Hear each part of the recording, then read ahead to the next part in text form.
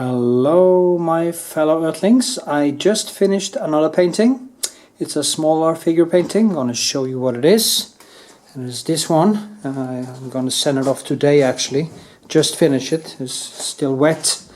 So I'm going to send this in a couple of hours to my home city Kalmar to an exhibition. I think it came out pretty nice. It was intense because I have not had this much time, so I had to do a few compromises and work with it in quite an impressionist style with all these brushwork and stuff. I think that face did come out pretty good, and also the other things. Of course, if I had a ton of more time on it, maybe it would have been even better, but you know, it stands alone as a quite okay artwork. So yeah, yes, I think so. So I'll show you the textures also at the end of this video, so go check it out. Now this is the photo, so now you know, and this is how it turned out. So let me call me a bad copy machine. Anyway, remember to give it a thumbs up, leave a comment. You also find hyperlinks or chapters in description, so please go check them out. It takes me a while to make them.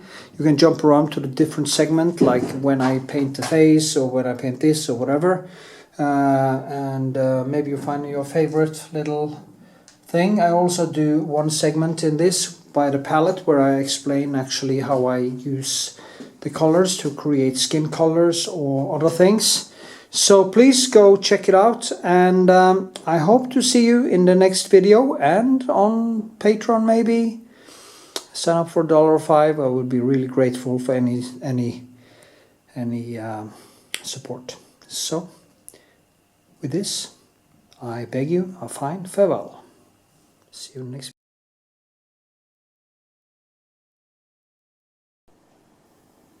Okay, here we are. I've been doing a little bit more work and correcting it a little bit. I did now take the thing here and hang it beside, because I can actually see better. When I see these two at the same time, it's easier for me to see where the shoe is adding its weight, as I say in Norway.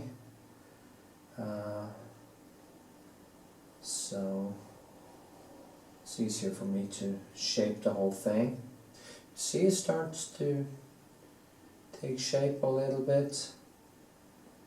Actually, it's quite, I know this is quite, it's almost like it's a little bit oily. I don't know why, but I also use a little bit of Winsor Newton colors now, so maybe that is it. That the colors are a little bit... I actually picked up some colors I had on my home studio in Kalmar, which is getting a little bit old, so instead of the paint drying up and getting ruined, I thought, okay, I'm going to do a lot of work now, so I'm going to mix also Winsor Newton and Old Holland colors, so maybe that is why it's a little bit more slippery, because as we know, the Old Holland, no, I mean the Winsor Newton colors is a little bit more, shall we say, more oil in them. Let me see now. And yeah. Okay. But it's okay.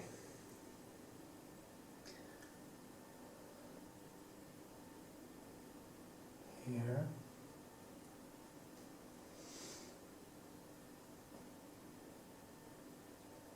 Like this.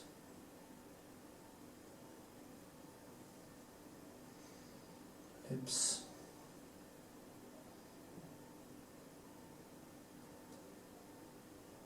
Mm-hmm.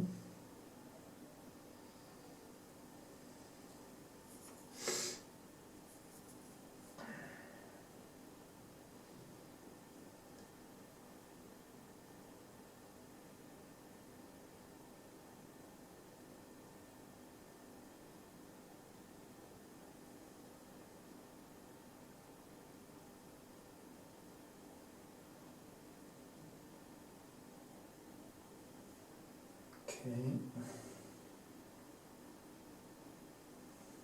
See now, starts to take a little bit shape.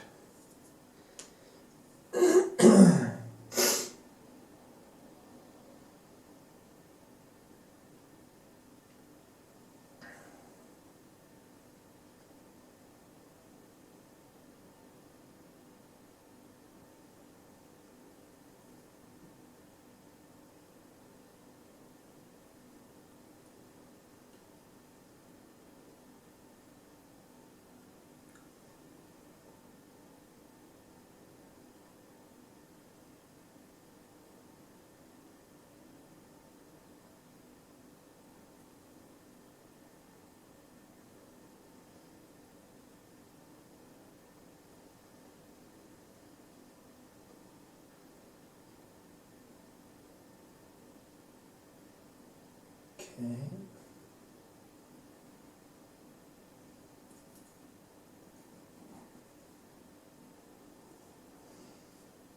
This is how I shape it. As you can see, you can see both of them.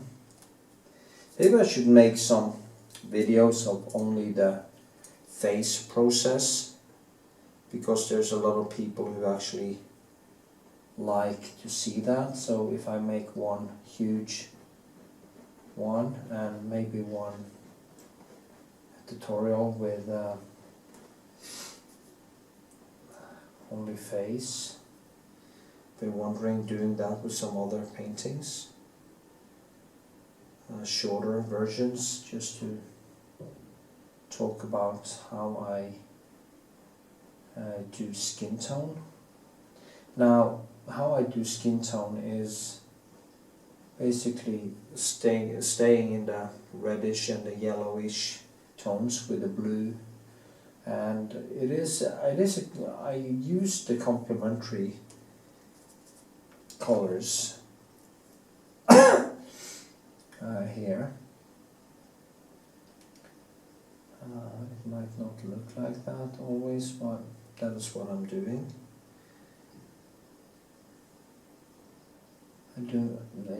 Grey doesn't exist. The word grey is something you should just get out of your head, because there is no such thing as grey. There is only colors.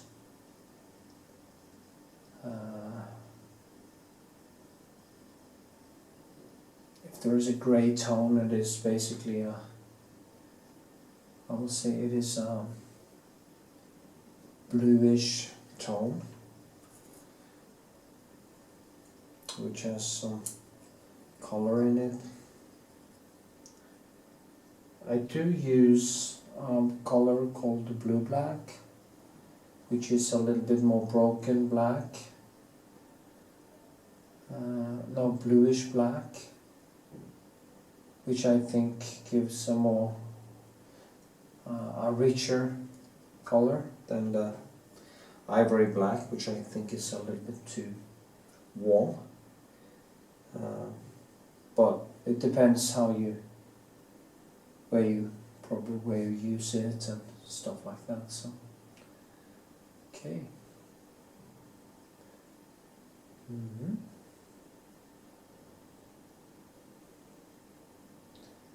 She's such a sweet face.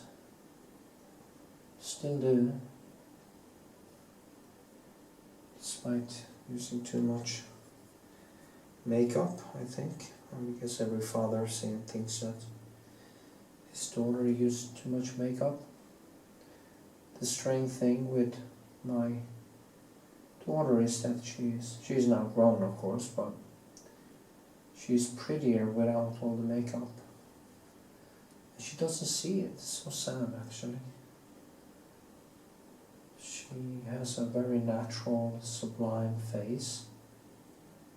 Her eyes always look like mine. Many people always used to believe that I used eyeliner or mascara or something, because I don't have much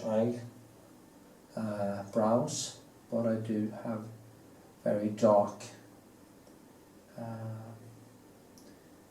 things inside my eyes, so that's quite strange.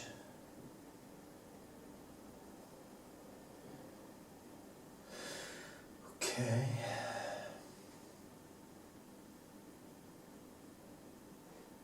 Mm-hmm.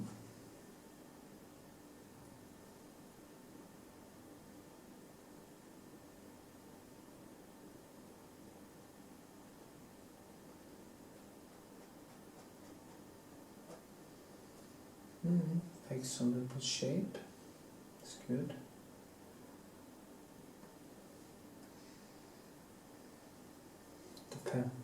It is limited how much I can get into it in one day, but I'm gonna try to keep it, at least keep it correct, so I can go over the whole sketch and get it into place. My shoulder hurts when I'm holding my palette for a long time. That's a problem. I guess I'm getting some arthritis in my shoulder too. And I've been sneezing like crazy today, just running out of my nose. So I guess I'm a little bit sick. Maybe it is COVID, but I don't know.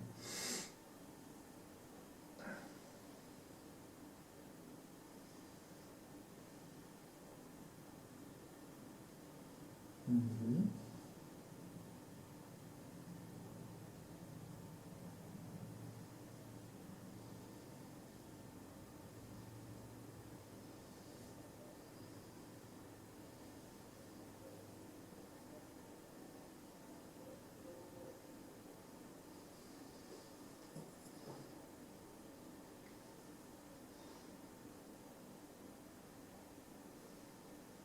Yeah.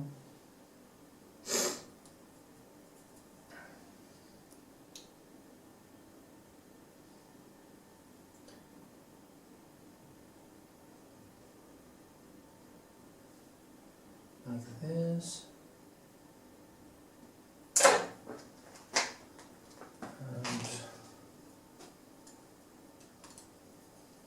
move to the shoulder here, which actually goes, I think it goes kind of further down. Have to measure. Yeah.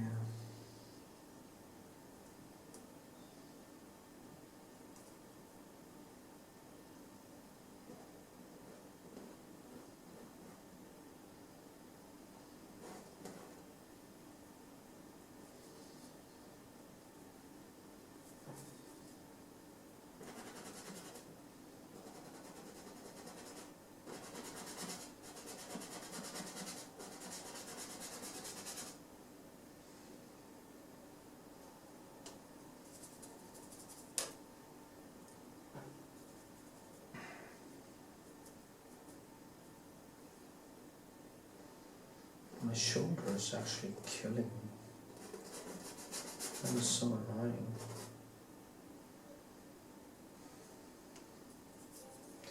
Ow.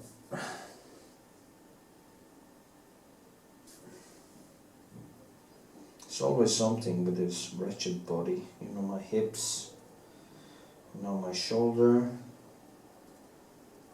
I'm not stretching enough. I just do too much weight training. And I don't stretch enough, and that is why I get kind of inflammation.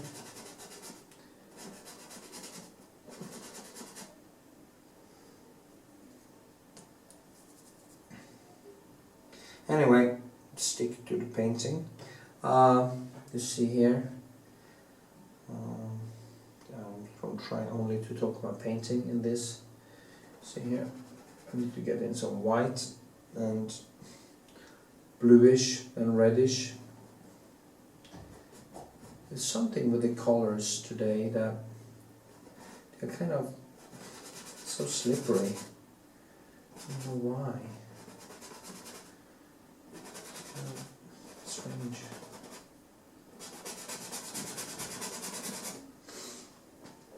Anyway, it starts to look like something.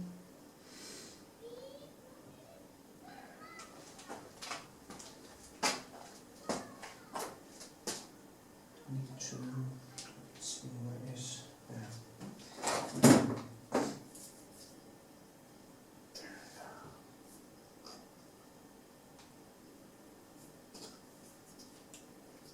Some more white. I used titanium white, the old Holland type. It's very thick and very nice to work with.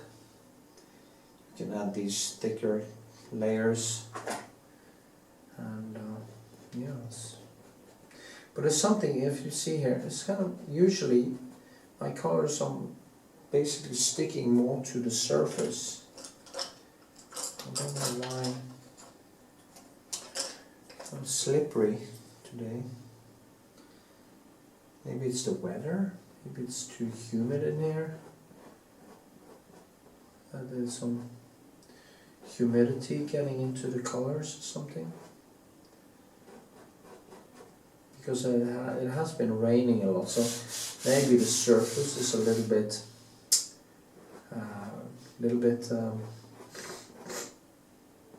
yeah, that can actually be it. There have been raining a lot, and this is the cellar, so it can actually be that the surface here is a little bit moist. It's not that I can see it, but it kind of feels a little bit moist. So that is why probably that the color is actually feels like it's being rejected from the surface. Just hope that that problem doesn't persist. Maybe I should put on some oven in here to get some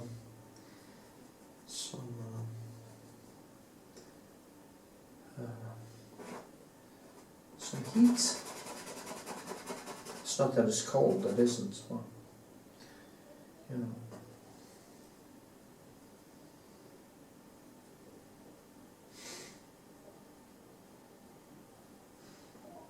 Okay.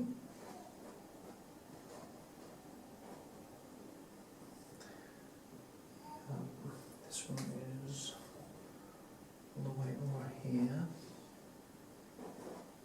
and down like this. The shoulder is way broader.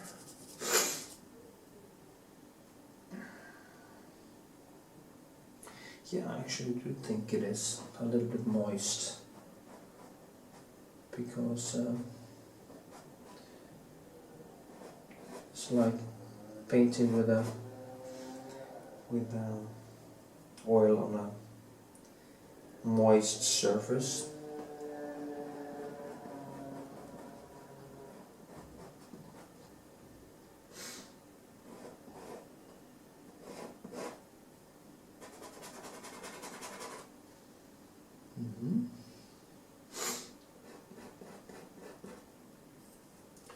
Move this a little bit this way,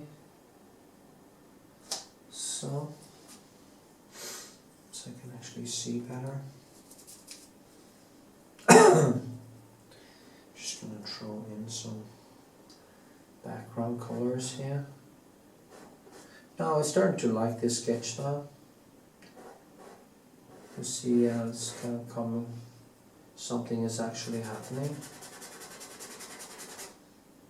And yeah, you see, 1, 2, right, 1, 2, 3, 4, yeah, almost 5. basically, it's not a, I'm not using a ruler, so I'm not measuring centimeter by inch or centimeter by centimeter. I'm a little bit casual about it. I'm letting it have its own life, and yeah.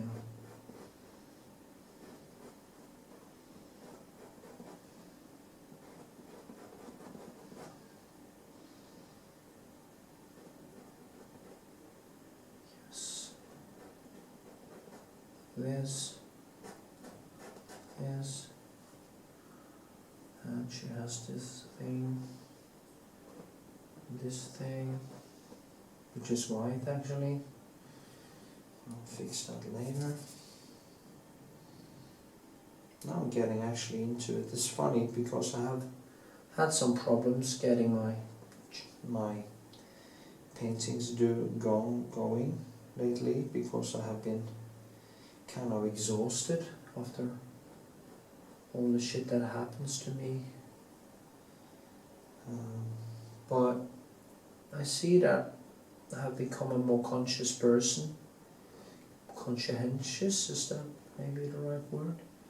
And despite I haven't painted that much, I am getting better anyway, because I'm getting smarter. And yeah, getting more, not necessarily smarter, but more introspection, more conscious. It is, one thing is being smart, knowing a lot of stuff, which I actually do. I know a lot of stuff because I'm very interested in the world and stuff, but it doesn't mean that you are emotionally deep. You know, you have to, that demands a totally different dimension in a person, and only time will give you that, if you're lucky or not lucky. But you need time to evolve a deeper personality and understanding, which can actually make you into a better painter. Yeah. Well, it's coming along. A little bit higher here, I think. Like this.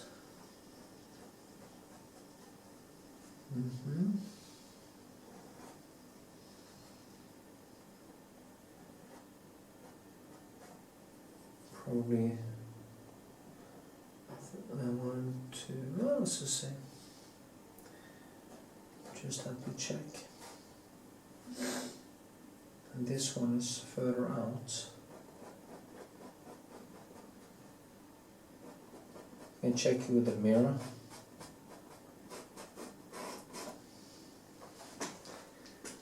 So yeah.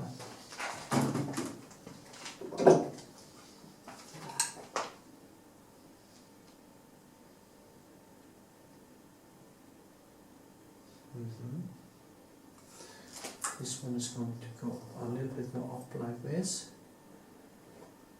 up here, even more, and the other side is going to go even more down, so she gets this a little bit. I think that shoulder is, no, it's basically the same. So I was wrong there.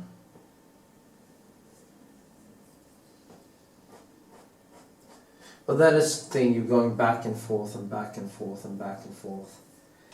And just build and build and build and build.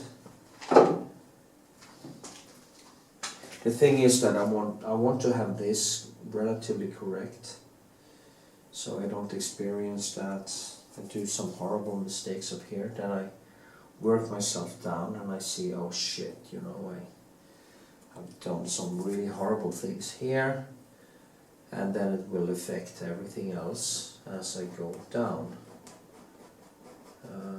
So I will use some time on the SketchUp here. Maybe I shouldn't put on that much. I tend to put on, sometimes I put on too much paint. But it's the high places anyway, so that is why I get that beautiful light in my paintings. People, oh, you have so much light in my painting. It's not really light, it's just well placed brush work,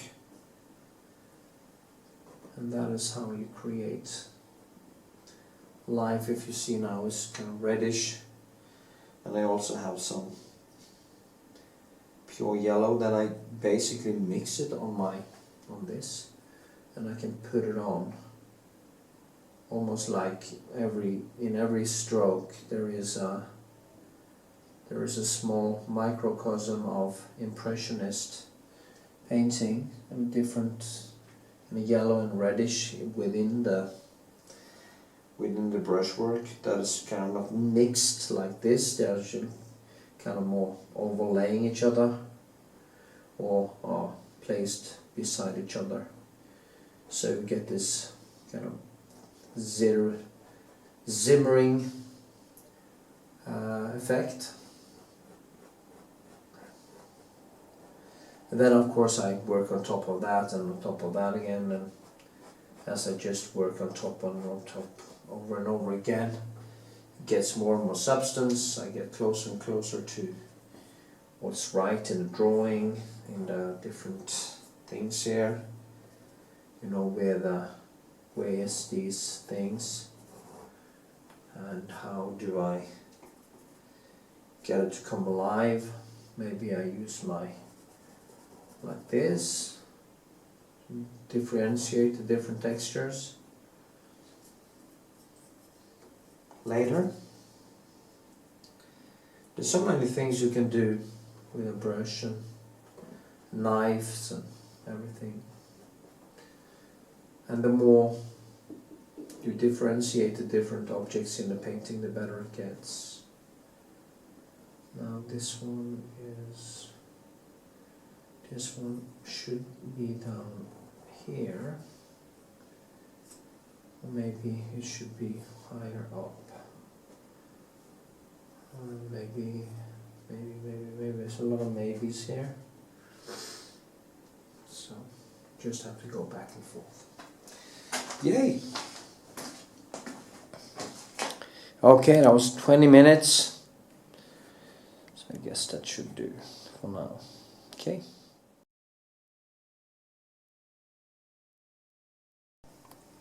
Okay, this is what I'm painting right now. I'm doing this face. It's a beginning in the sketch, and I'm just going to keep on banging on until it is how it's gonna be.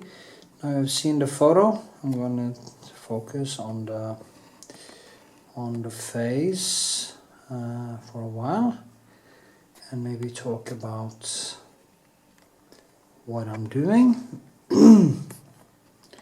Maybe even more here. Okay. So, yeah, you see it's very small. I really enjoy doing that. For some reason it gives me very nice focus. Usually I do big things. This is a smaller one, and I really do want to work on these different levels, with very tiny things to the really, really big ones. I don't know, it's like the more diverse you paint and draw, the better you get, I guess. And it's I really do take pleasure in doing that. I can actually see on the video now that you know, this is very much in the dark. Can't really see this one anymore. So just I wonder if I had COVID actually.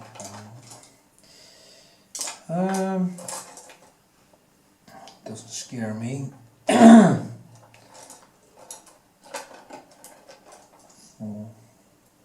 Let me see now. I need to get it a little bit down here. It's easier for me to see. Well, I'm going to do some detail there first. And I was playing this beautiful piano music. And then I get very creative. I get so creative when that I can't really. I want to do everything. I want to make videos. I want to post videos, and I want to paint, and I want to do everything when I get into that deeper flow, because it triggers so many different things in me. Now I'm going to try to control this as good. Usually I tend to put in too much textures, and I want to try to keep this a little bit lower, if that might be the right word. Once I needed to scrape away a lot of paint because I had been working on top of it and on top of it and on top of it so many times that it kind of just built it right out of the painting. I want to try to keep it a little bit down and be more focused this time. First I like to build light underneath, and then I can do both glazes and everything over it. Now this is a painting that is 80 centimeters, 0.80 centimeters. Is quite a. It's not big, but it's not small, you know. I call it my Vermeer size. You know, Jan Vermeer painted these small. He painted very small, actually.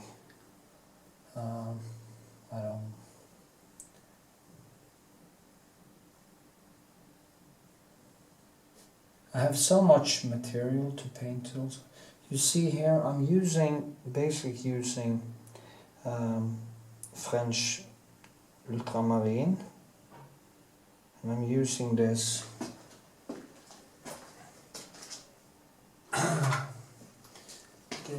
thing called Naples Gel Extra. I think it's very nice. It has this, it's a yellowish, and when I mix that with a krapla called Alsarin, I'm getting a very nice tone. Skin tone, very nice shadow tone as a basis.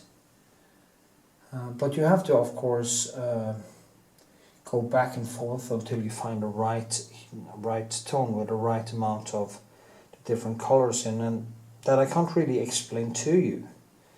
It's just something you have to take and do. For every single painting you do, there's different hues in the skin tones and stuff, and it's very hard to say that, oh, this skin tone, this is the universal skin tone. But there is, of course, no such thing, and that is why I'm now going back and forth and trying to find the right amount of blue and the right amount of Alsarin. And I think I'm going to buy Kraplak actually, and see if there is any difference between the Alsarin and the Kraplak. I think they look quite the same, but of course there's going to be some difference. And I'm going to do, this is now way too red, so I need to break it down into the more bluish brown. The colors underneath here are in the blue. Many people ask me how I do skin tone. I remember there was an artist many years ago who asked me about, oh, what kind of colors do you use? And he was quite a good drawer and quite a good. He could have been a good painter also, but he lacked the. He didn't have a sense of color, and he was kind of using these what is called fan brushes and stuff to kind of. He really didn't understand texture. He didn't understand that you have to give the skin. Skin is not static, you know. It's not a bottle. It's not a glass. It is a very dynamic thing that changes color, whatever light it is in. But it seemed like he couldn't really get that into his head. I was trying to tell the guy, there are no such thing as skin tone. And he, oh, what kind of? And he was so certain that I had this recipe. But I didn't. And back then I was probably even more unconscious compared to what I was doing. I was doing way more on pure intuition. Now I at least know what I'm doing intellectually. So, you know, I'm putting in here, it has to be more green here. So I need to get that color into the, or is it blue? Actually it looks a little bit like blue. And there's some green here. So it's kind of, you know, it's very subtle, this face. So just want to get it right in proportions, and then I will do the rest of the sketch, the whole sketch. I just want to make sure that I have the right size and the right, you know, there are not too many mistakes here. Because it's so annoying when I do too many mistakes, I have to correct so many things. But this here is, you see, it's reddish down here. It has some, but it's basically in the blue, green, with a third of reddish and orange, or not orange but red. So, but you just, it's so many nuances, and all the different nuances are creating this small face in more.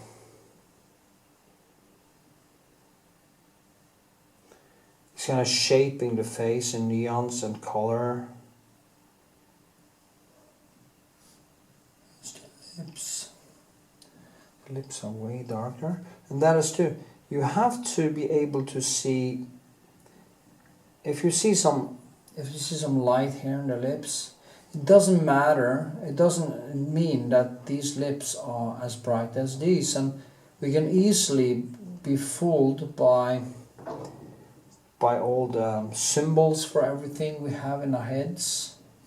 We have symbols for shadows and symbols for eyes and mouth, and symbols even for colors, and symbols for how much light, and sometimes you just paint what you think is there, while you should paint what is actually there.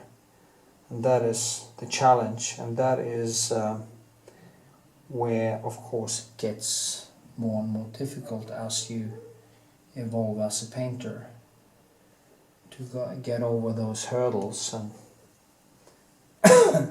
understand what is needed. So yeah, I'll even out this, then I will pull it a little bit back up again, because there's a tiny light here, and these things too, you know, this isn't a line, it is a shadow that creates this smooth transition between the upper thing and the underneath there. So you basically have to imitate a 3D lip, which is falling in on itself like that. And all of these things is what makes a painting good or bad. You know, amateurs tend to just make some lines and symbols and stuff, and it doesn't work, you know, they never get it to work. And it's amazing. I've seen artists who do very, very good work, and they usually use a hell of a lot of time on their stuff. And as you solve problems, you will get better and better and better. And then you just move the goalpost. You never really get finished. You're never going to be content and say, ah, now I'm here. Now I'm just gonna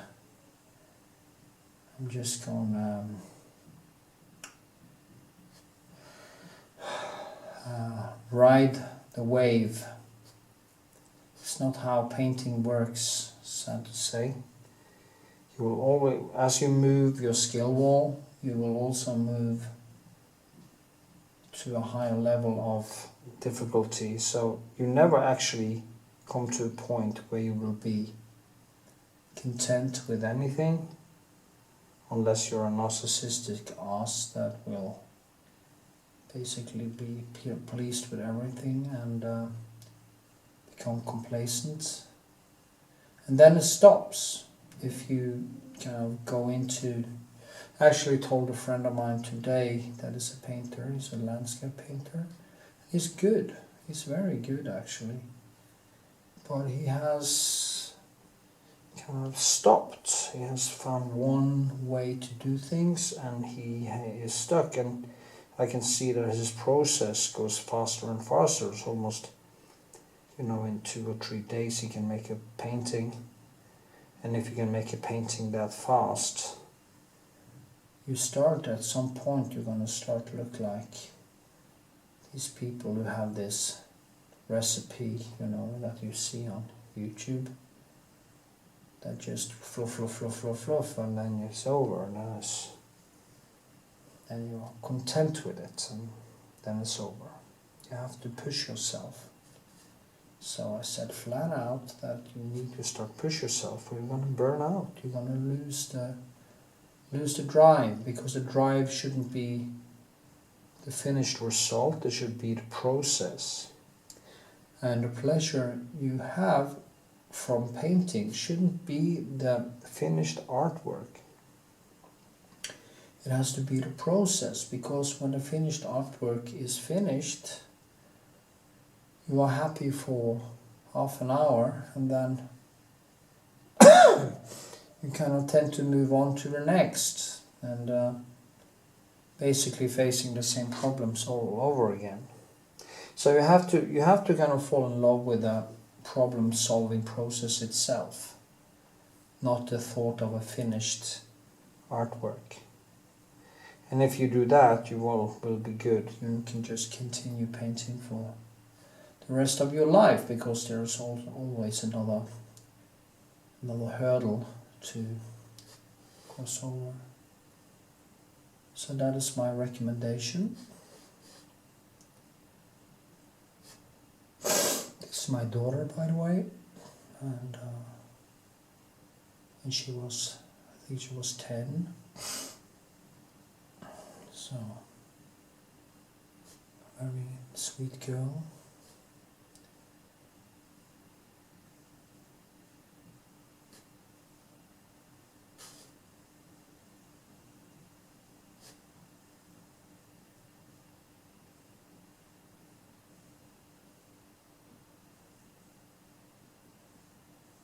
So, shit.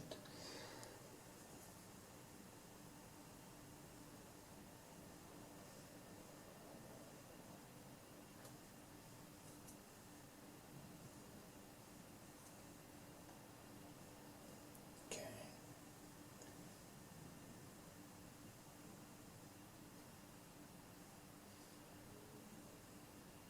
good thing is that she has the same nose as me, so I kind of recognize what's need to be done. She also has this light coming underneath here that comes from her torso. That is also things that are very important to get in. See if there's, so we can actually see what I'm doing there. Maybe I should get this in. Kind of looks a little bit more like her.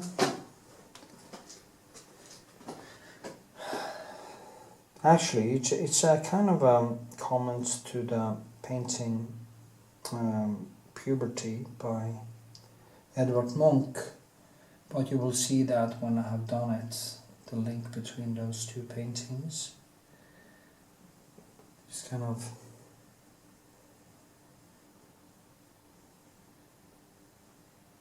this. I guess this was right before puberty.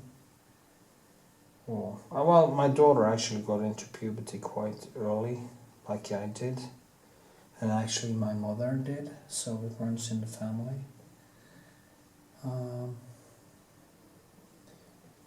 But you know, the mental puberty hits in a little bit later, or when they really get into this crazy period where the angels turn to demons for a while. And she did, no doubt about that. So did I actually. I kind of, when I was a child, I was a very nice child. And then I kind of turned a little bit bad. Very selfish and narcissistic. And then turned back again. I do think if I didn't start painting, I wonder if I ever would have gotten out of that narcissistic state, because it's the consequence of my painting that I actually turned on a deeper level of introspection. Anyway, I should talk about painting. I know people probably miss that, but I also see, I think how you think as a person is very important as a painter, that you kind of connect with these deeper layers in yourself, your honesty. You have to become an honest person. I think you have to become an honest person to become a better painter.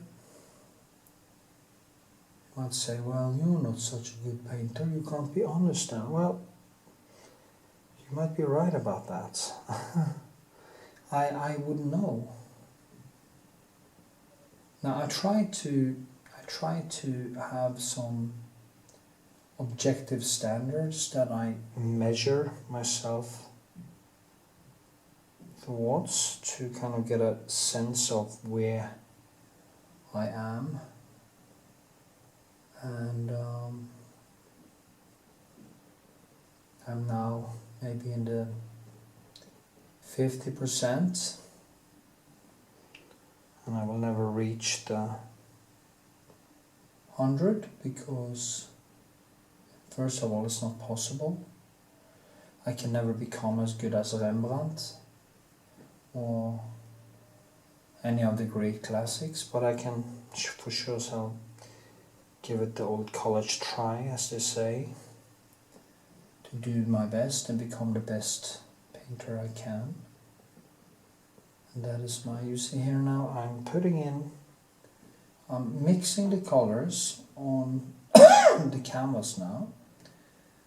I think that is a way to go, because I put in some more blue here.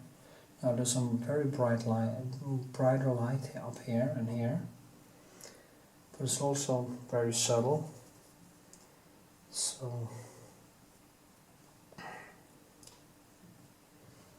and the shadow is actually going down like this. So way more down here. So that is the things, you know, when you don't use a projector, that is the things you have to do. You have to correct stuff. And I think that actually gives my paintings extra dimension of more kind of human-like touch to it than if you do projector work in a way too photorealistic. You can say that the photo is my objective. I do actually try to get as close to the photo as possible, but with paint. So you can be the judge of how good I am compared to that. So, yeah.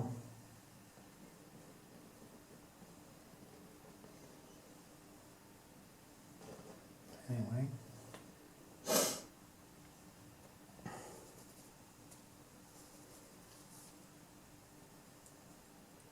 I also use my blue black, and I might sometimes mix it in with a French Ultramarine. I actually don't use much cobalt for some reason. But I do always have it on my palette. If I mix it with the Alzarine, maybe see what happens. I think it turns way too blue when I do that. And in this painting, this face here, there's not that much clean and pure, clean colors.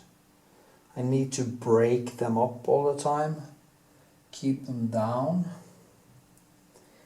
So it's kind of easier for me to do that with adding in some blue black. Even in this painting, I guess I'm also going to try using my ivory black, because it is a more neutral black that is towards a more warm. And maybe I could try that too. I'm going to use that later. Gee.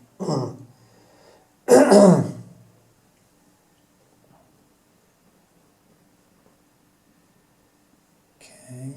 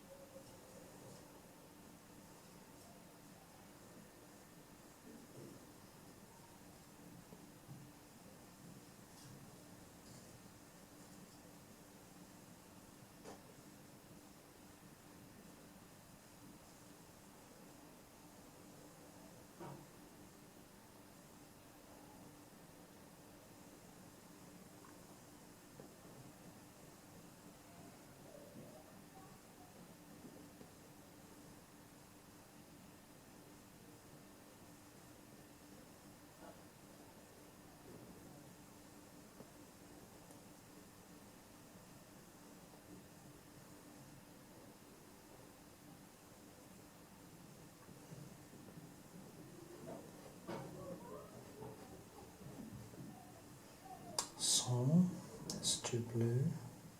Need to break it up a little bit. Then I put actually in some earthy colors.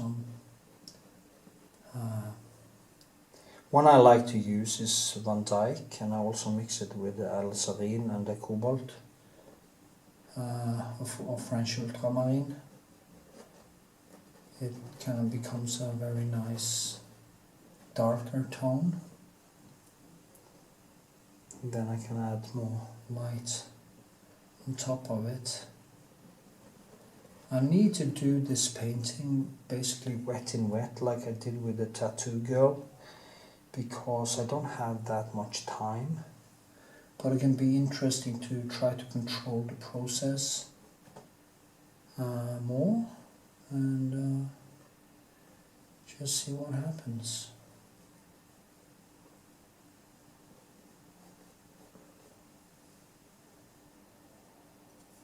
See now, 1, 2, there, 1, 2, 3, 4, almost 5. Well, it's gonna be okay, I guess.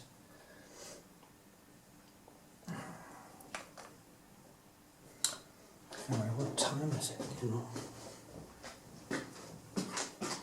Okay, almost half an hour now. So maybe I should just zoom out a little bit, zoom in.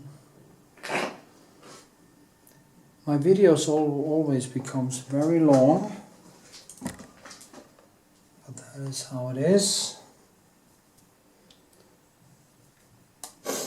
I'm trying to make some more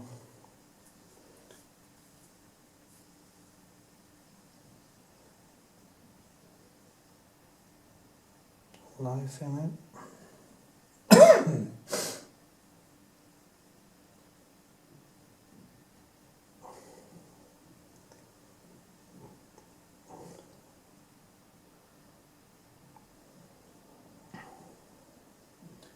Was it Bob Ross, that guy?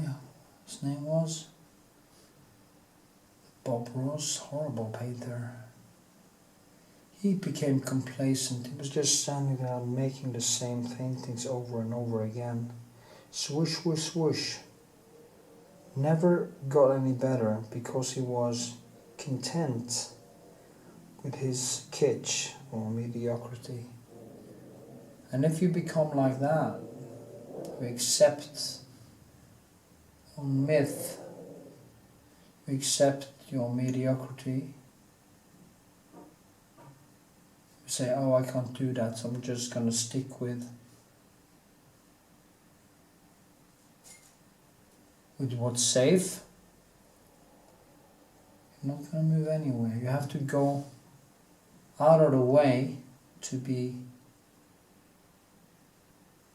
where it's not safe for you, where you don't really know what to do sometimes, where you are going, how you're going to solve it.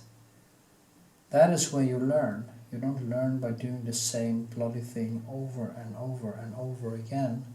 You might say that I do that in my motifs and stuff. Of course I do that, but the point is that it is the skill, it is the difficulty you have to push further and further and further. It doesn't really matter what you paint. If you do the same type of motifs all the time, it doesn't really matter. It is the skill and the amount of paintedness you have to push to become better. Now that was way too blue, but I guess I'm out of time now, so just gonna shake up this a little bit also and put in some,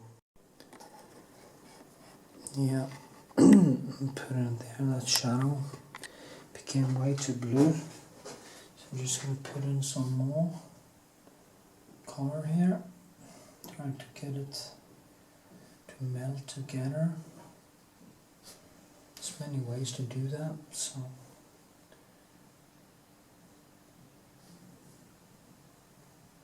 I also want to keep it open. I don't want to, don't use lines, don't use hard. Some places you can actually put in, like here, there is a line down in the arm there and stuff. There's some places you can actually put in quite a sharp line, but it has to be so focused. It has to be have a concrete address, and you have to choose it advisedly, as they say. You really have to choose where to put in things that strengthen different things. It's just gonna look like a big coincidence.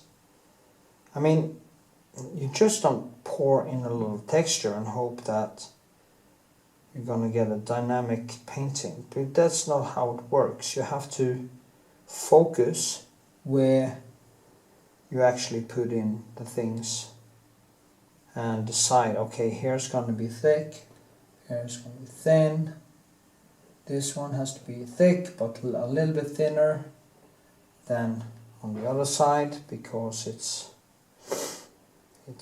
further away, There are many things you have to think about.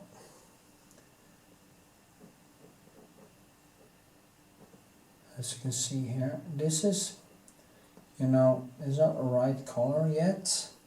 But what I do is that now it's kind of reddish, and I see it has some green and stuff and yellowish from this Naples thing I showed you in the beginning. So I just try to kind of get more yellowish into it. But of course there's going to be many layers here, so this is just a first basis layer. And as I go along, I will start to tighten it up and focus the light areas and focus the shadow areas. But right now I will just try to get it right. So also the background is also explains a lot, because in the back here is kind of that wall texture, the plaster texture, and it is basically has some Prussian blue in it, and that is a very nice color to bring out the yellow and the blue, no, yellow and reddish in the skin. But then I have to find the right hue. Now I'm actually mixing both Prussian blue and French ultramarine together, just to see what happens. And that wasn't much. Just gonna try to give it more texture now. So okay, just do like this. Also, you have to work in directions. It's very important to find what direction is the wall behind there, what direction will I paint, to kind of compare it with these. These things will go more up and down and follow the different shapes. But the wall has to be more ordered, as they say. Less disorder. That's also a physical property of the universe, that things that are made by humans often is more ordered than what's made in nature. Nature can be a little bit more chaotic.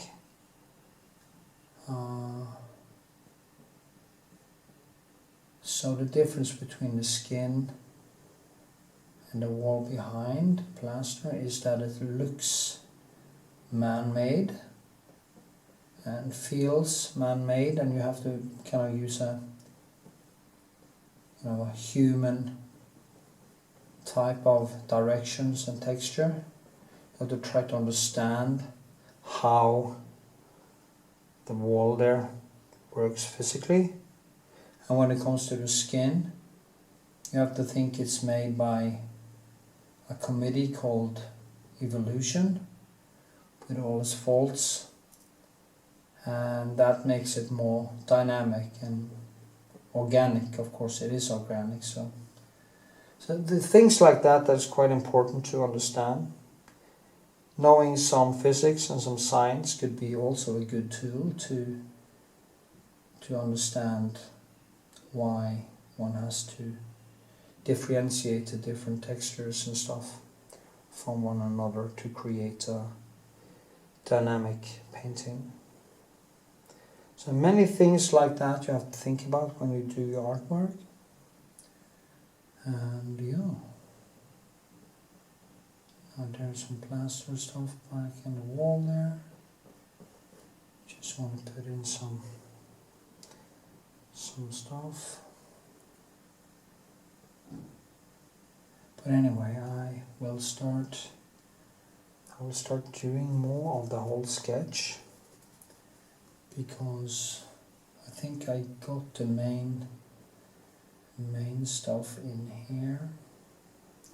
Of course I have to use the mirror to be certain and correct the small things that are off in proportion and stuff.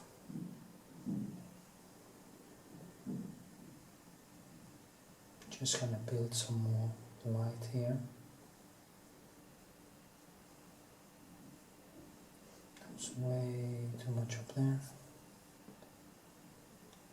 Like this. It's not really red either, it's like yellowish. It's a lot of ish. You don't find much very pure color in nature. You find a mix, every surface, everything has a mix of all the different colors and different levels, and not levels, but yeah, different levels of the different colors compared to what Spectre is at. And it's quite important to understand that. Iris is very green actually. And, yeah, this cough, it doesn't give me peace. Anyway, so you see I'm working down like this, and then I will do the hair upon that later when I feel I have reached a certain level. So yeah. These two surfaces really glide very nicely into one another in the photo. So I just need to try to get that right. And of course this thing here is very, very light and has a higher, need to have a thickness to it. But I will, do that better later when I have more cleaner colors.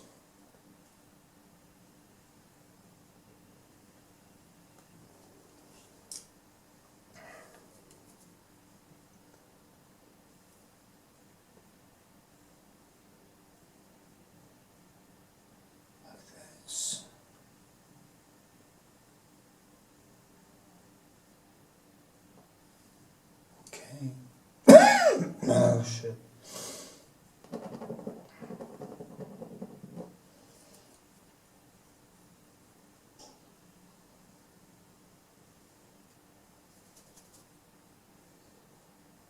I think this must be like 40 minutes. A 40-minute segment. My paintings always gets very long because I tend to like to show more of the process than other people. And in a way it's like having, when you do videos like this, it's almost like having company. I'm gonna start streaming now soon. Maybe I should start tomorrow or something. So you can stream sessions like this. And that could be a good idea. That is my Brock. Making sound. Right, let's see now. Okay. Well, I hope you get my point, and I will see you in the next segment. Of course.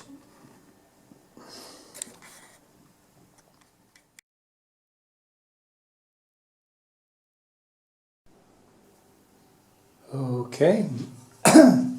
I'm working to get the whole thing in now, because I think the face is kind of where it should be, at least. So I'm just gonna use my mirror and I look at the painting and the photo at the same time, and it's a very good way to actually see what's right or wrong I think I have actually put the apple a little bit too much down. It's very typical to believe that it is longer down than... For some reason, I think it has to do with she's looking down, so my brain has a symbol down. So I kind of automatically are painting it longer down because of that symbol I have in my head. And of course it isn't right. So we'll see here.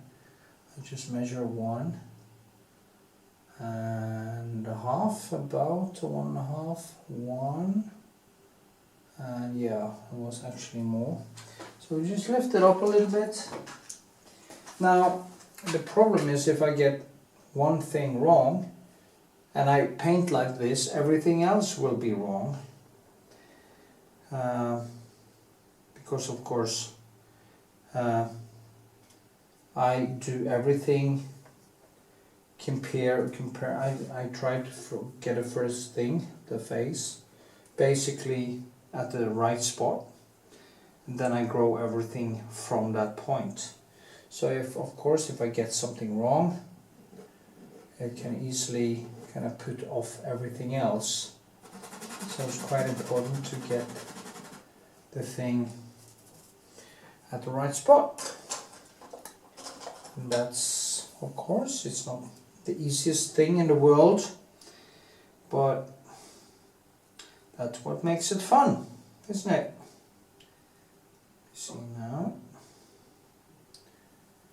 here, just trying to get an approximate placement. I'm gonna start do 10-minute bursts because my videos tend to become a little bit too long, I think. 10 or 15 minutes, not 30. In the beginning, when I was working on getting the first thing here right, I do longer, but now I can actually kind of slow down on the length of the segments and just kind of keep it to the point, so I don't rant into some existentialism or some other stuff, which I usually do when I'm talking. It is, you know, I love conversation, and when I start talking, it is basically having a conversation with you, but there is no answer, is there? So yeah.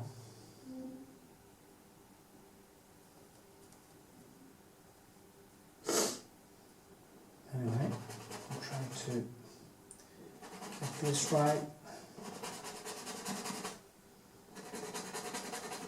Yeah, when I get it approximately right, it will be easier for me to see the different mistakes when I look at in the mirror, and of course then it will be easier to correct.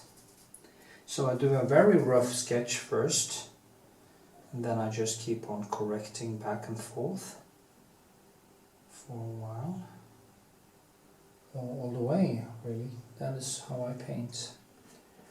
My paintings are coming to life from all the corrections and all my mistakes, and personally I think that is a very good way to work. So see, also measure kind of like this, as you see. Maybe the shoulder should be out, you know. Then I go, when I have the whole thing in, I go back and I start here again and I work myself down. So I just need to get everything in approximately at the right spot. So you see now, there's a very bright light here. This one goes actually up like this and down. It kind of goes over like this and comes down here.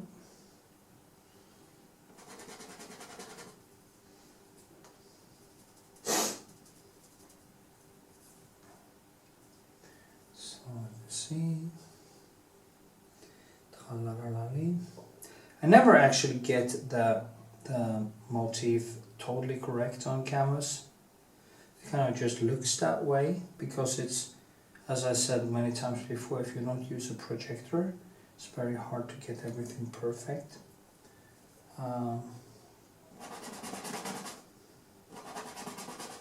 Of course, if you train your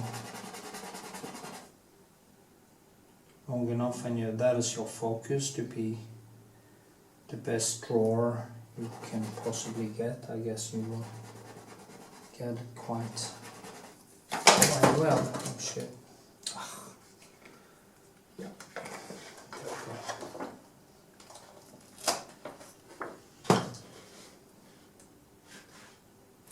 Okay. So,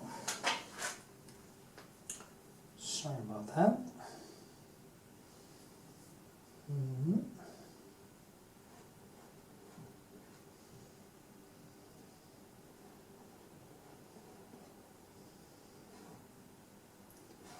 Yes.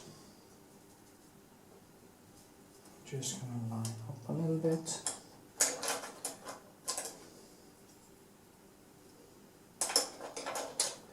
Oh, I have way too many pencils up at the same time. I have to be better at actually choosing my pencils. So I keep, for the day, so I actually keep a little bit of control. See, down here, there's a finger, there's a thumb, this. I think that is one thing I love about painting, you know, this back and forth, this dance between my brain and the motif. It's basically being on a discovery tour where you discover stuff over and over, and you become a scientist in many ways. And yeah.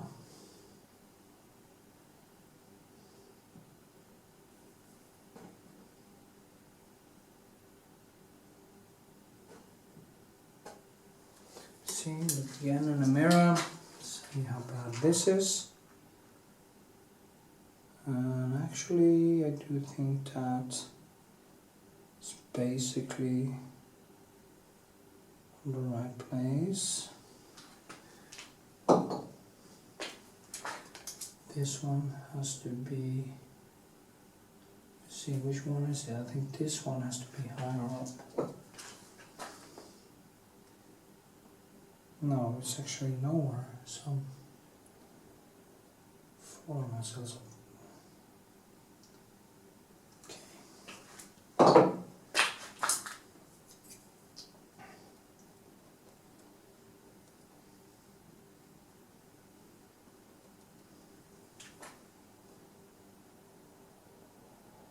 There.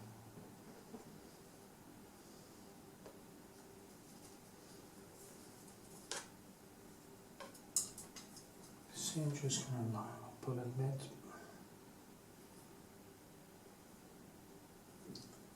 Okay.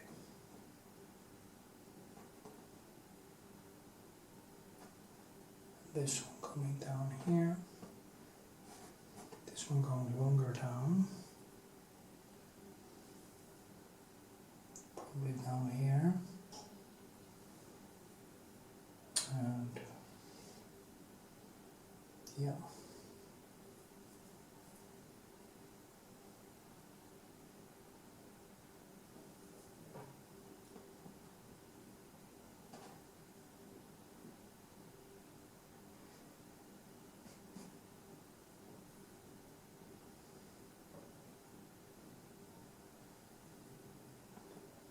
Yes.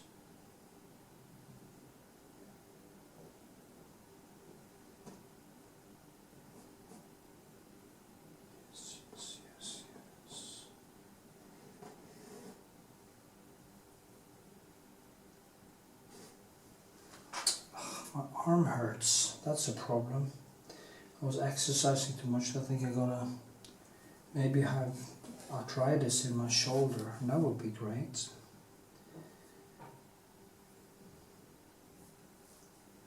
That's the next thing for me. Double hip replacements, arthritis, blurred vision. Aging is not fun, that's for sure. Anyway, yeah, you get the point. Go close.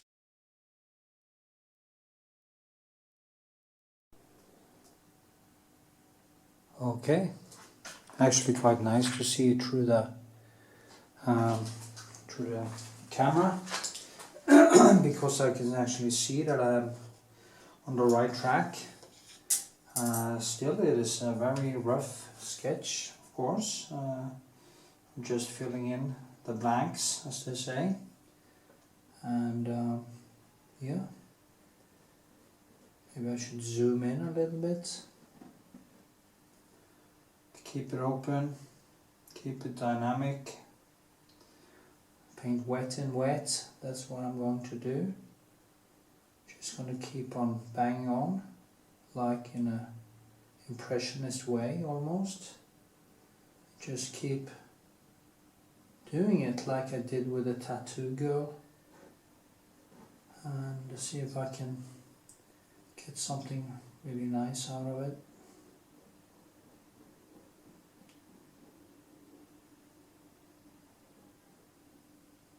It's nice to work in that way because it's open, so it's kind of sketchy all the time, but I'm slowly just tightening it up more and more as I go along. Zoom in a little bit so you can actually see what I'm doing. Working with the legs now. I think they actually looks quite the same, despite that this is just a very rough sketch. Of course you can see there are some things, you know, with the shoulder should be a little bit more out here and down, and maybe you need to take it in here, stuff like that, but in general I have actually hit the nail in a way. So that's nice.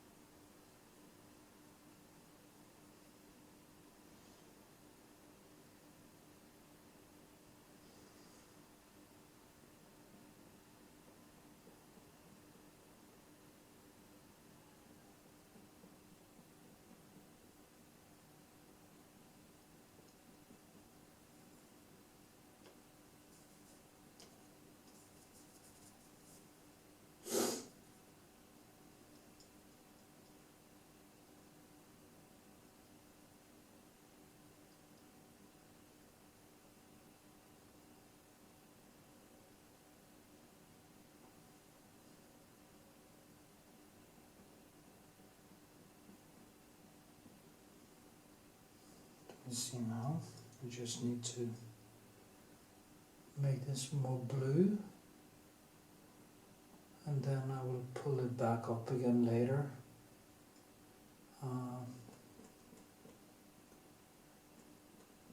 It has this what's it called again? Naples Gel Extra. I like this color very much because you can mix it. If I mix in some cobalt blue or French ultramarine, it kind of turns into this bluish, more greenish bluish nuance. At the same time, if I put some Kaplak or I put some any color, actually red, into it, it kind of goes against the orange, but it's kind of broken, so it's a broken color. Doesn't it's a good way to keep things. I actually kind of love these pencils because I have become quite long-sighted, and if I stand like this, it's better for me to be all the way out here now because I see it clearer, unless I have my glasses on. That is what happens when you get older. I notice if I stay in ketosis, as I do now with intermittent fasting, my eyes get really, really better. Immediately, if I start eating bread, carbs or fruit, my eyesight gets really worse. So from now on, I'm going to stay away from the carbs. The fact that, you know, fruit is too much sugar, and I used to pile on a lot of sugar through fruit. That is why I didn't lose any weight. I was fighting like crazy trying to lose weight, and I really wasn't able to do it because I ate way too much fruit, so I kicked myself out of fat burning all the time. So you can do many mistakes actually by accident like that. Anyway,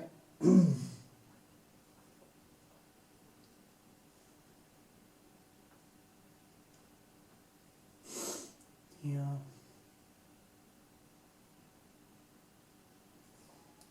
Was I actually going to try to finish this sketch today, but I just realized that that would be difficult. Also had some sleep issues now because maybe I had COVID or something.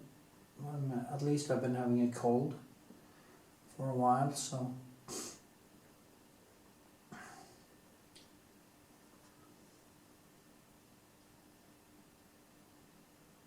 coughing and stuff. Just a mild influenza, not much mild cold or influenza. That's how it felt. See? Should get some more of these.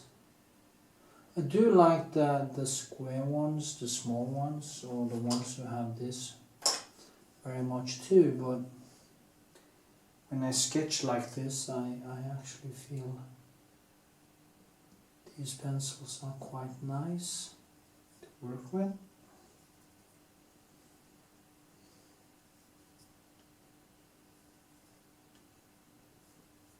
I'm going to start doing a lot of small paintings like this, up to 1.1 meters, in those sizes, or this size, which is 80.80 centimeters, because then I can actually get more done, more of my paintings done.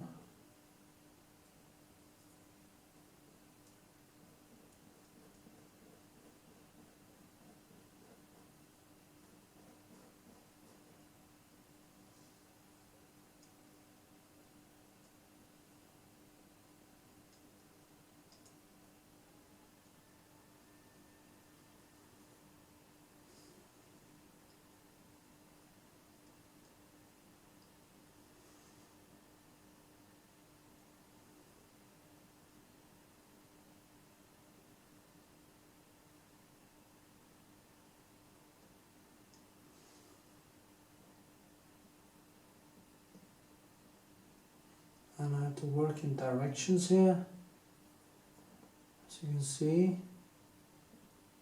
Try not to put on way too much texture, but try to keep it down a little bit, but also give it that skin texture.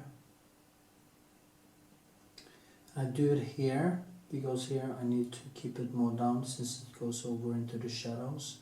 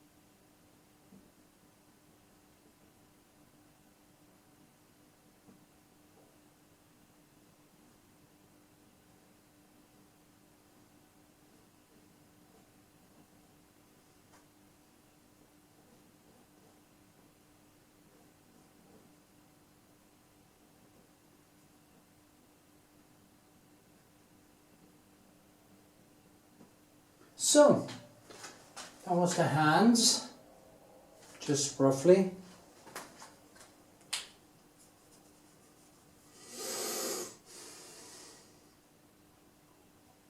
It's funny, I could never done this when I was in the beginning because I wouldn't have understood how. I wouldn't have understood the simplicity of a sketch like I do now. How easy you can actually, not easy, but how simple a sketch can be, and then you just tighten it up as you go along.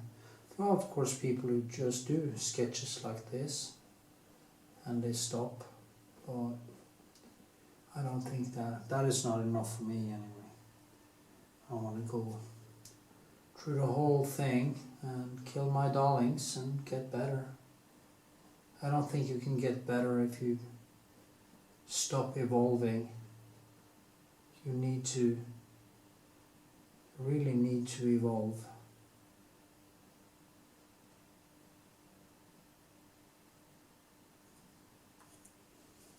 By pushing through.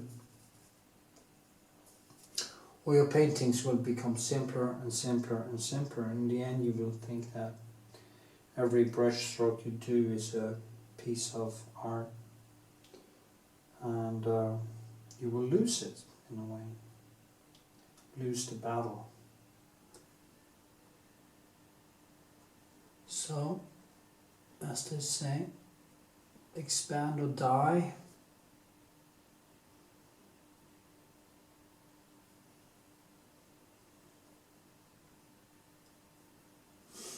Now, I'm just gonna keep it down here, and I do like this. I don't know if it's correct, but I'm gonna correct it many times anyway.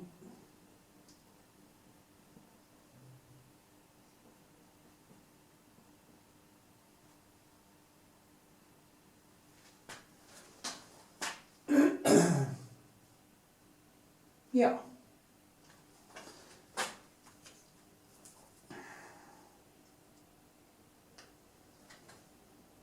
I never get tired of this. Never.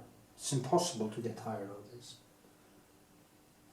It's funny thinking about it, because usually when people do something, they do it and then they move on to something else.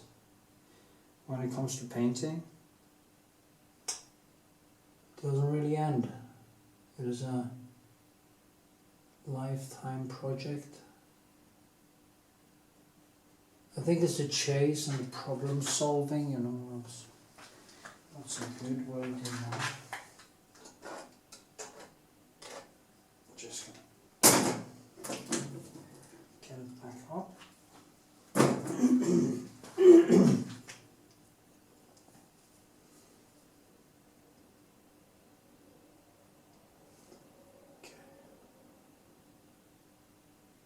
I'm just putting on the basic colors now. See how I work in directions.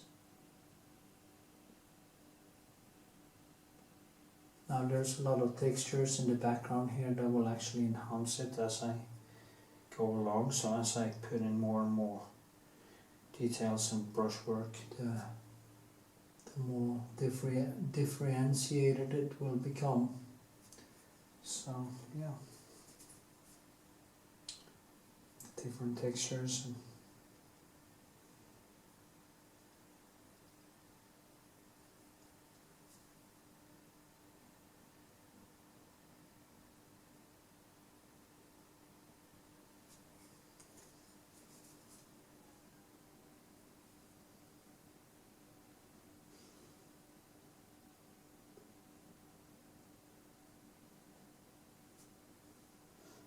it's really difficult when I have kind of messed it up a little bit now. Maybe I should just remove something. Ah, shit. Remove and reapply. Went too thick and it became too dirty. So just scrape it away and put in some cleaner colors. You know, piling on and piling on might be good for a while, but you know, at some point it can actually be a problem. That is what it became now. I need some brighter colors here, like in the red zone and yellow, more pure. As you can see now, it became way more bright. Yeah. And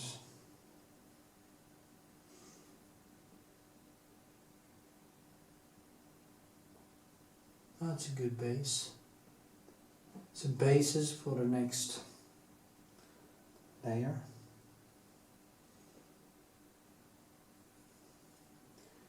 This one is actually more in the blue. Or is it?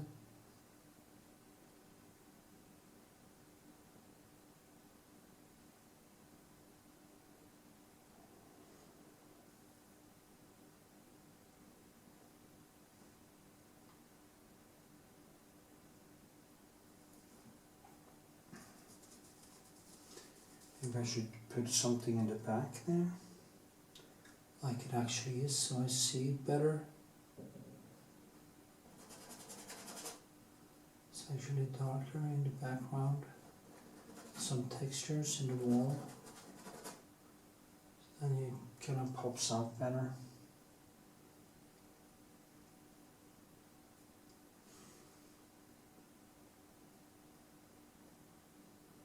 Different directions.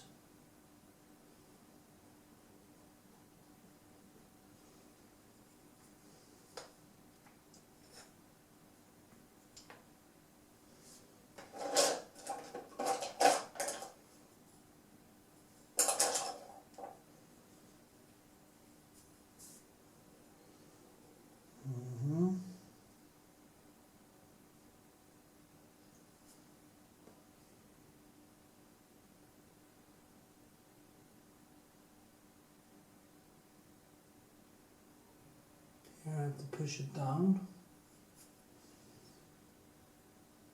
It's all about the amount of you see there. I just keep it low, keep it almost no texture. Then as I go along I will make these two, because there is kind of a line down here as you can see on the photo. I think you can see that. Yes, you can.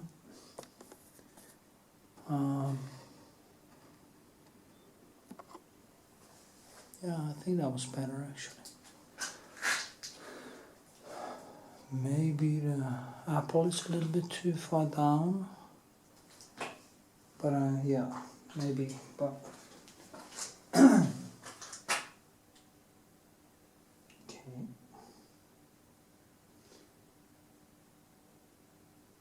shake it up a little bit.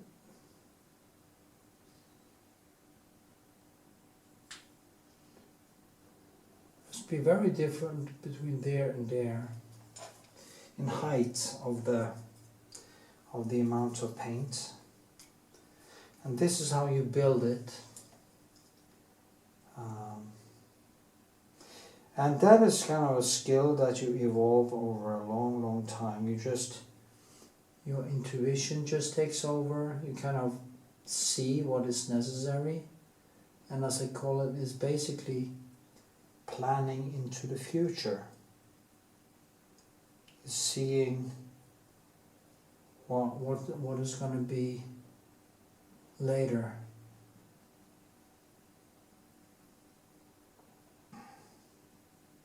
So you're not only fumbling. Of course I always fumble, I always struggle, but I also have a sense of where I'm going, why I'm doing stuff, and stuff like that.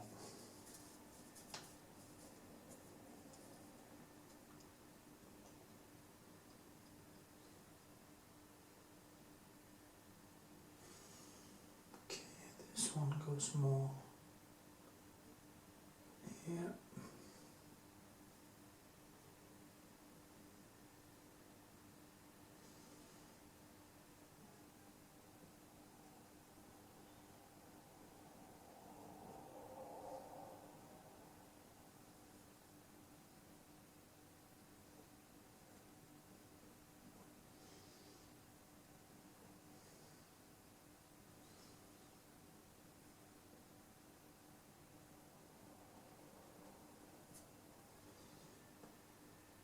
The shadow falls like this. There's some cap look. When this is kind of in the yellowish, you get this alzarine or reddish here. Alzarine is basically a violet, reddish violet color. And yellow and green, yellow and orange and blue, violet complement each other on the surface here. That's nice.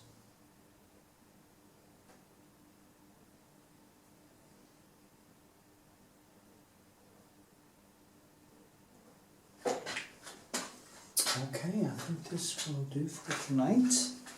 I need to put something on my canvas, and I will continue tomorrow. I think it's starting to get quite nice actually. See, that foot is supposed to be a little bit longer, probably, or the other one a little bit shorter. Probably the one a little bit longer, the one to the right. Yes, see ya.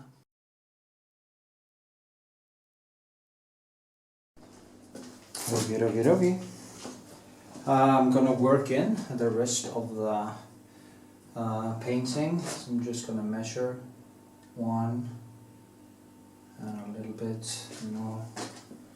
it's like one and here, I think. Yes, about here. So I'm gonna work in the rest of the painting first now, and then I will go back and do some all over detail work before I move on to some other paintings I need to do. But I can do this for maybe for 8 hours or something, and then I will also get in more of the details and stuff in the background. But first I just put in the basic colors, the bases here, very roughly, as you can see. I'm not concerned about detail, it's just to get the first thing in. Now, of course, there are more, it's not that bright, so I need to push it down, but that is also something I do over time. Sometimes it's just nice to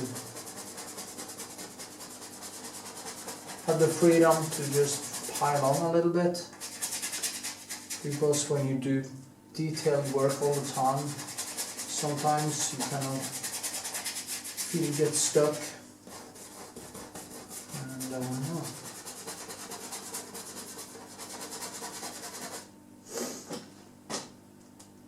The nice thing here is that it's so small, she is so small, and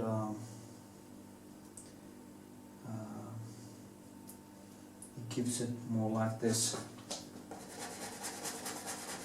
Varnish type of finish, because it's not finished, but you know, tradition maybe, it's one word. I was actually going to paint this much larger, because it's such a nice photo. It's one of my favorite photos of my daughter when she was basically 9, becoming 10. It was maybe 10 on this, 9 or 10. Fast, 15 years ago. 15 years ago! 15! It's crazy. How fast time moves, you know, it's like, it's just whoops, and then it's gone.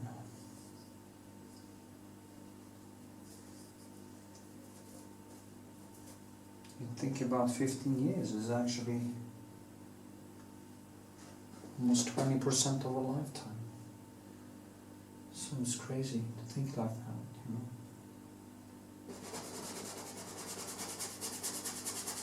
But if you never think like that, you will never actually, I don't think you will appreciate life and take it for granted. And, I did that for many years, and that was a mistake. When you're kind of 30, you believe 40 is a long time until 40, and you're 40. And you think it's a long time until 50, and whoops, you're 50, and now I'm 53. It's crazy, you know. It's just so crazy. More white.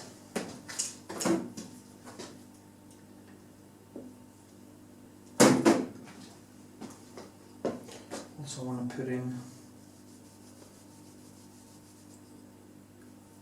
some of the black here.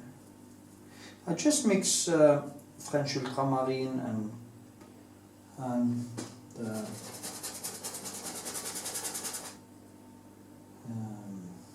brush blue, Kaplan.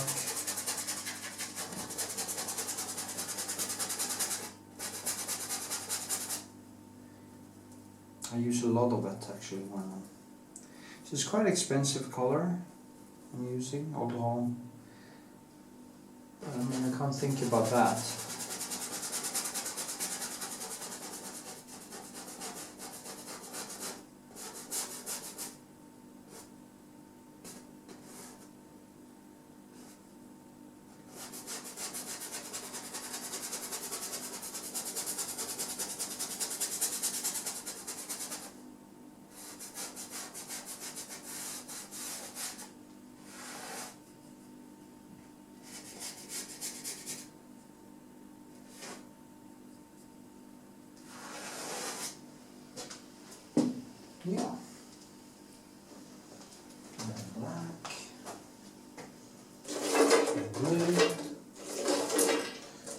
try some ivory black also, see what happens.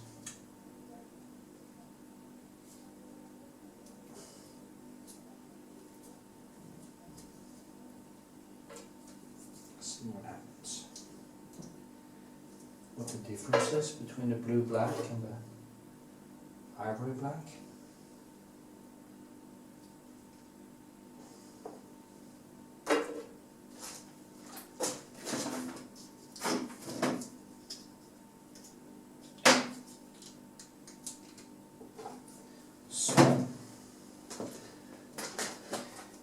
That is ivory black and French ultramarine and crablac or ulcerine.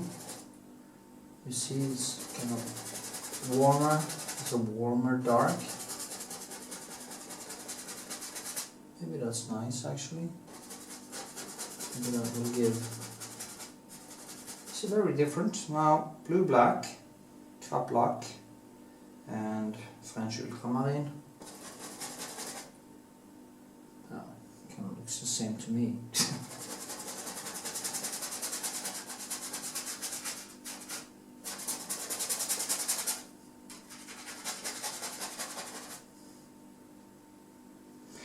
The thing about painting is that when you're going to paint on a painting like this, you need to set off time so you can have a long process. Maybe we should try to do some live streaming tomorrow or something.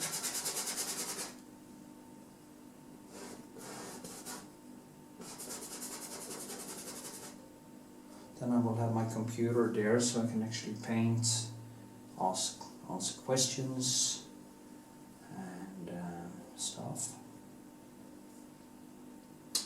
Yeah, I think some people would appreciate that.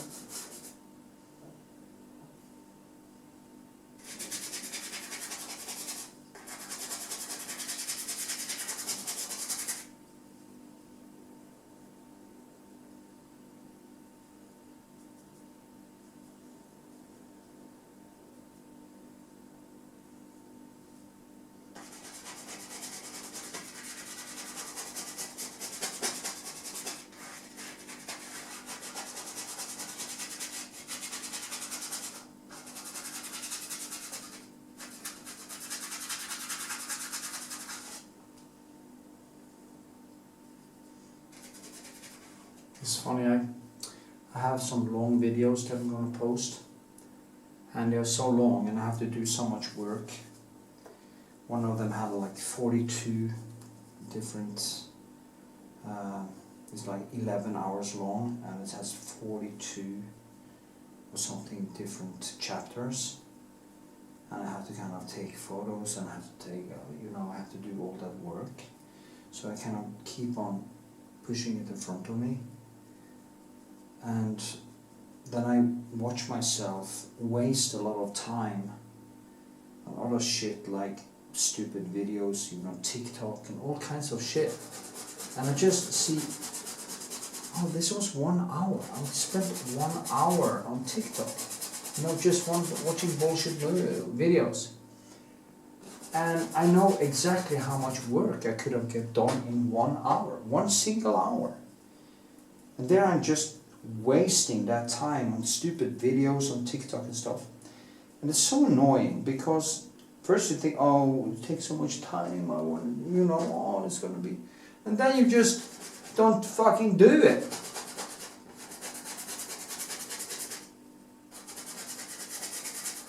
And you're wasting the time anyway, and you get nothing done.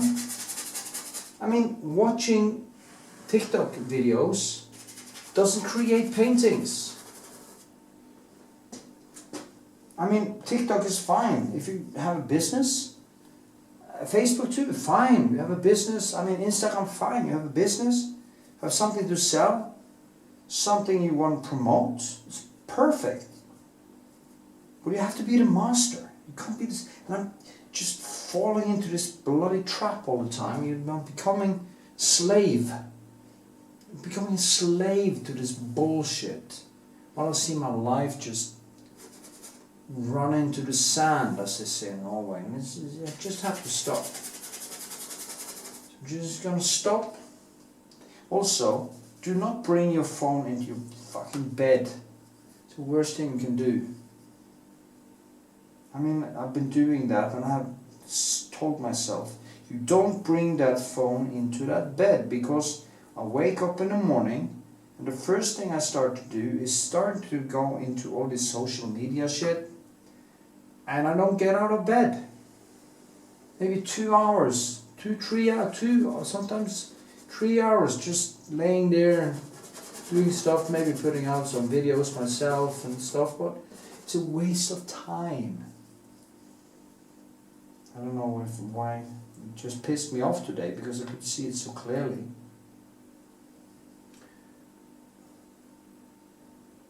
Also, I'm a little bit hungover today because I had like, I think I had like four or five glasses of wine last night, and my limit is actually 3 glasses. After 3 glasses I get hungover, and it's really not good. And hungover for me is kind of low dopamine. And what do you need when you're painting? You need dopamine. You need high dopamine, because dopamine is what is the motivation drug. And when you have been drinking the day after, you have a low state of dopamine. That is why you become kind of more promiscuous the day after. You can, maybe you are tempted to watch porn or eat bad food or whatever. Anything that can get this short burst of dopamine up, you just keep doing, and it's just a bloody hole in the ground.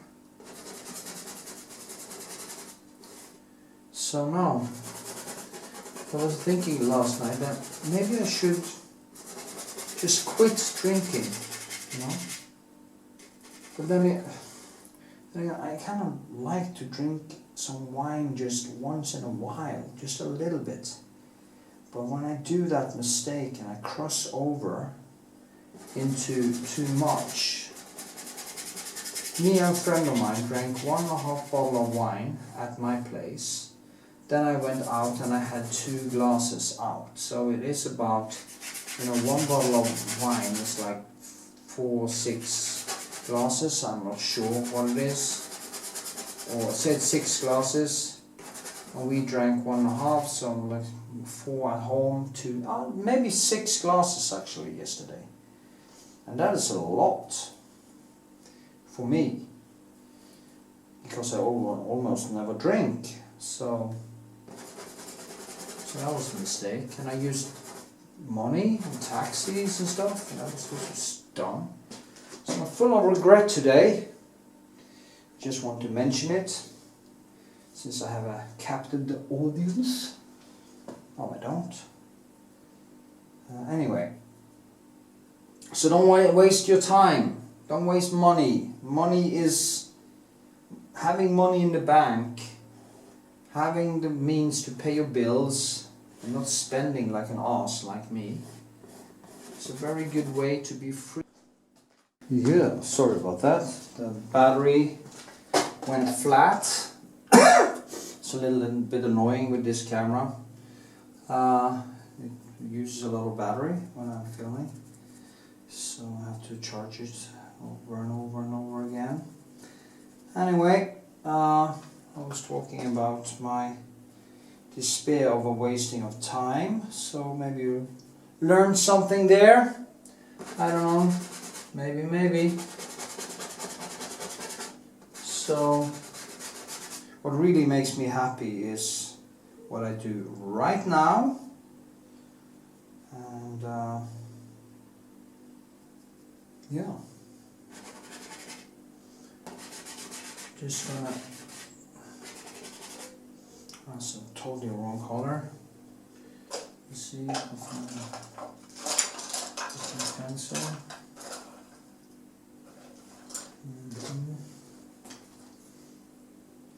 It's just gonna push it down.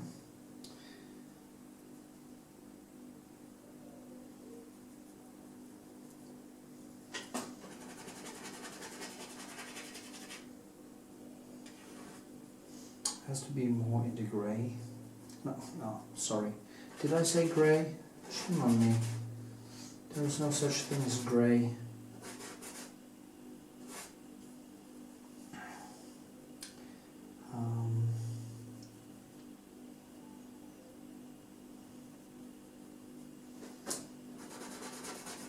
So it's just going to be an approximation, approximately, and I need to get these two to work together. You know, this one has to be basically, I think actually that side is a little bit higher, so I have to move it up a bit. And that's a problem when I put in that kind of corner here, so I have to maybe remove a little bit. That was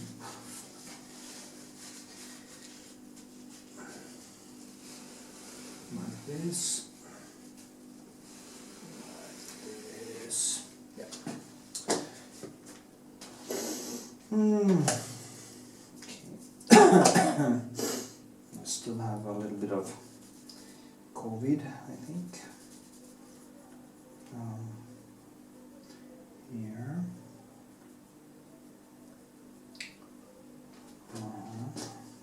Just going to do some ivory black here. I'm going to push it down.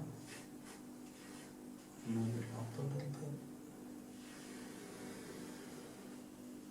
There. Then I need some white. Let's see, now clean brush. No. As well. It's not clean, but it's at least better.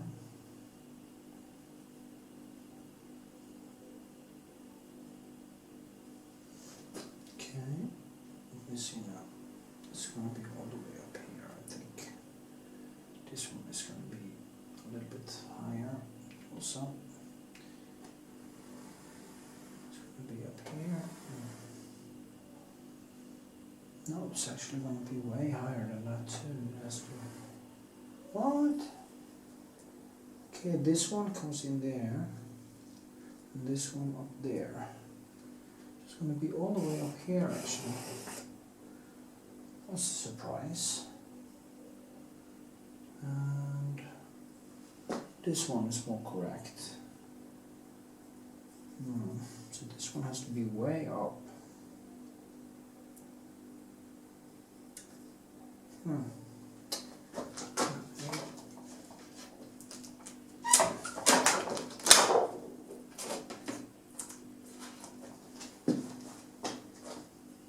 Yeah, that was from my old studio now, and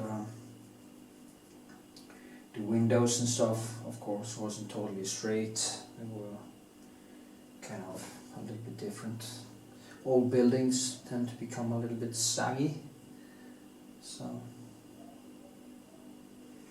Oh no, that was not what I was supposed to do. I was supposed to mark this, because this is also a little bit higher. Goes back here. And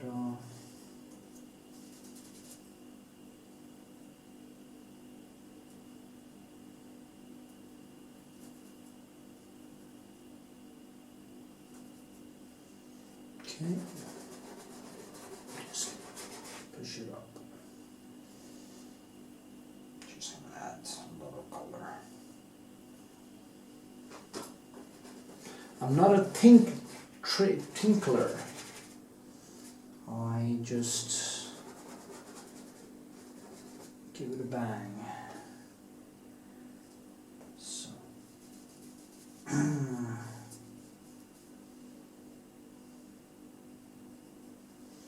this one has to go all the way up here,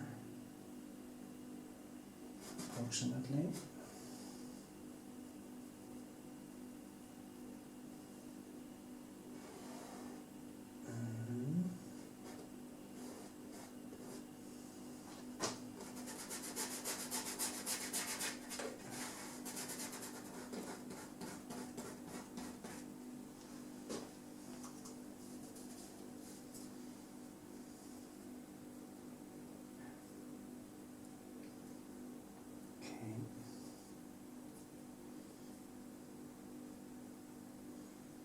The good thing about the old Holm paint is that it's so thick and it kind of sticks to the surface. So that's good.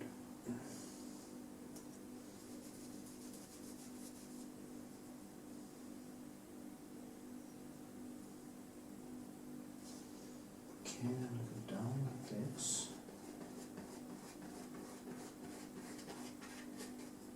I might remove this color afterwards and then just do it again to kind of tone it down with what. Let's see what happens. Of course, this window has to be higher up.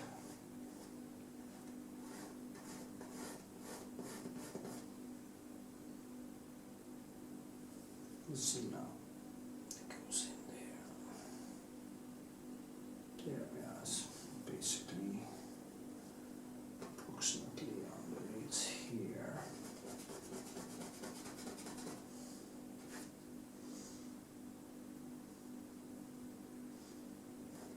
And something like this.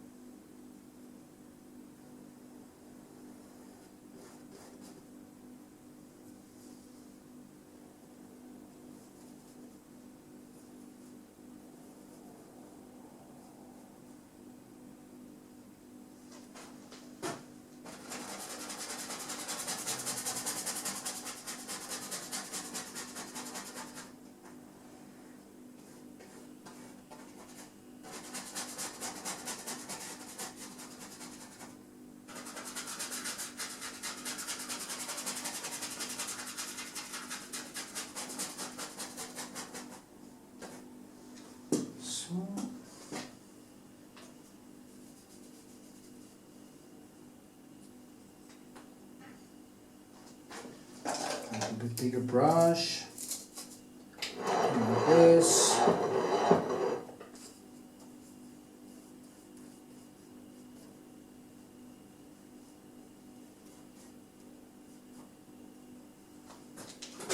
It's probably not how Vermeer did it. They were more, took it slowly and stuff, but you know, this is my way, and it works for me. I just want everything in, so I basically have a good idea of how it's gonna be, and then I can start to mold it. And all this is just in.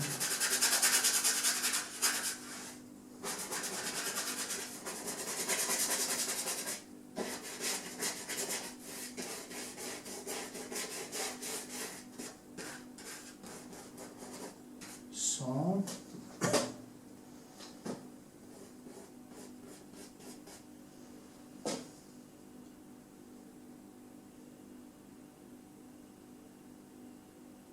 that pillow has to be even more this way. It's almost underneath here. That can't be. Oh yeah, that's because I have to move this a little bit this way. You can see that now. So now that is what I say, you know.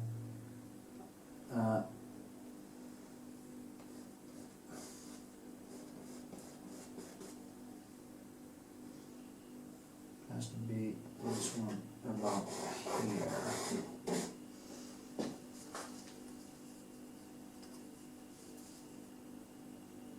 Approximately, as they say.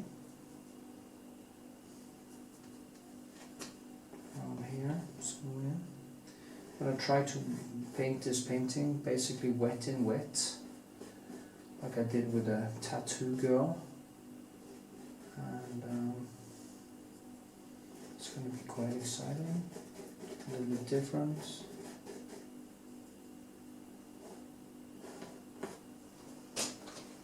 So yeah, it's quite nice. So yeah. Okay, then I'm going to do up there.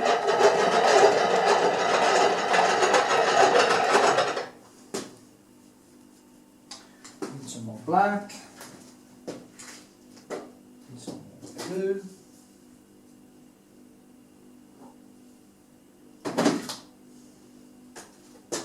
I'm also using some I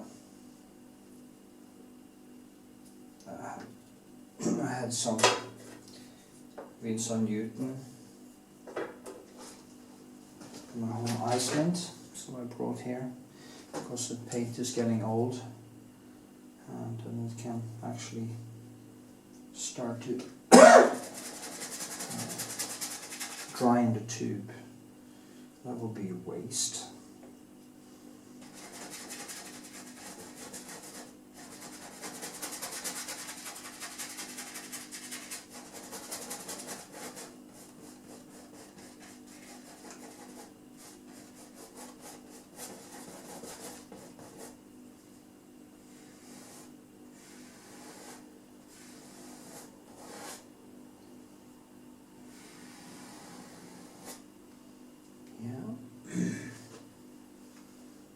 And then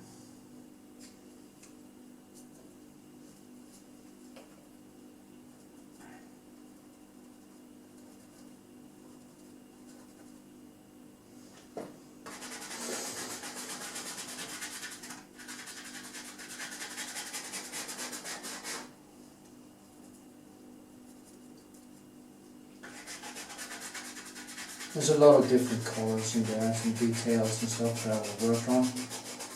That is what is going to be so time consuming in this small painting.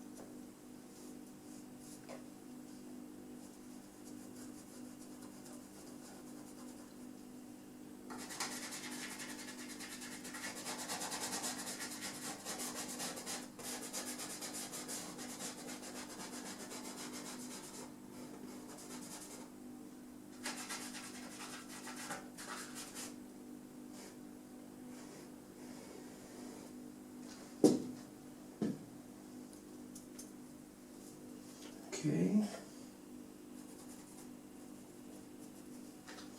A little bit higher. So, whoop. Okay. Then I have the whole thing in basically. And I will mold for a while. And then I will start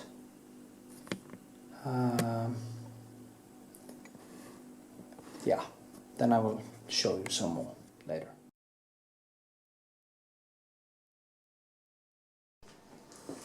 Okay. Starting to dance, putting in the small detail or building the textures and stuff around. And it's quite fun actually. And as I say, I'm going to build this thing basically wet, so it's going to be quite exciting because then I can play around with all these small brushwork. It's a very practical stuff really, this. You can actually just roll it up and down like this. It's great! Yay!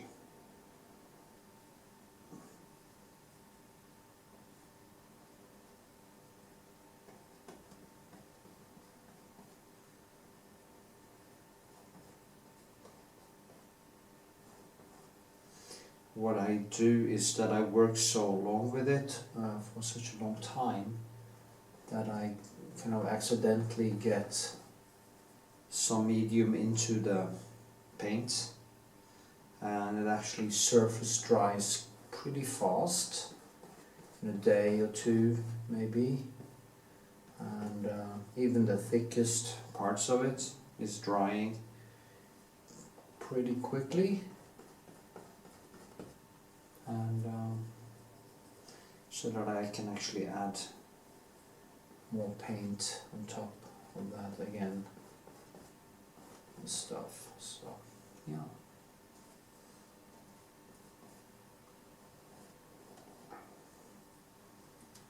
I'm gonna make so many small paintings like this because I really enjoy it. I can feel I really enjoy it, and there's no doubt about it.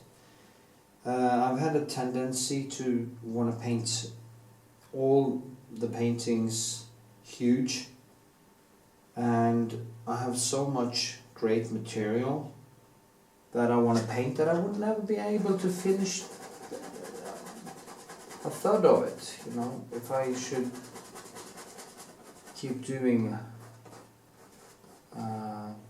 everything so big, would never be able to finish it. I don't have enough time and existence to do all I want, so I need to paint smaller things also. If I dedicated every single day and hour to my painting, I have no idea how many paintings I paint a year, but it would be a few, but it would be nothing compared to my ambitions, which is mind-boggling.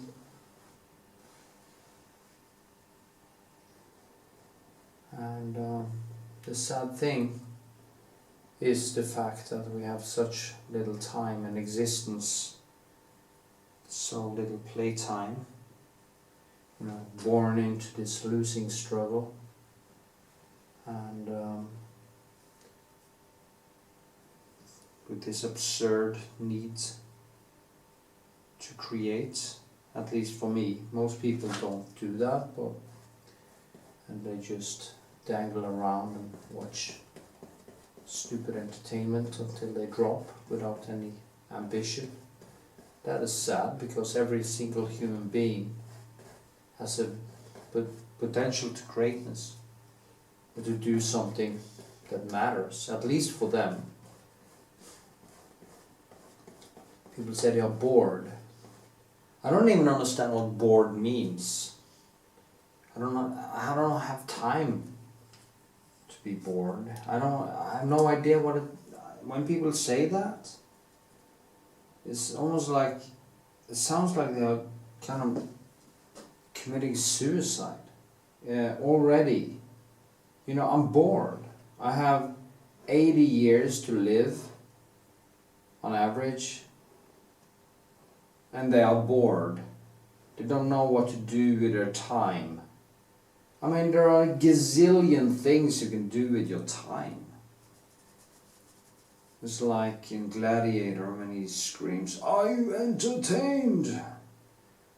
You know, it's just, you see today also, people are watching all the sports and spending a lot of time wasted on sports and stuff. Well, what is sports actually? It's entertainment. It's kind of feeding some need to not think, to get excited by what other people do. You know, you can say the same about art, of course, you know. When you watch art, or you go to a museum and look at art, you're actually watching other people's achievements. And should inspire people to do. Great art can actually inspire people to do things for themselves. You know. But when it comes to sports, it seems like most people who is watching sports are just doing it simply for the entertainment, simply for nulling out this boredom or time, and it kind of steals away the only life they will ever have. And they're choosing sports over their playing with their kids, they're choosing sports over interaction with their spouse or girls or whatever. It's like porn. If you watch enough porn, in the end you will actually prefer porn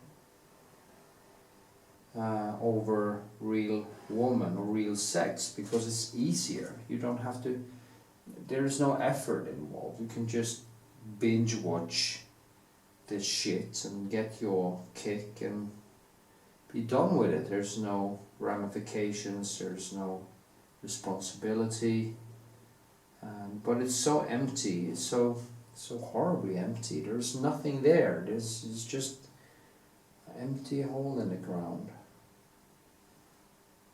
So, I mean, if you watch sports because you're training and you are learning from it, and it's fine, but I mean, to use that as the main reason to exist for the next football match, your favorite team and stuff like that, it's just sad. I've been watching MMA because I'm doing a lot of martial arts in my life. Of course, it's kind of sickening. It's like, what is the moral of this MMA thing? It's like throwing two people into a ring and they are bashing their brains out, breaking legs. I mean, and people are screaming, and you know, the testosterone is thick in the air. What is it with us? You know, we call ourselves civilized, and we enjoy watching people destroy each other. The more blood there are, the more impressed we are. It's like, it's just sickening. There's something sociopathic about it. Anyway, that's another rant from. I wish people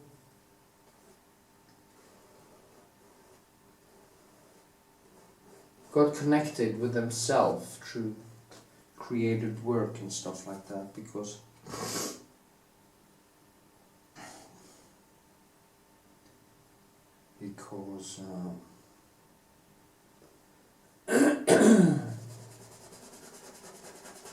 it would make the world a better place for everyone.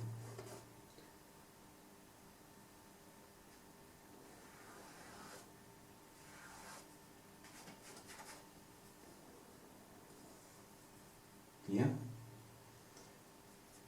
I'm pretty sure about that.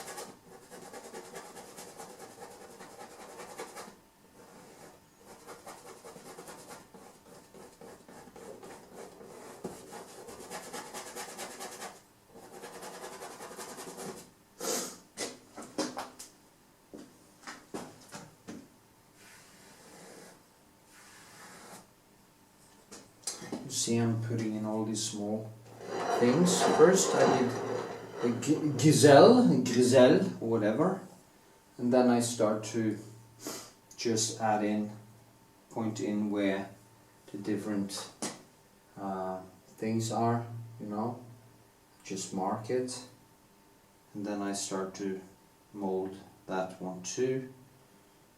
And that is basically the process, you know. You just start to add details, and then I start to add more of the plaster and the textures in the wall, and differentiate the different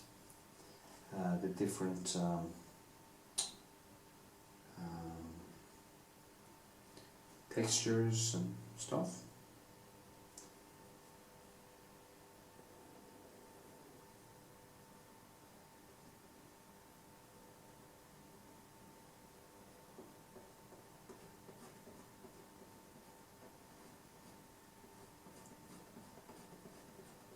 Tomorrow I'm going to sketch up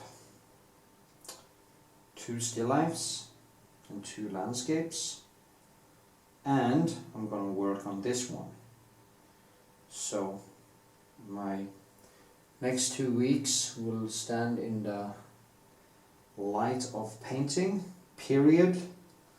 I don't even think I'm going to do much of exercising, maybe do a little bit of a light exercise like early in the day. Just go and get some sun and stuff, you know, go out and go to the gym, do some light exercise, stretch, do some yoga, some sauna, and take it very easy. I also think I actually had COVID. I'm still kind of strange in my lung sac, or maybe it's just a common cold, but it kind of sits, been around for 2 weeks now, so I guess maybe I will have some bronchitis or pneumonia or something like that.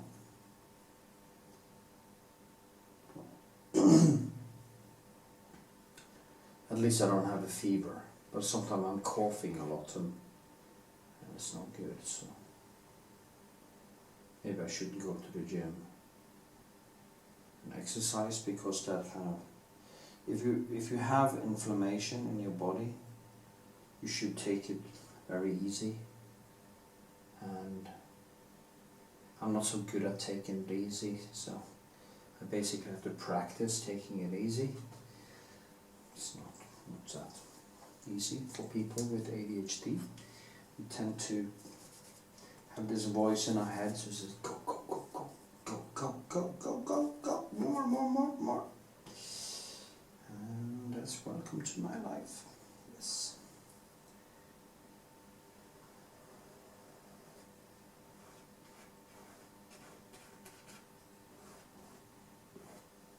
Yeah. You get the point.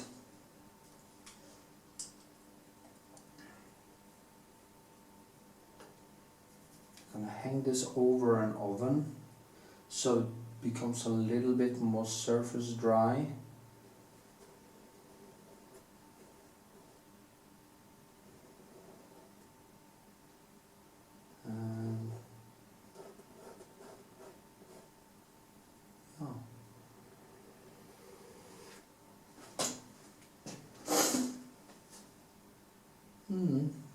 Yeah, okay.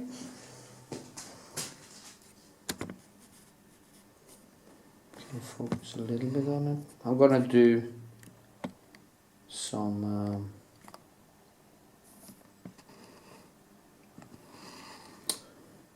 close-up when I do all this bearbeidelse.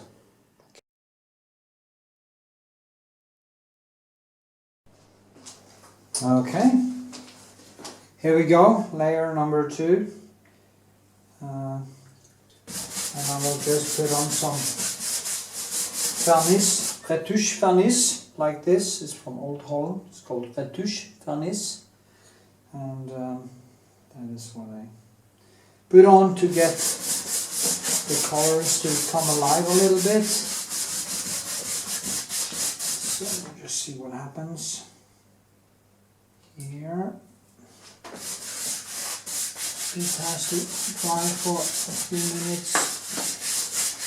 Then I will just do a local glaze and work with the face today, face and the body, and see how far I get. I don't have that much time, so I'll just see how far this goes. So, that was it.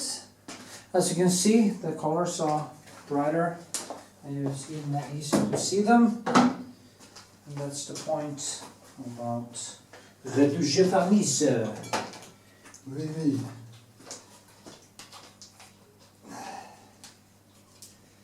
You know where I come from, we use R in our language.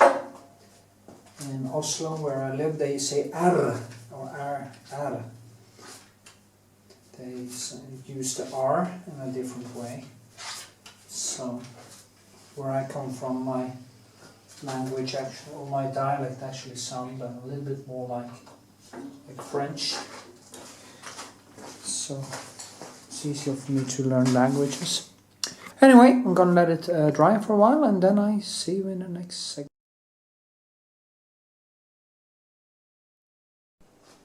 Okay, here we go. Work with the face. Just gonna do a little local glaze with my cobalt blau, not cobalt, ultramarine, French,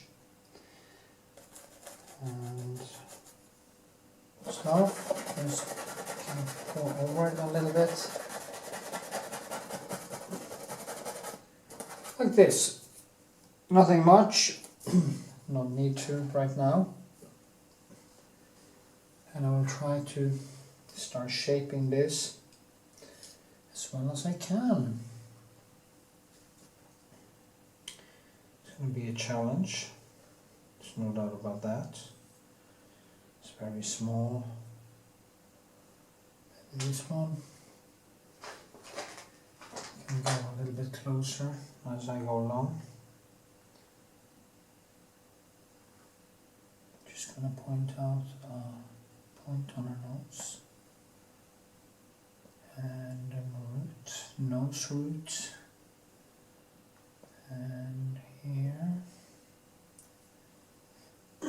This is surgery on a scale.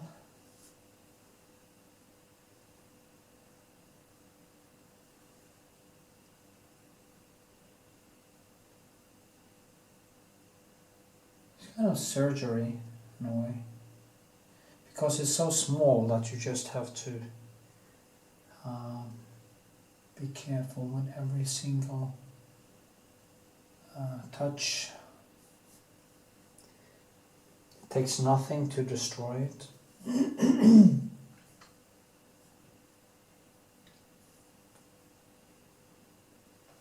Like two colors. Yellow.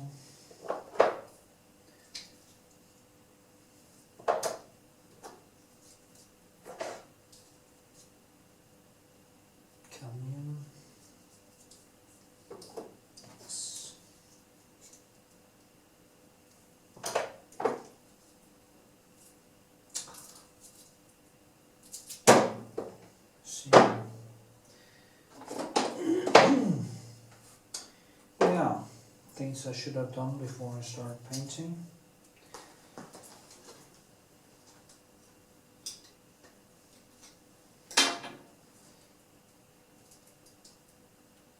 God.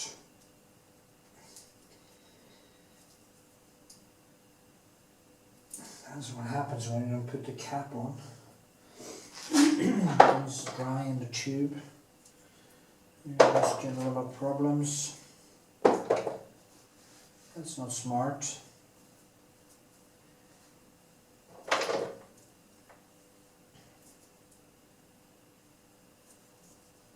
So. Okay.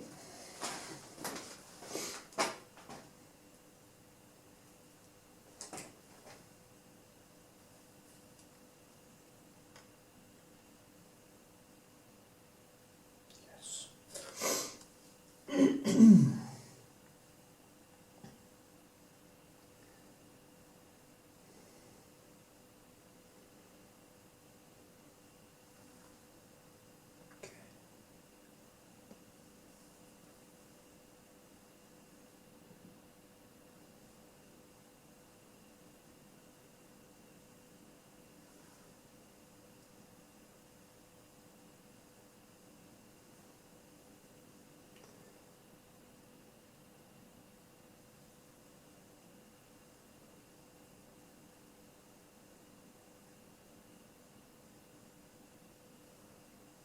See now.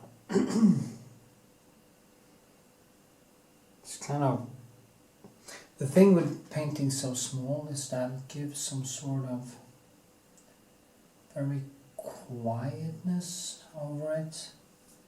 It's almost like your head, or my head is going just totally silent because it's so very small. You have to focus and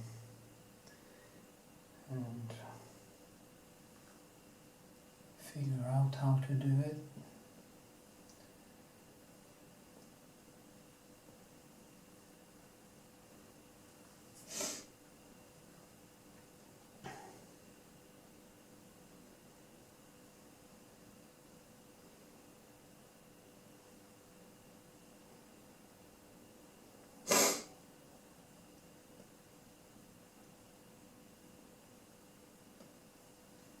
Okay.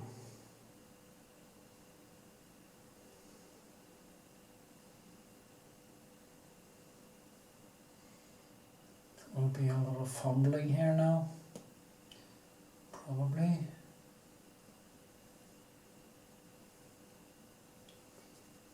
Before I find the right tone. The whole thing here is very toned down. There's not much contrast, and there's almost a lot of blue in it. I need to find that right blue.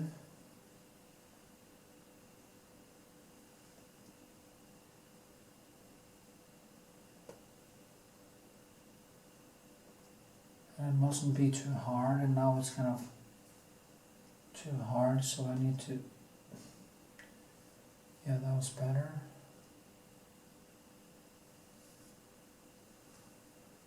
I'm going to zoom more into the face and see what I'm doing. Like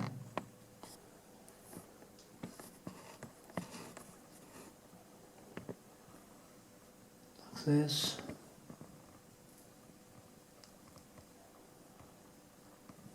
Okay.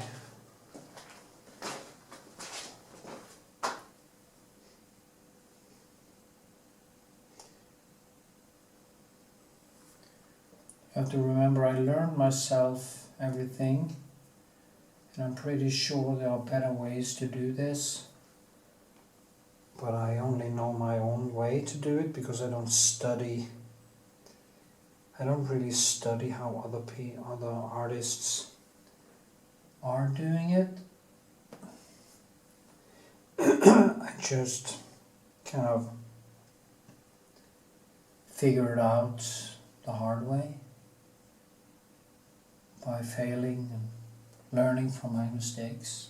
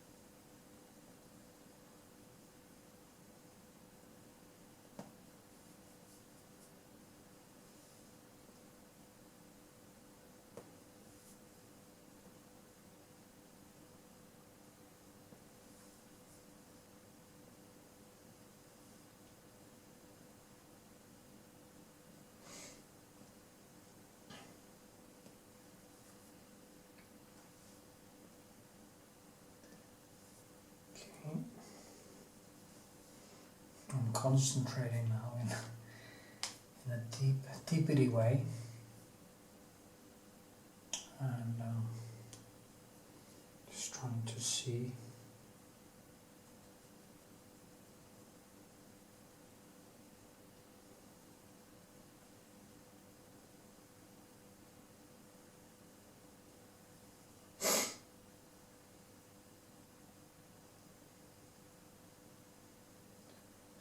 It down. I'll tone it down a little bit and then just bring it back up again.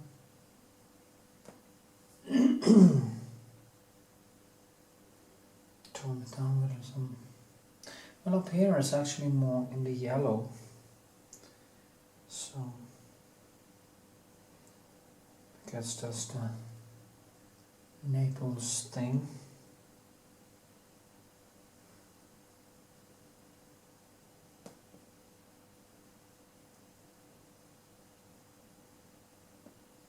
I want things to kind of, here it has to glide more. The colors has to glide into one another, like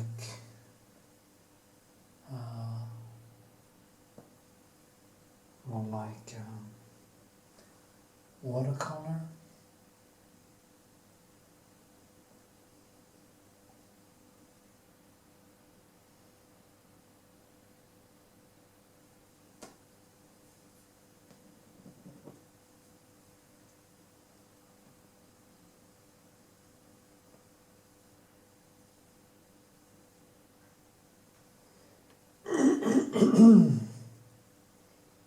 See, spilled oil over my fingers. So annoying.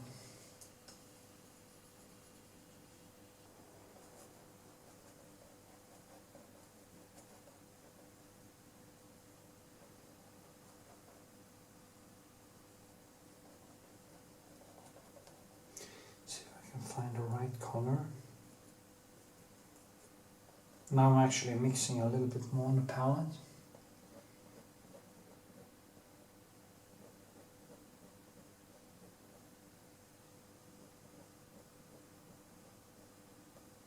Even here has to have a sort of texture. Can't just be a dead neons.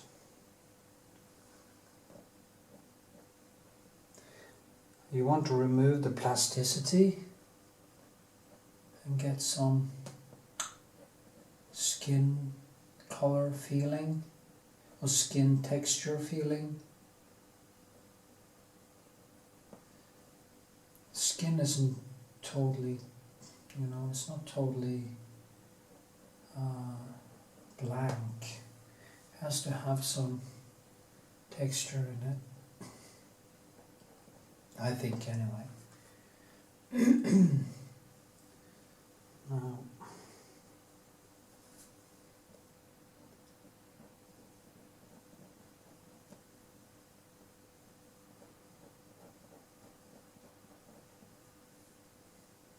sometimes you just have to bring it down and then bring it back up again. Find the right spots and the right hues.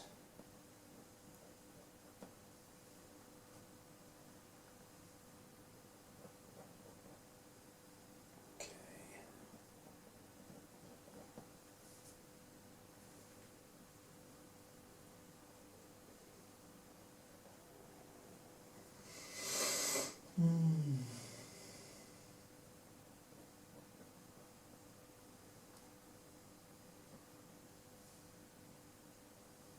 It's a tiny light. It's not a bright light, it's just a tiny neons difference.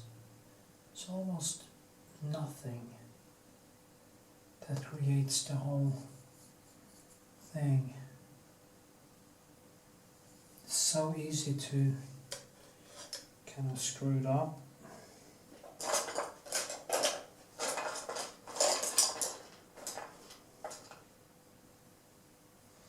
And you will screw it up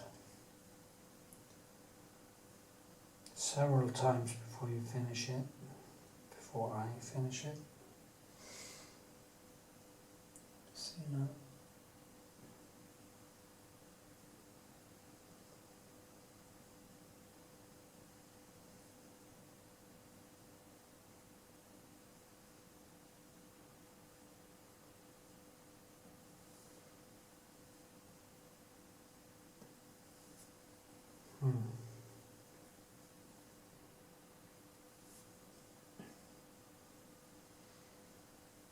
She has my nose, there's no doubt about that.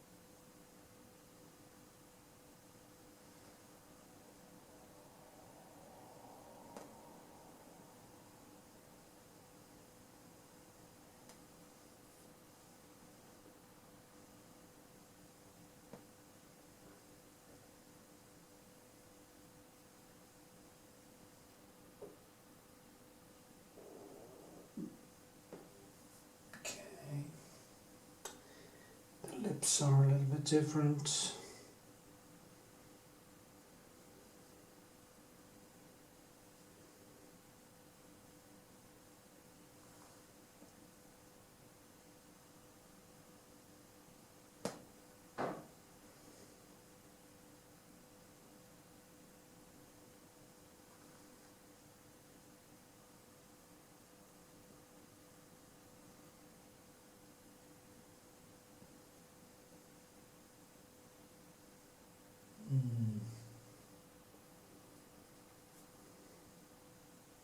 Yes, I'm not speaking much now because it's not easy.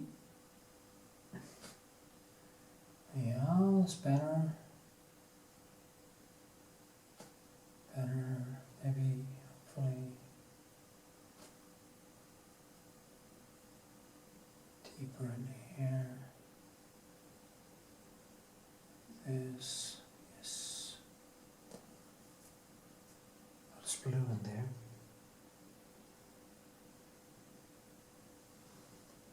Some blau.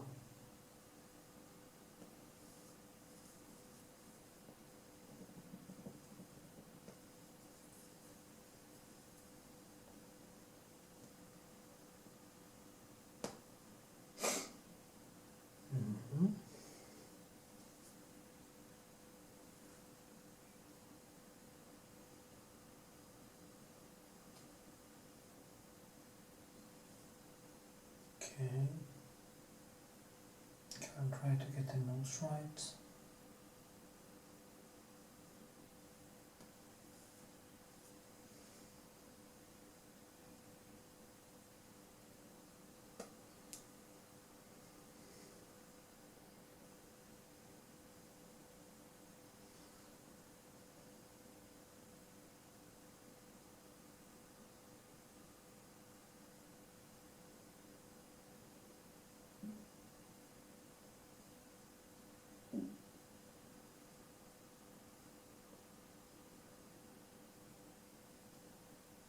So.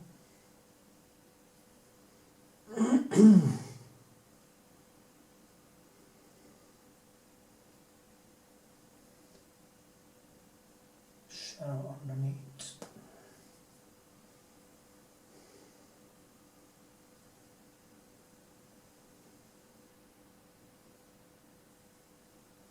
Such a tiny face. Ooh.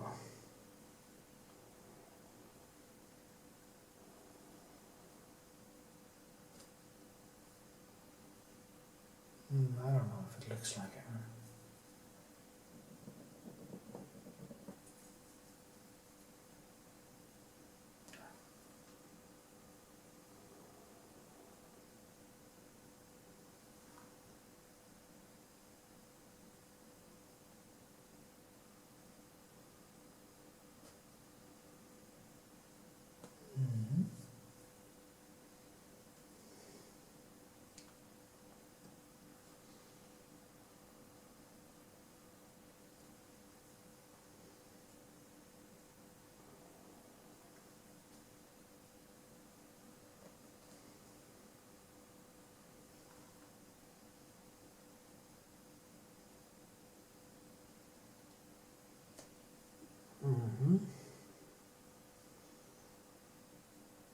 I've started to use the ivory black with the blue black from Winsor Newton, and I figured out that these two actually compensate each other quite well, because one of them are bluish, the other one is more reddish or kind of earthy.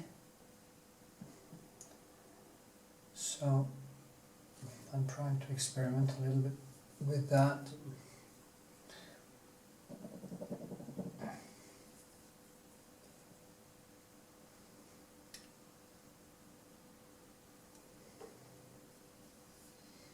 See now.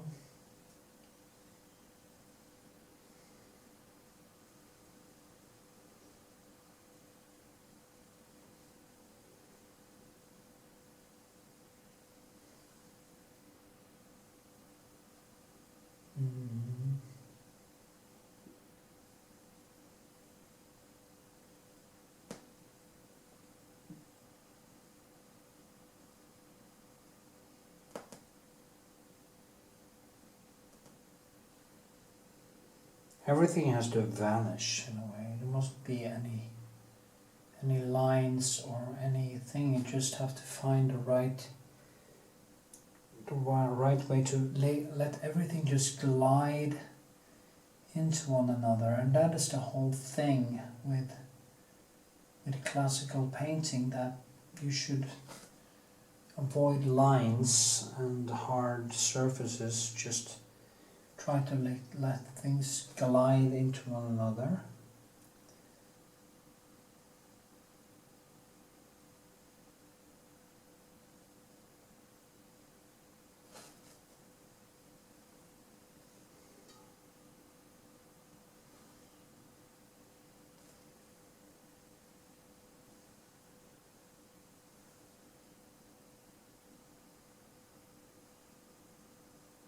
Especially here, because it's so small, and if you start to add in a lot of lines and stuff, it will very fast start to become hard and unnatural, and that kills the painting.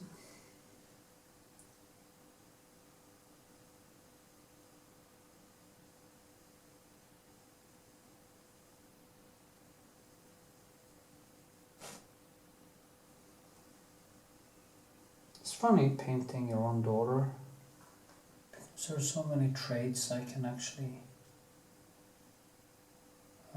see.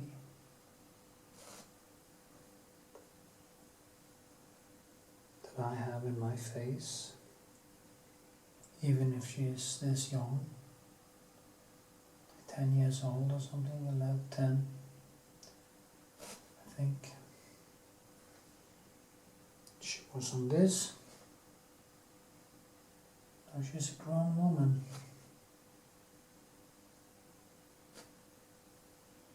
Isn't that weird? Well, it became a little bit better, so just keep painting on it and see what happens. Yay.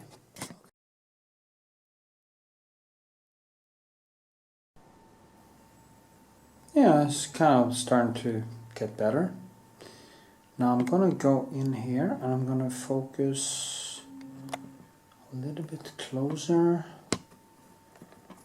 See what I'm doing.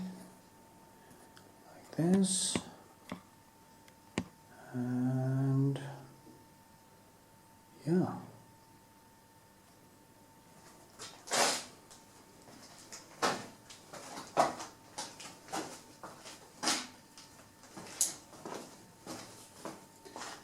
It's all in the smallest details. I feel good about it.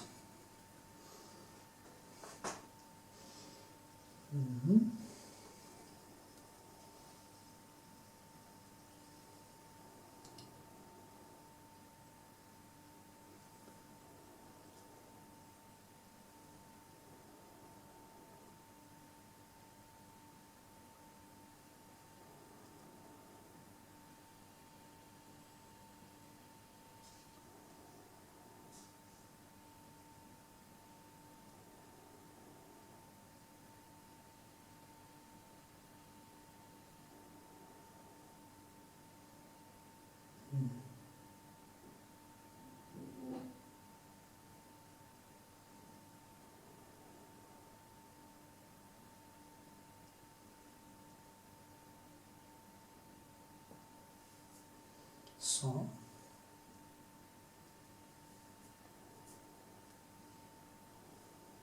here.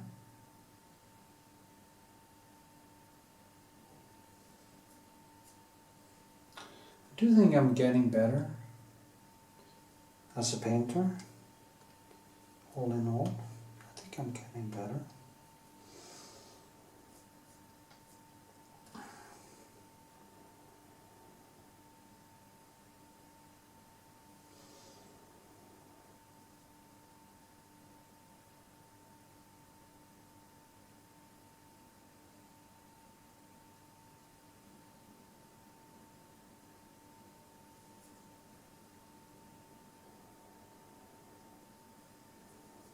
Also, when working, I want to work around the whole thing, work myself down,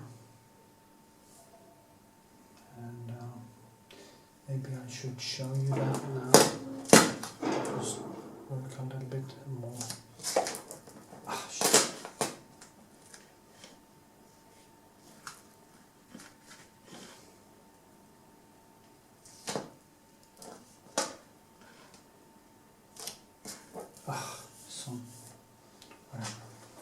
So, I just want to zoom out a little bit again,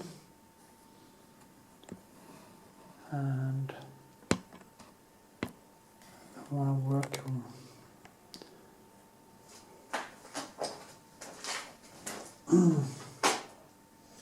around it a little bit more. I was doing actually some, it's really important to loosen up these things. My mother actually, oh, you have painted her hair so hard. Well, it's just a sketch. Try to explain to her. But I can actually dissolve it a little bit better. So the hair color is a little bit difficult because in the photo it's probably getting a little bit darker than what it is in reality. The important thing is to kind of make the lines disappear. But when I do the first sketch, I always do it quite hard. It's just the first sketch, and it is to basically get it into, just get it going in a way.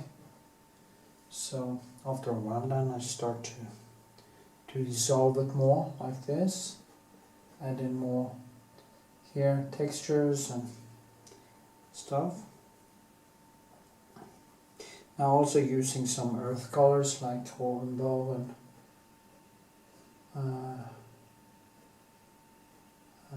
brown timber in this to get a more neutral color. Now I just have to be able to dissolve this, and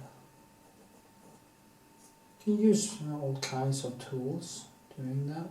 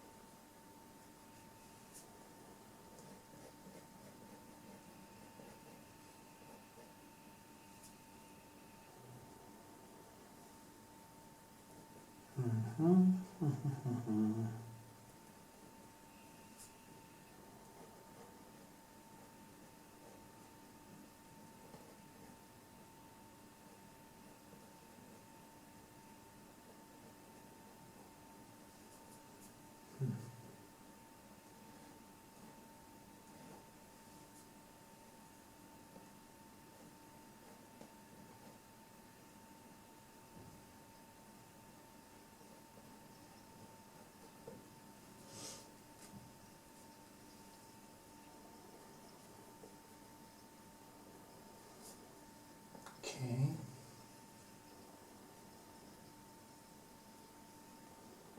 Work myself down here, neutralizing this. First I kind of make it wet again,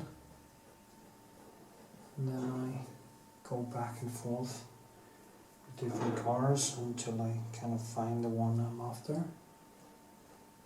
Because there's always many things inside there. And the hair comes down like that, and it's just nice to work with the whole thing, not just small details. Then again, small details can be very important. See now, just wanna.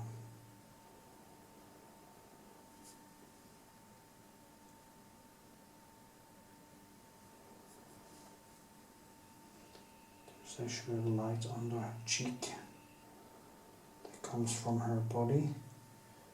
Comes from here and up. Has to be some light underneath there. Kind of explains the shape.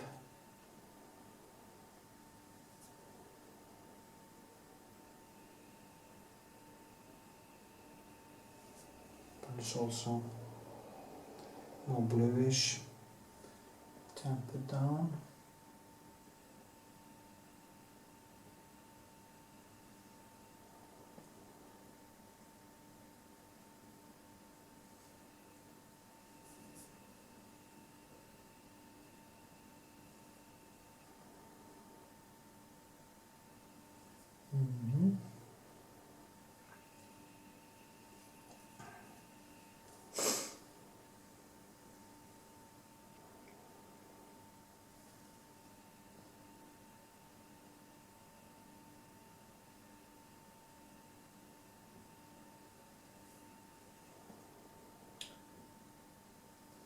Okay, that is actually kind of cold. It is difficult to see what color that is, but it's kind of bluish, orange-ish. It's a lot of ish. So many people are asking about this. Have asked me during the years actually about what skin color. It's not a skin color, it's basically just a way of painting, a way of kind of building in some sort of texture or yeah.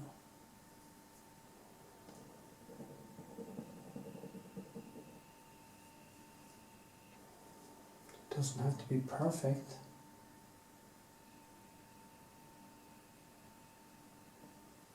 Oh, that was bad.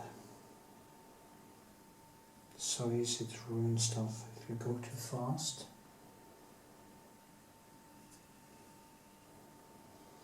The colors here has to have some neutrality. There is no real strong color in the skin here. There is no strong orange or anything. There's just everything just glides into one another.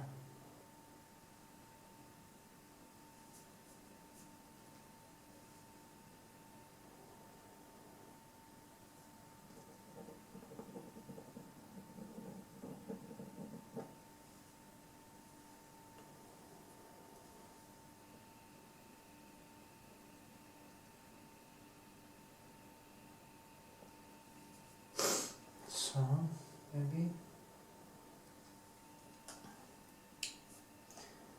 My daughter is the same as me. She doesn't have much eyebrow.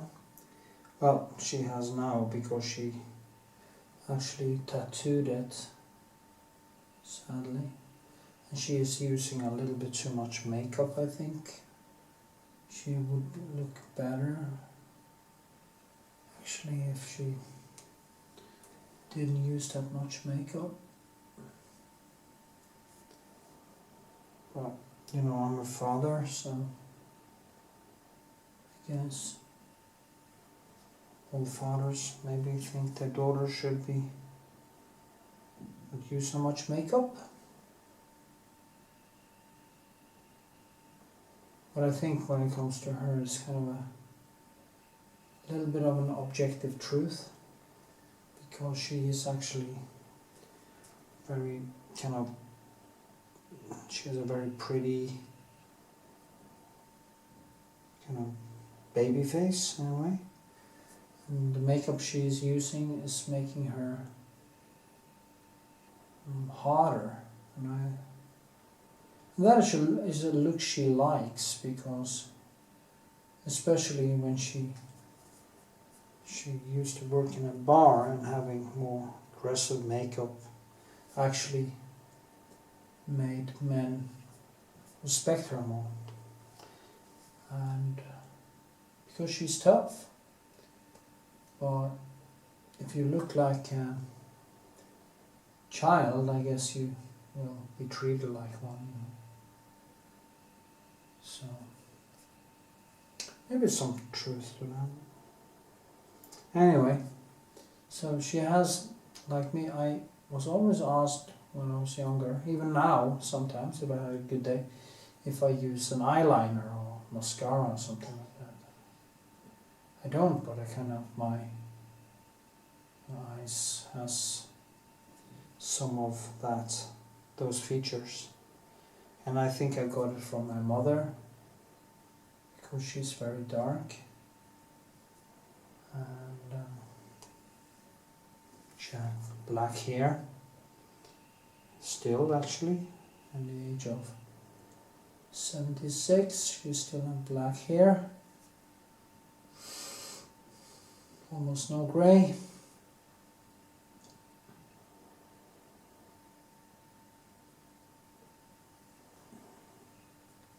Anyway, I'm kind of a mix between both. So, well, I am a mix between both. You are 50-50, your mother and father. So it's just hard to know which genes actually comes out or becomes the most expressed. I didn't get my mother's black hair, but I don't get grey, obviously, but I have lost some, and my father did lose some. My brother didn't lose his hair, but he became grey, so he was darker, more like my mother, but he became grey, or greyer, strangely enough. So I guess he didn't lose his hair, but he became grey like my grandmother or my mother, my father's mother.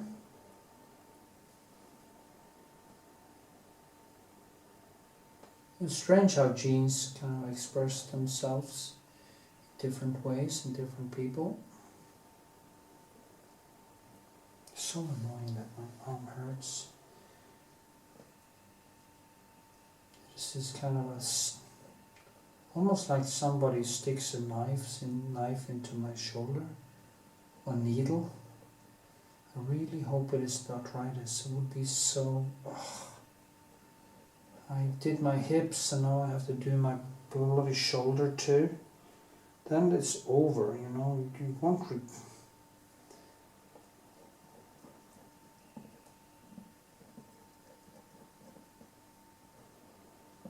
Anyway.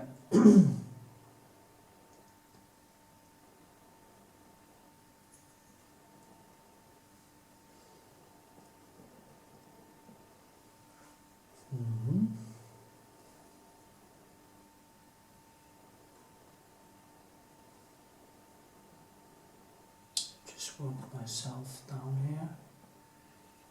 Find the right tone, the right hue.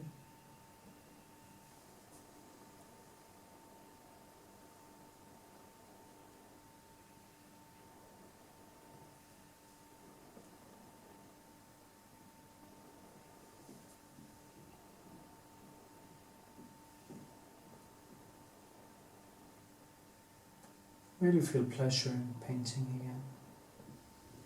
That is so nice. It's been a long time since I felt this calm when I'm painting. I've been so stressed. Can't get over it in a way. It's like suddenly you just feel that bliss, and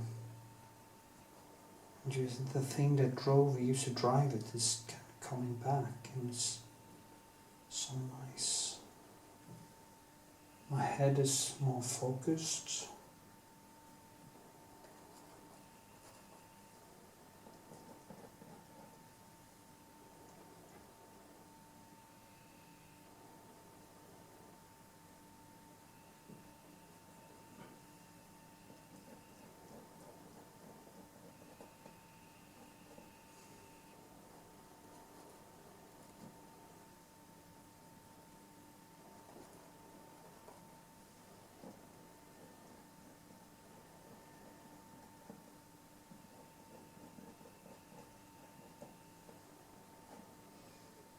So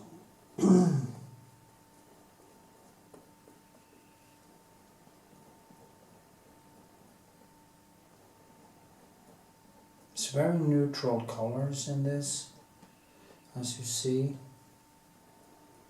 They're kept down, and that is kind of fascinating for me to paint, because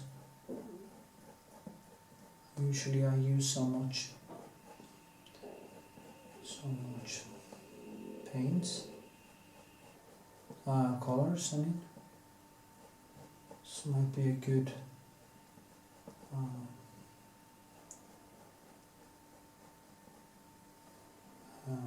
what do we call it? A good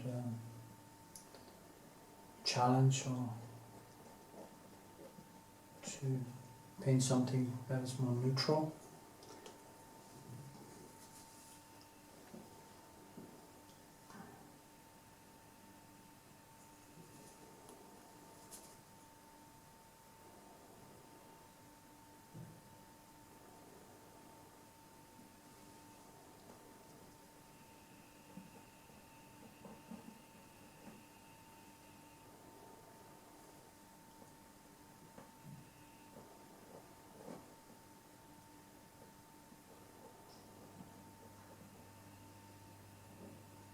So, bluish, and these are of course mixed together. That is the thing, you have to mix them together and then cross over and then do like this again to kind of, so the shadows and stuff doesn't get too hard. That is a way to actually get them to feel like they are on the same level.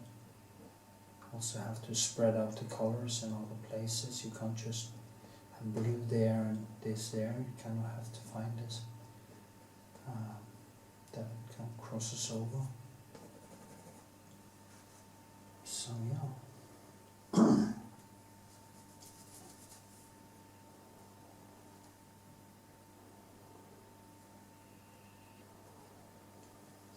It is the use of the brain is very good for aging, doing creative work, because you will keep your brain very much alive. I think Alzheimer's and stuff like that will be harder to get if you do artwork, and that's good, you know. That would be horrible. I mean, to get Alzheimer's.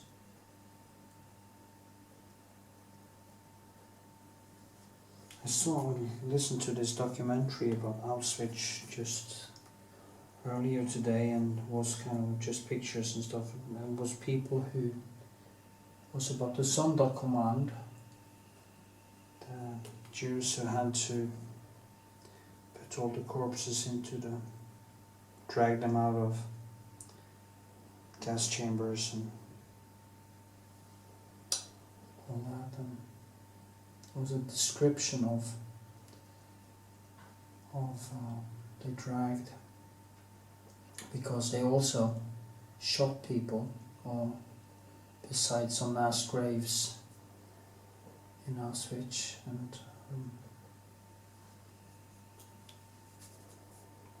first they had to undress, and then SS people shot them in the neck with 22 caliber guns, and sometimes they threw them into the burning pits before they were even dead, or even properly dead. And I just wonder, how can human beings do stuff like that to another human being? It is so far from me. I don't understand it. I just can't grasp it. I can't grasp this mayhem, this tendency to this horrible. Even an animal, even a fruit fly, for fuck's sakes. I mean, I wouldn't do that thing to anything, inflict pain like that. Just,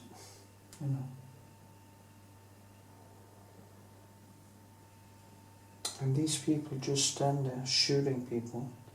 And there was one thing that I reacted to, because the SS soldiers used to, when the Jewish women had to undress before they went into the gas chamber, they grabbed their genitalia, put their fingers into them, and did all kinds of stuff with that. I didn't know that I did that. It was kind of even worse. Because, if they just kind of did a job like killing, that would be one thing. The lust, the horrible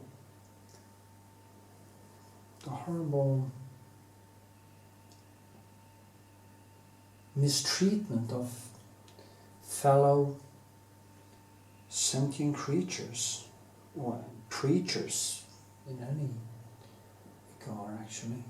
It's just mind-boggling. Now, I know I rant a lot when I paint, but I think a lot when I paint, so it's just the way I am,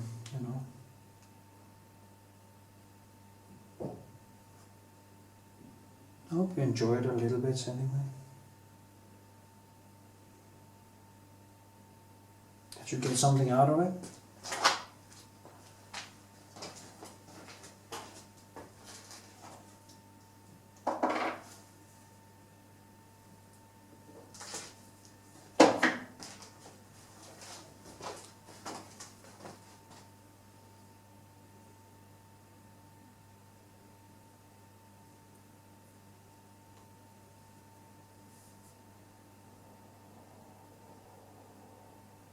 Yeah. I've been studying so much bad stuff, and it's almost like the potential of human cruelty is just baffling. I just can't. It's almost like it sinks in. It sinks in. And then you suddenly understand how bad it actually is. How bad we can be. How horrific we can be.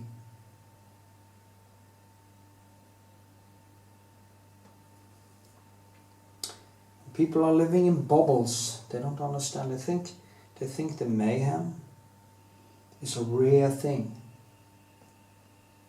But it isn't a rare thing. I mean, 1 out of 5 kids are abused at home. 6% are sexually abused. 6%. That's an extreme number. Just think about it. And we think it's a rare thing. It's no rare thing. It's horrific.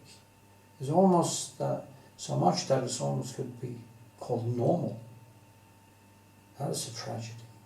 Something that could actually come to a point where you could almost call it normal, a part of kind of normal human behavior. But the worst thing you see about human beings are the pettiness in small things, like on social media and discussions, and where people don't stick with arguments about cases, but they are starting to attack you personally. Gaslighting,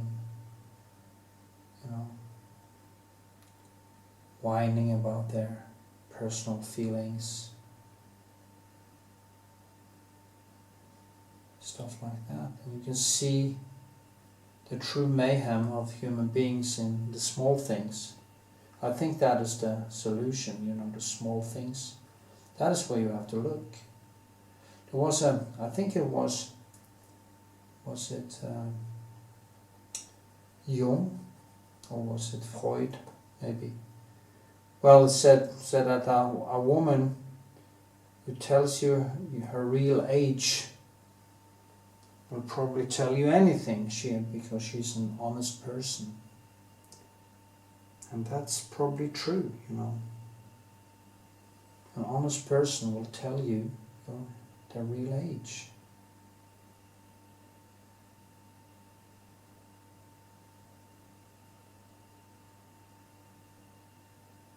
So, yeah.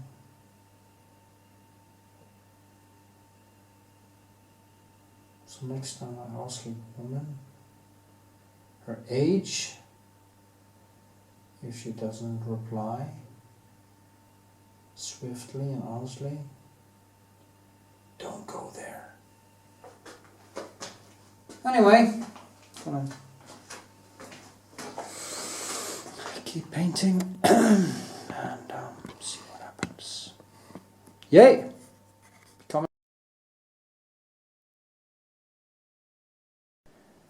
Okay, today I'm gonna work with the whole thing, the body and the whole thing. So I'm gonna start with the legs and work myself kind of down or up or whatever. Just start somewhere around there. So I will zoom in. Okay, I will start up with the arms and stuff and zoom a little bit in so you can actually see what I'm doing. And here you have the model and my daughter. I think she was about 10. So yeah, so that's what I'm going to do. And there's some nice things happening here. You have the apple and everything, so I don't know, maybe I need to move this a little bit more like this so you see, I think. Okay, so I'm gonna do the hands here, the arms, then I'm gonna walk down here and do the legs, and then I'm gonna do the whole thing.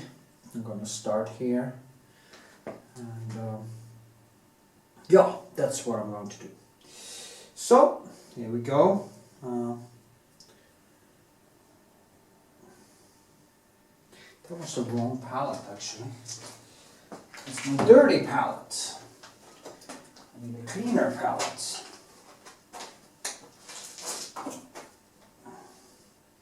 I use different palettes for if I sketch, I can actually have a little bit more wiggle room when it comes to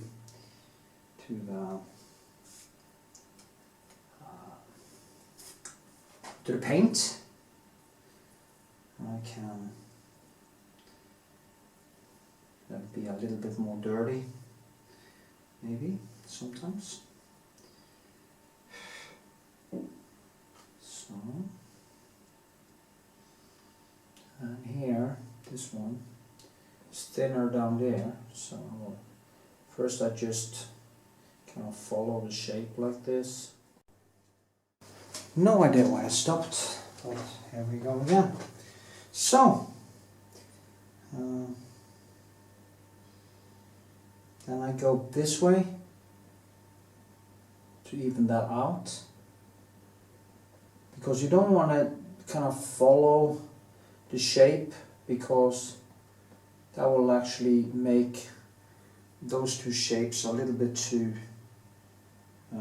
shall we say, a little bit too equal or like one another.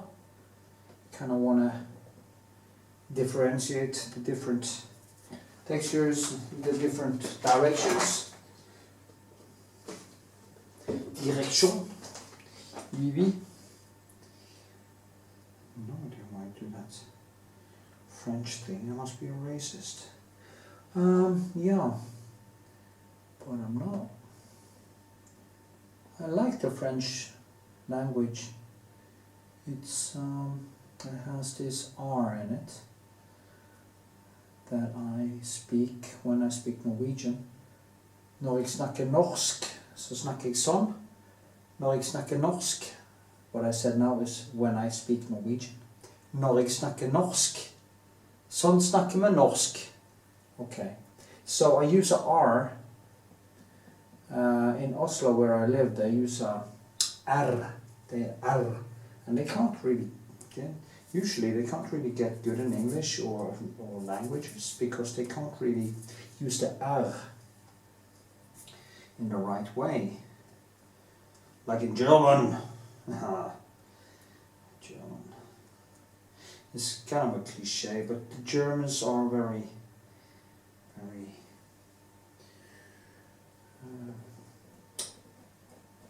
shall we say, it's a kind of a hard and soft language at the same time. It's very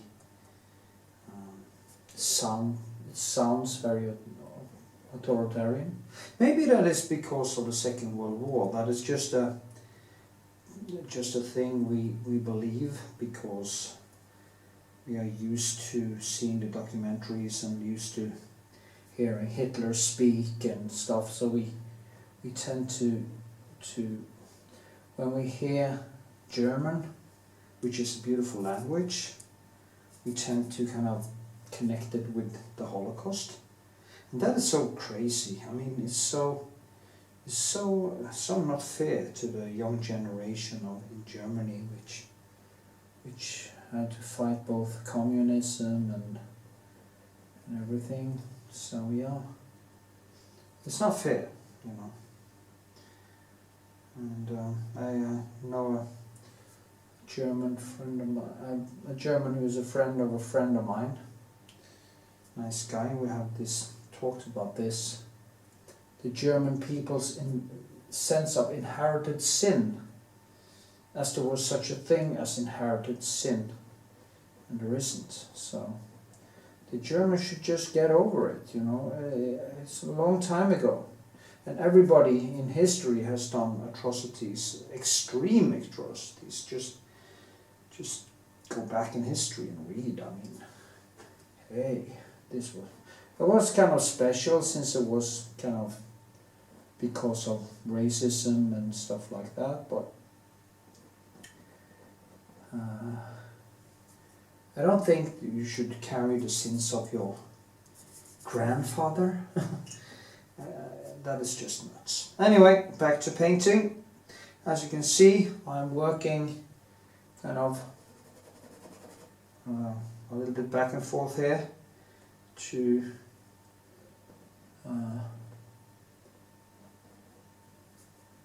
make it natural, and I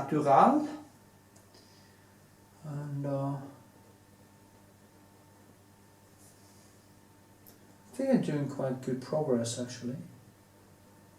Yeah. I'm definitely becoming a better painter. There's no, I can actually feel it, that I have a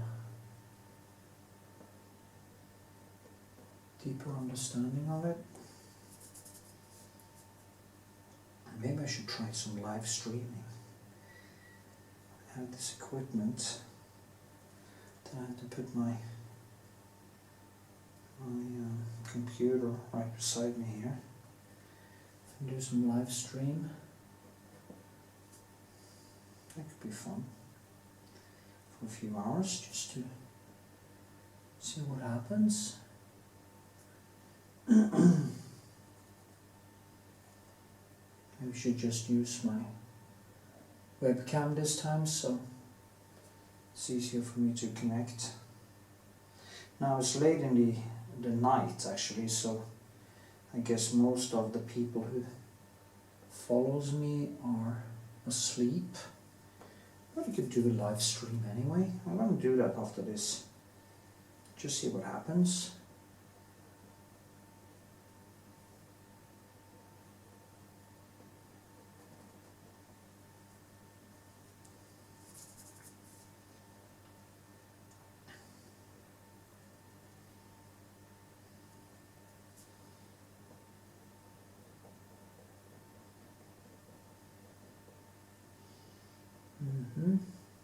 Now I have a lot to do around here, so just gonna work like crazy with this to get it right, and yeah.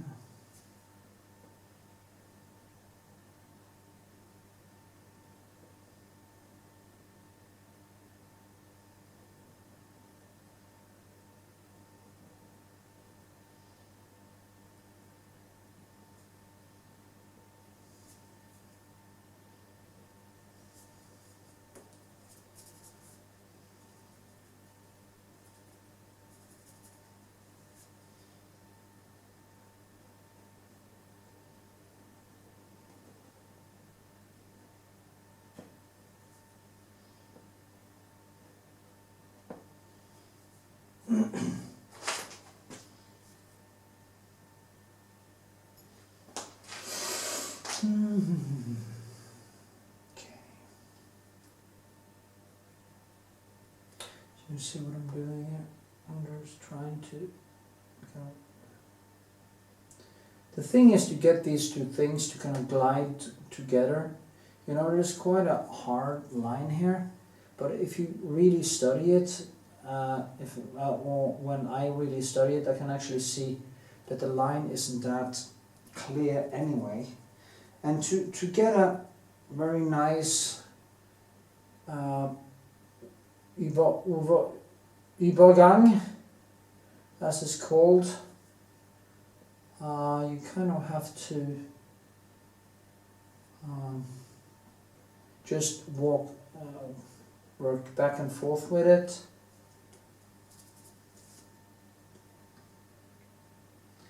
See what happens. And of course the green apple.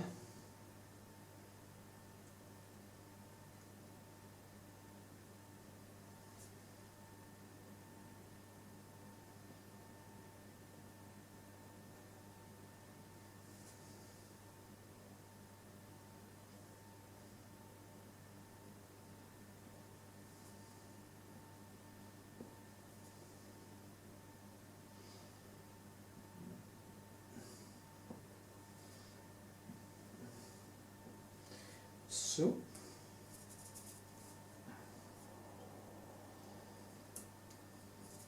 it's all the small things happening here. That finger coming in there. It's a very small thumb. And I almost forgot about it actually. That would be smart to forget about one of the thumbs. Wouldn't be so nice. No.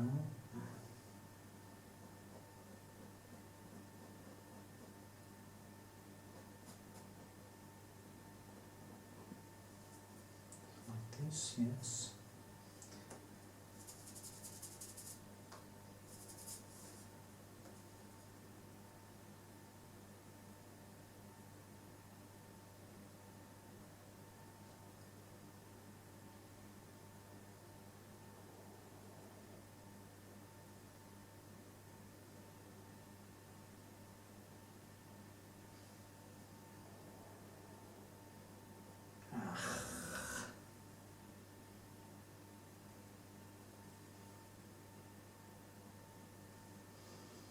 Mm-hmm.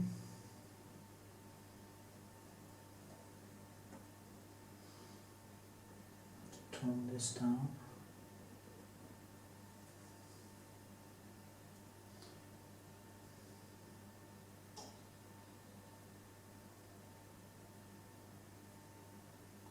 Why is there?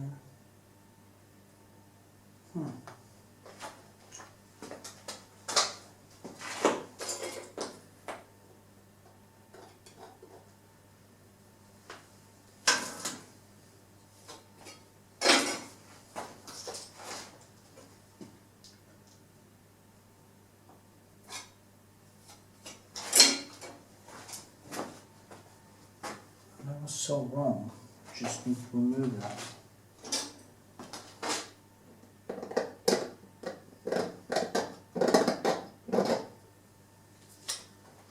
This is going to be quite neutral. The whole thing is very neutral right there. And a small pencil maybe. This one. And yeah.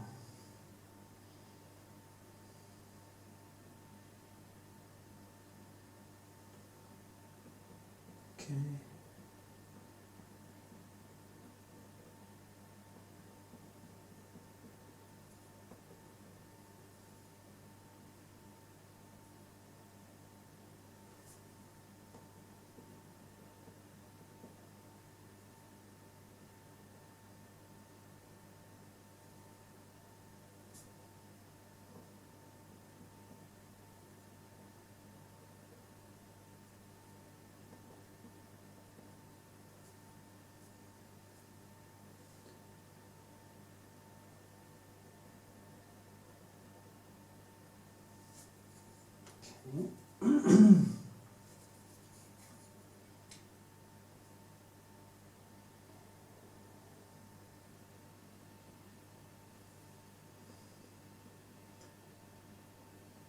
It's almost like I put the whole thing into compartments, and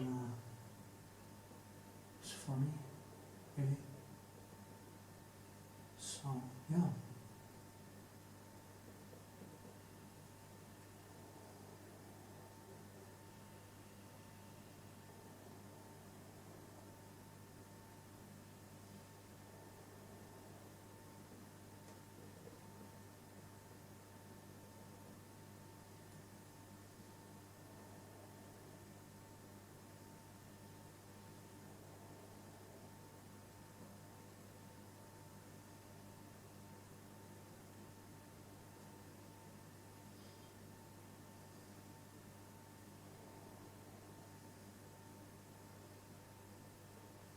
Yep.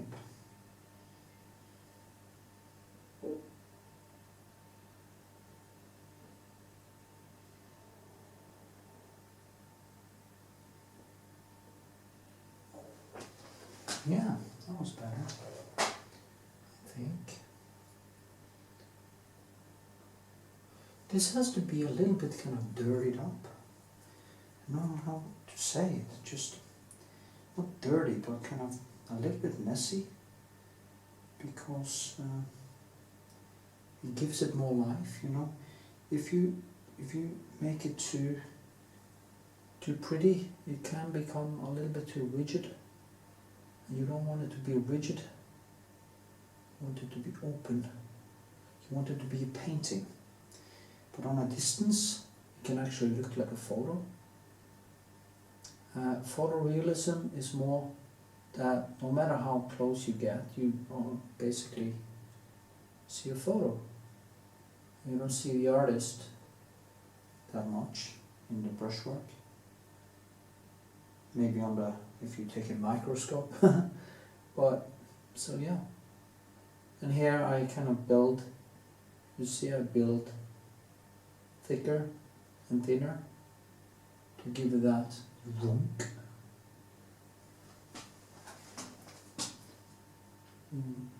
Yeah, okay. So I'm going to do some live streaming.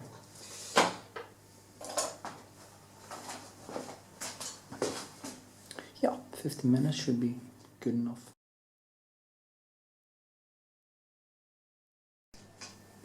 Okay, as you can see, I've been working with this painting for a while, doing more details in the body and all over the place, just building, and I'm going to do some more.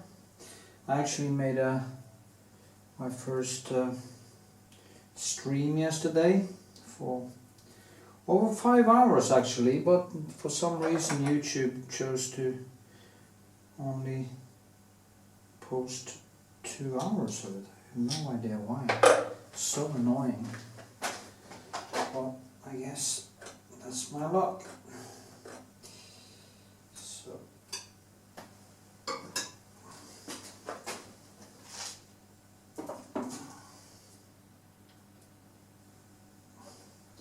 I'm procrastinating way too much, and I'm losing way too much time. I'm just going to start with the apple there and the hands. I'll focus a little bit closer so you see what I'm doing. The best thing is to not to do any procrastination or do only one thing at a time. So, especially when I'm kind of stressed when it comes to the amount of time I have left to paint, you should try to focus all the energy into one single task, like not making a live stream or doing other things at the same time as you try to figure out how to finish the painting. But I keep on doing that procrastination, and it's very annoying because, like today, I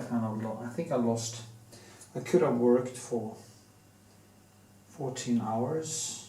I could have worked actually for 8 hours already, was at least 7 hours already, and I wasted 7 hours on all kinds of stuff. So it's really, if there's one thing you have to learn, it is not to waste time. It is to get to work, get to what you are supposed to do as soon as possible. And that is a problem, because it's a sad fact that life is lost in the cracks of procrastination. And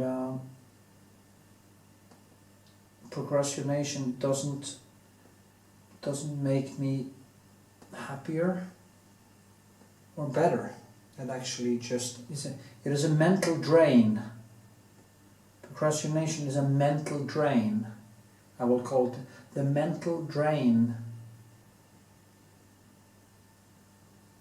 on the soul. Anyway, I'm using here the, maybe I should actually do a video of the palette, how I use the palette when I do so you can actually see what I'm doing when I do these skin tones. That could maybe be something, so we're going to do that in the next segment. Just going to make focus on the palette, how I use it, and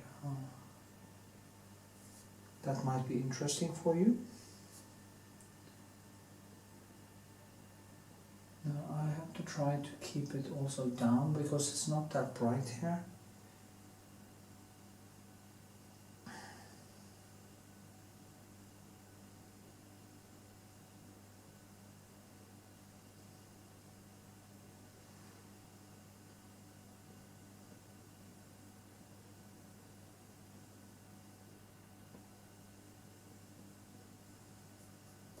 I think it's becoming quite nice, this painting. Maybe we should focus even closer.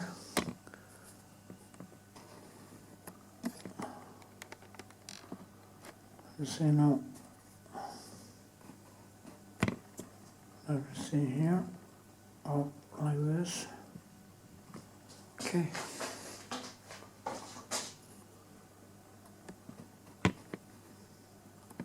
So, let me see.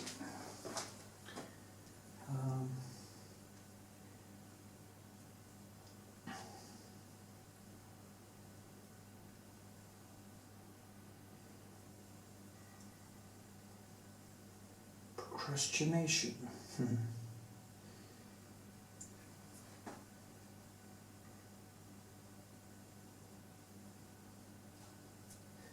So and so.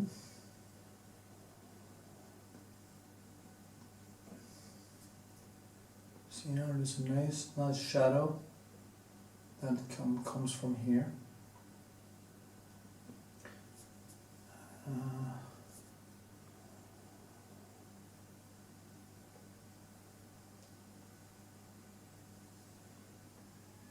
To put in today, I think I need to put in like 8 hours or something like that, and it has to be effective hours so that tomorrow I can actually do some other paintings. You see. The good thing is when I get into it, I kind of get a lot done because I am pretty effective. I have evolved this kind of foresight, again, like when you look into the future and you see basically what you have to do to reach the different goals. I talk about that a lot. And that is basically what skill is about. Foreseeing the future.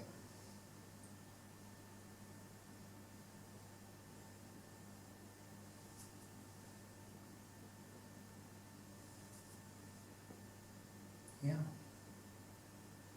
Here I'll put in. I don't know if you can actually see what I'm doing. No, I need to zoom out again so you can actually see.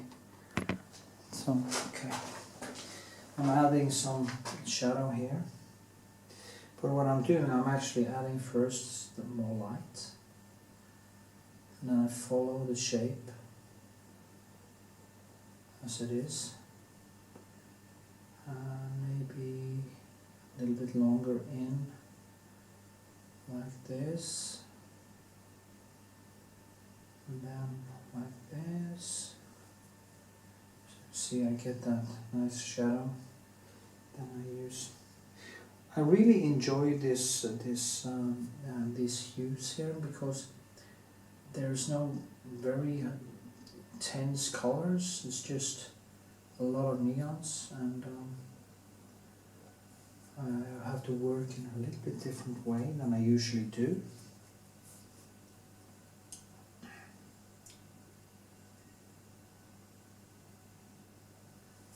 So yeah.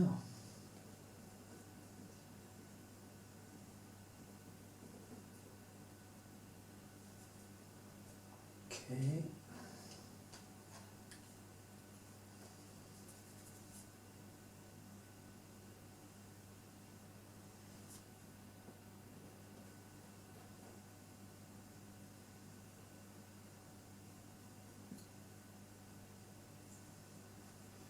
Like that.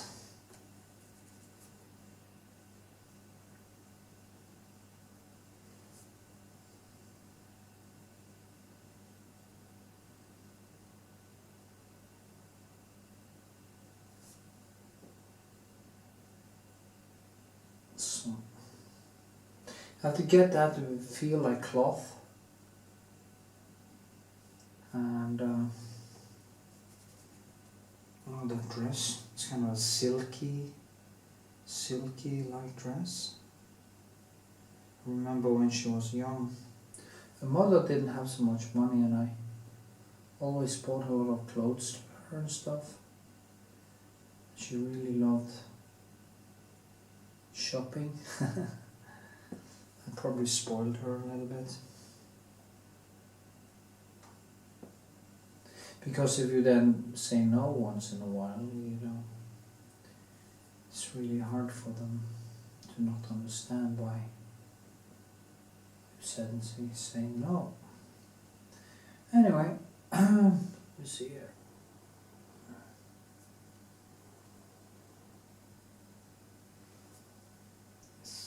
So many nice neons and colors. What I'm doing here is basically doing a little bit more looser brushwork, trying to keep it open.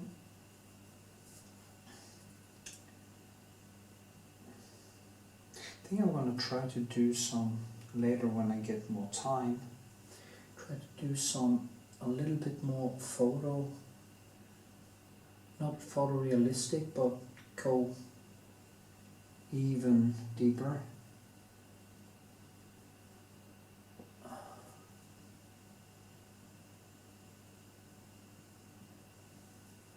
And we'll see what happens.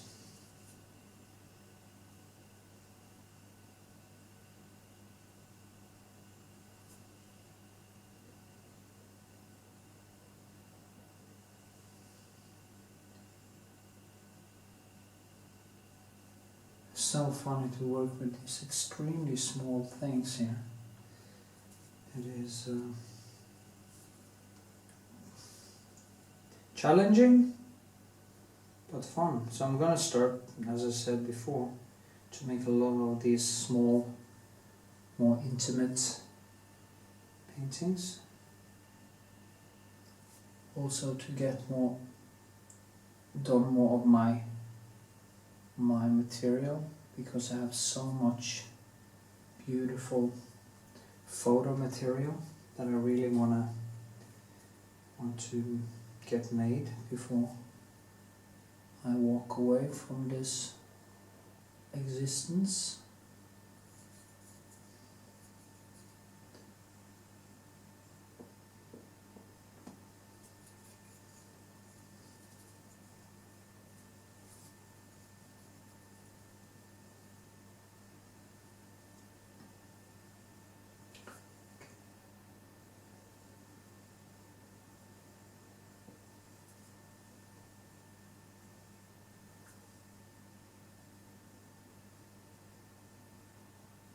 That's the smallest thumb. And I'm trying to kind of shape it a little bit like thumb anyway. I see that I've done some mistakes here. It's not obvious mistakes, but it's kind of, you know, when you are like me, you want it to be the thing, you know, you want it to be as close as possible, and that's very not easy. So,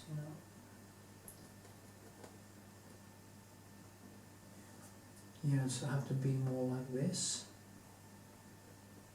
It is about perspective actually when you get in here.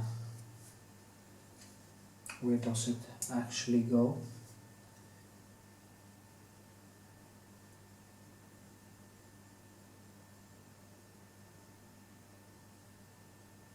Sometimes you just have to wonder how do I really do it, you know? How can it be that it's possible for me to just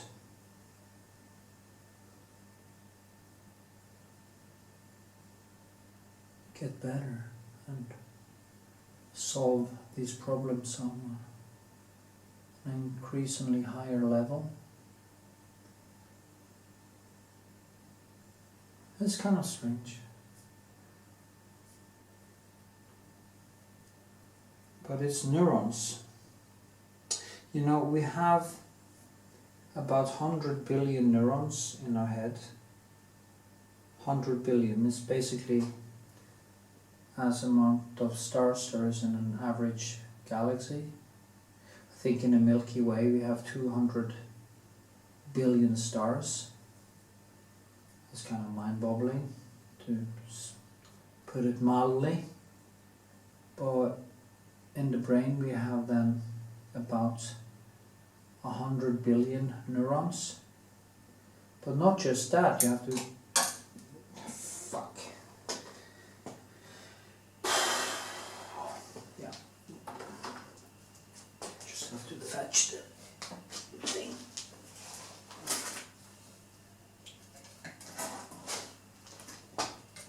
But you can take actually 100 billion and multiply it by 30,000. Okay, so 100 billion times 30,000, and you have all the neurons on and the synapses, or the different connections between different brain cells in the brain. And these are constantly changing compared to what you do. Now, if you want to learn how to play the piano, you have to create basically piano neurons, piano connections. If you want to learn dart, you have to create dart connections. Of course, there's a lot of neurons that intertwines, like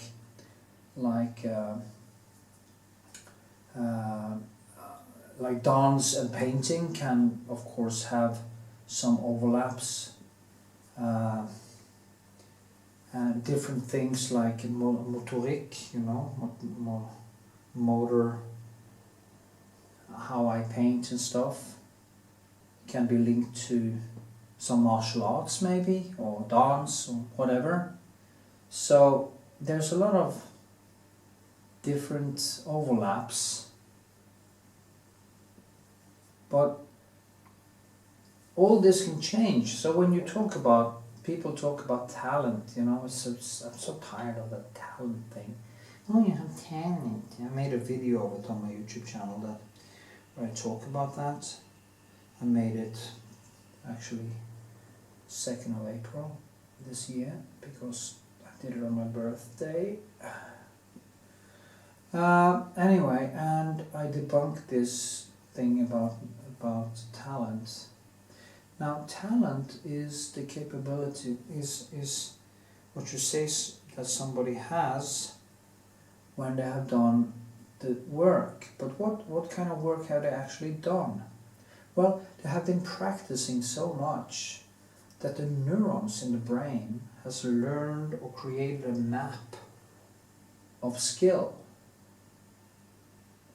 to be able to do it. Which means again that any person on the planet with a normal brain, or a brain that is functioning, will be able to do basically anything, learn any task on a quite a high level. And the amount of level you get to is basically about how much you focus on, how much you do the task. Now, I think there is one more component that can possibly be important, and that is openness and honesty. Because if you are not an honest person, if you are suffering from the Dunning-Kruger effect, you know, you think you're good in everything and stuff, you won't have the incentive to basically be self-critical enough to push yourself. You will just be content with where you are, and you won't push yourself. Now,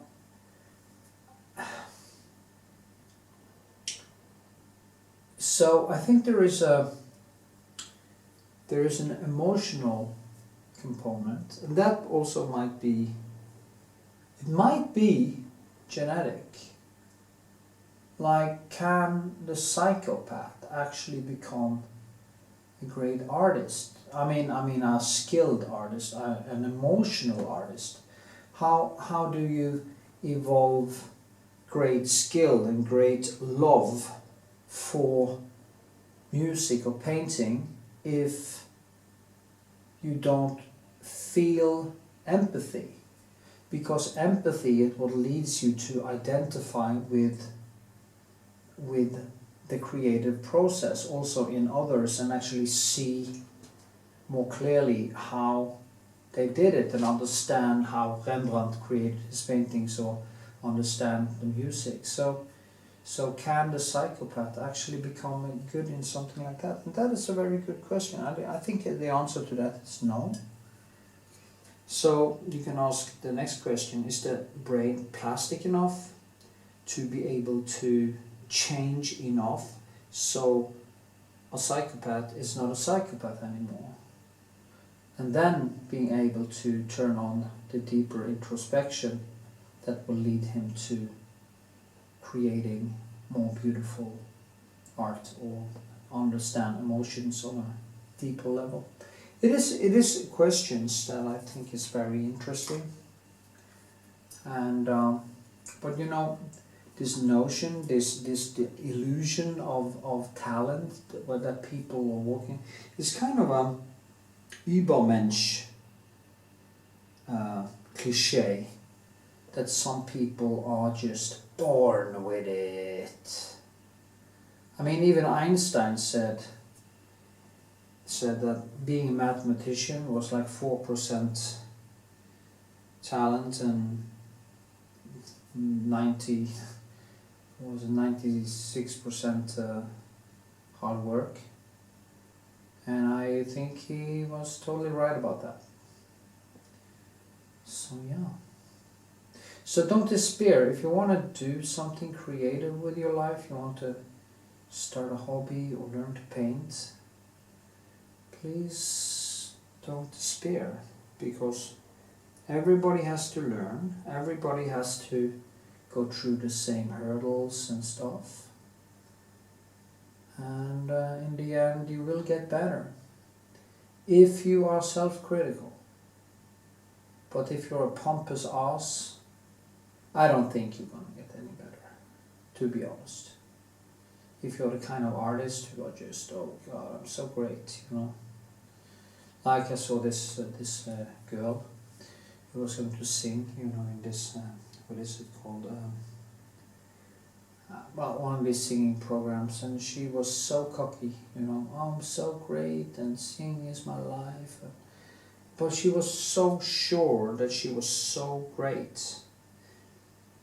But she just overdid it so much that she was kind of, her mouth was wide open, and she was kind of shouting out the sounds. And of course, it wasn't that she couldn't sing. It was just how she acted and how she talked, and it was exactly that thing that she did not hear herself in an objective sense. She didn't see herself from the outside. Now, it's very hard to be objective when it comes down to yourself, because there is nothing objective with us. You know, you have to be extremely vigilant as a person to be able to harness any type of objectiveness, and that can be in ideology, it can be in how you see the world. No, there is a reason why we have religion, and that is why people do not distinguish between their subjective feelings and beliefs and objective reality. And of course, this also taps over into skill, because if you really become content with what you do, you don't have the incentive to push yourself further. And it's a very huge problem for artists and for any creative person. The most humble, I emptied out the battery. I guess shit happens, you know. Halala, paradim, baramum.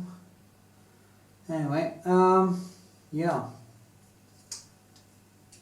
Where were we? Talent. I was talking about talent. I think I had finished that thing about talent. I can work for another 5 minutes and just close it, and then I will show you a little bit when I painted how I use the palette. I think you will really get something out of that. And yeah.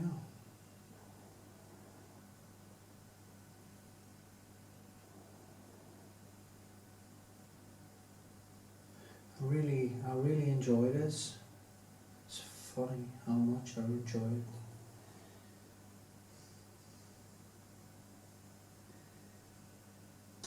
Openness, kindness, thinking is a part of it, you know. It's a great part of it. It is really, really important that you connect, just connect on a deeper level. That it basically, it's strange because when I see brushwork and I see what I'm doing, it's almost like, how do I actually know what the next brushwork is? How do I know? What is it that decides it? You know, it's an amazing process. And I really wish that all people could have that possibility to go into that type of depth and introspection that is demanded to create work like this. You have to kind of, it is a little bit more difficult than doing modern art, to put it mildly. It demands that you learn a skill, put hubris and all the vanity away, because you will fail. Now, it's very hard to fail in conceptual art. Conceptual art is like going onto a dance floor and just waving your hands and saying this was a par with the classic ballet. And I'm sorry, but it isn't. I know you believe it is. You might even be so arrogant and so stupid that you actually are arrogant when it comes to people who do the really difficult classical ballet stuff or whatever, or the classical art, because, oh, why didn't you just take a photo? Well, darling, that is missing the point, isn't it? That is just missing the whole thing. That is the lack of empathy, or lack of sympathy, not empathy, that you see in much of the art world. That they have no understanding of the deep, or the depth, depth, or how much it takes to do stuff like this. Not necessarily like this. There are people way better than me, and I really want to emphasize that. I have no big ideas about my own skill or stuff, but I have started to notice something with myself, and I'm going to give myself some credit, because I have become an extremely honest person, and that honesty has brought with it a deeper kindness and a deeper empathy. And I'm not a big proponent, big on empathy. I think empathy can be a very an extremely junk type of feeling, because it is It can lead to a lot of irrationality. You can see it in the vegan community. You can see it in politics. You can see people kind of connect with things that really doesn't matter because of empathy. They basically empathize with things, you know, fluffy animals. And, you know, there was this thing now coming out, you know, that Fauci in the United States, they had used some dogs, put the heads of some dogs into some boxes and had basically flies eating of them. Now I'm not exactly sure what happened there. I mean, if they did that with live animals, I mean that would be Dr. Mengele, okay? So of course that is a horrible thing. If you actually are able to watch dogs' heads being eaten alive without helping, I will say you're a psychopath. There is no doubt about it. You can't do that without being a psychopath. Now you see how people are treating animals and dogs in this Chinese dog festival, festival. What is the point with that? They are kind of these animals, these dogs are suffering so much. It makes me want to quit eating meat. But anyway, if they actually sedate the dogs and I wasn't awake when this was happening, it's kind of, yeah, it doesn't really matter that much, I think. But the problem is that we tend to empathize. Empathy is a thing they empathize with the dogs, but if it was pigs, it wouldn't be that bad. Nobody would notice, you know. But we know that pigs are basically at least as intelligent and probably even more intelligent than dogs. So that's empathy for you. They do not empathize with children. So look at TikTok. What is saved on TikTok and YouTube? It is stray dogs and stray cats and animals. That is what you see videos of. Where's all the videos of people saving street children in Calcutta, giving them a life? Where's those videos?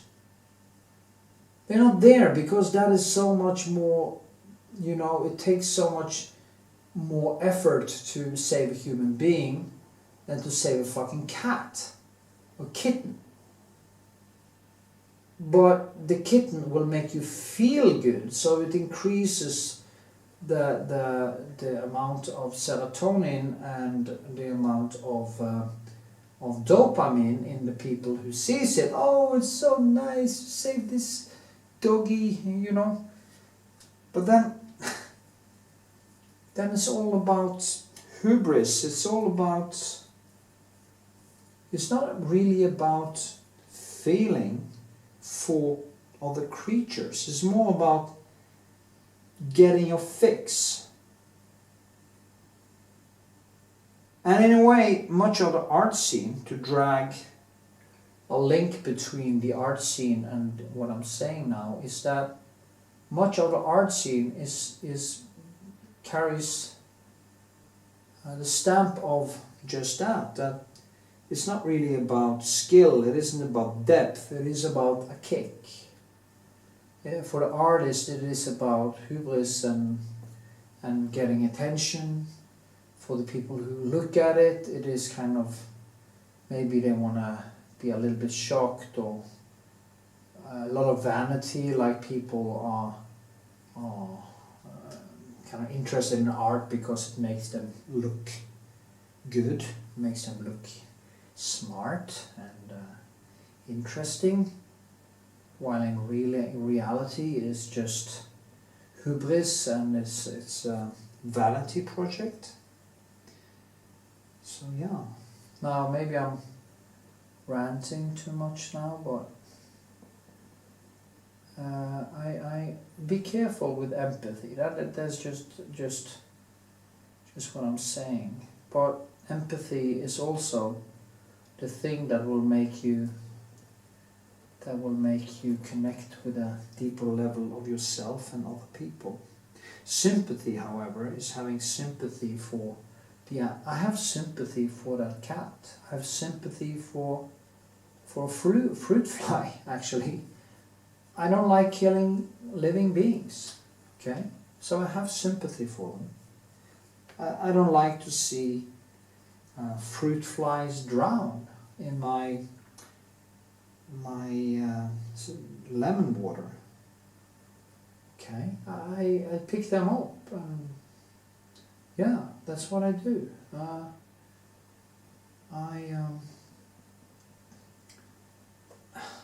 I kind of appreciate that they are living beings. I know they don't have any personality. I know they don't have any introspection. They do not know they exist. But it is a life, you know. Anyway, and I kind of just respect life. Yeah, that's kind of a rant that got out of control. But it's me, so you just have to live with it.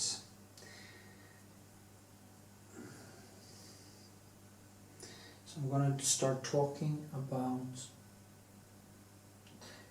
painting. You see here, I try to find this right color. Now I'm going into deeper detail. I want it to come alive. Alive. And my arm is better today, by the way. So that's good. Because it was driving me nuts the other day. All the folds here. Need to get them almost right. Too, you know. I think I need to make that dry, so I'll just do a little bit more there.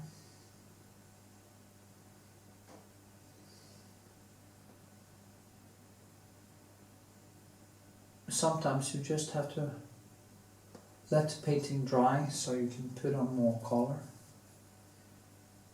And that is basically exactly I think I need to do here.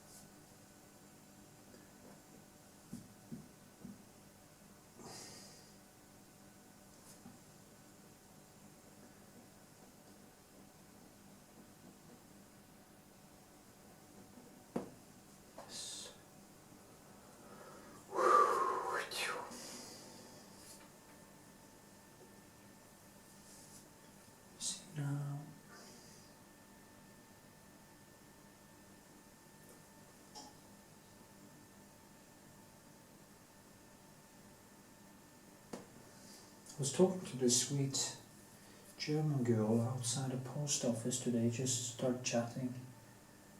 She was in Norway to kind of work with the history and the Holocaust, and I explained to her that people in Germany should stop this thing with the inherited sin thing. The world was basically on fire since humanity. No, it's actually been on fire forever. And of course the Holocaust was special in many ways because of the reasons of the killing, I mean, the reason killing people because of race is of course a little bit special. But it's not a rare thing in history that people got slaughtered. I mean, Genghis Khan slaughtered about 40 million people. I mean, he even changed the environment because of it, because he killed so many people that the forest grew back. There wasn't people to clear the fields anymore. So, I mean, just think about that. You kill 40 million people at that time, which is probably equivalent to 1 billion today. And that is just by waging war with swords and bows and arrows and stuff. It's insanity. So, yes, the gassing of women and children, old people, and starving people to death. Yeah, but I mean, Stalin starved to death like 7 million Ukrainians in 2 months in Ukraine. I mean, not even Hitler was able to work that fast. So, you know, history is full of it. And what happened basically soon it will be, it's probably 80 years ago, shouldn't be carried on the shoulders of the young generation. That is wrong, in my opinion. You should learn from it, of course, but you shouldn't carry it for your grandparents. It wasn't you that did it. Anyway, okay, I don't know when I start talking about that, but probably some reason that I don't remember anymore. Anyway, I'm going to just show you what I do on a palette in the next segment. So, yeah. So I will explain a little bit better to you what I do with my colors.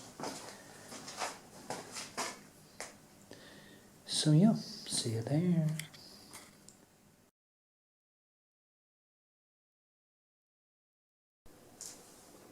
Okay, here's the palette. I think you can explain what I'm doing.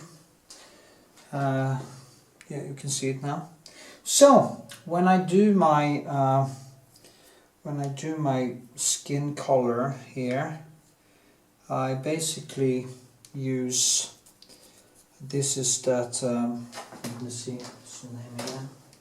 I always tend to forget that. It's called Naples Gel Extra. And I usually use that with the Kraplak here. And that creates this nice reddish, kind of yellowish tone. But the good thing is also that you can, if you take some, that's French ultramarine, or ultramarine blanc. So this, when you do that, you get this greenish that is a complementary color or a broken color to the other one. So this yellow works very nicely in unison to create a nice tone. You can push it to the red, you can push it to the blue, and you can go back and forth like that and kind of manipulate the color to a point where you want it. I always say that I don't mix much on my palette, and that is usually the truth.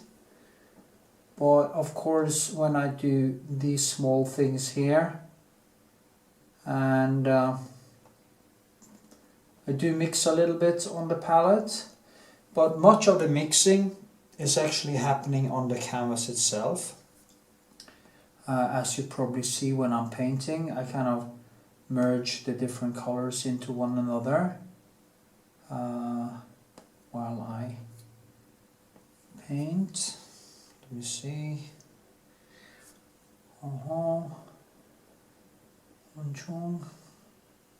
So that is basically what I do So you see I use very little of cobalt blue for some reason.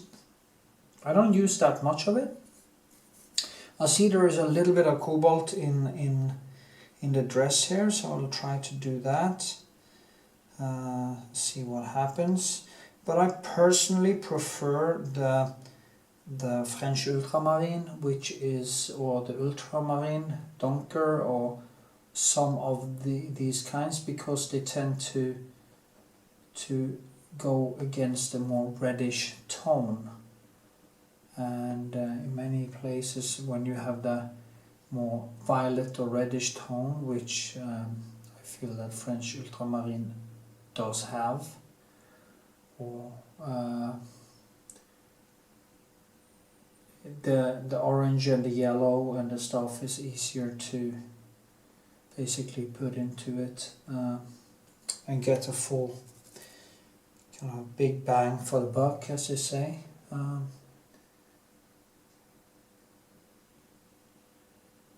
So, but it's all it's all a back and forth. It's all a battle between the different colors that I put on the canvas. Now, if you mix on you just have to learn. My skin color is basically this one. It is, of course, these reds also, but usually it is a mix between the Kraplak and this one, or the yellow, or some. If I didn't have this, I would just mix this with another color, and then probably create something that was in this type. I do not use much. What is it called again? Ochre. I don't use much ochre for some reason. A lot of people traditionally they used ochre, but I don't. I think it's a little bit. I don't know. Something with it that I'm not that familiar with. I should kind of try to evolve a little bit more when it comes to that. So we just see what happens. In the dress, I of course do the same thing. I also see that this is the Prussian blue. You can see the intense blue-greenish, and if you mix it with some yellow, it turns to that side, to the green, and if you mix it with other things, it goes the other way. Yeah, I can also take this, and I can take some Kraplak, and suddenly it is a different green again. So I just, all the time, I just go back and forth with these things. But I like this one, you see here, now I turn it into the reddish part. Then I take some blue, and you have a nice, basically complementary or tertiary contrast to this here. So yeah, and you find these colors in different places in the skin, because skin is very often blue, yellow,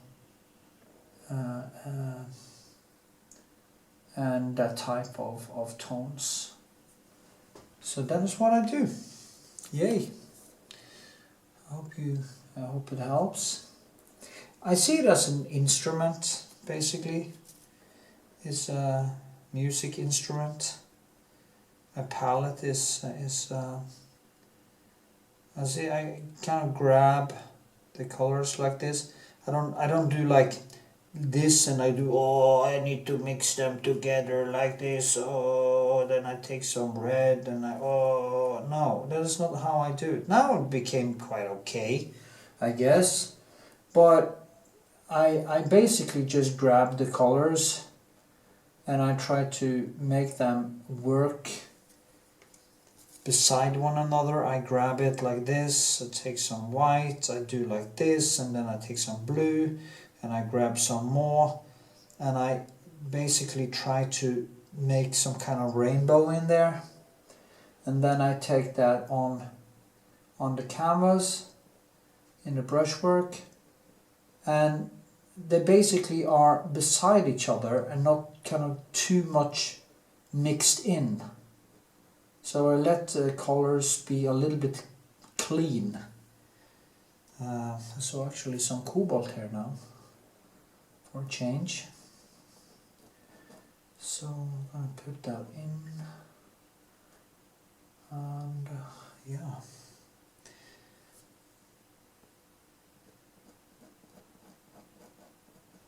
Then I put the clean, this is just clean color, and I added some white to kind of dampen it down, and then I add some other colors beside it to ramp it up and to create more contrast. I can also use different blue beside each other. You know, you have if you look at a cloud or sky or something, you have so many different yellows, and you have different blue, and you have different. There's so many different colors beaming out of a cloud, and it's the same thing with any other object too. It is just a bunch of colors beside each other that are basically working together to create depth and light and everything we love, I guess.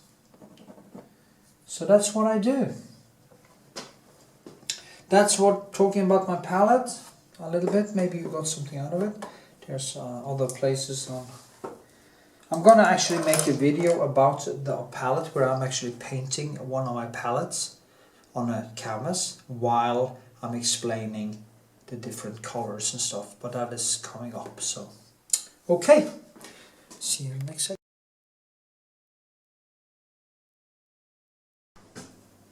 Okie dokie dokie, I'm gonna work and work a little bit all over. So yeah, okay. Just do something down here with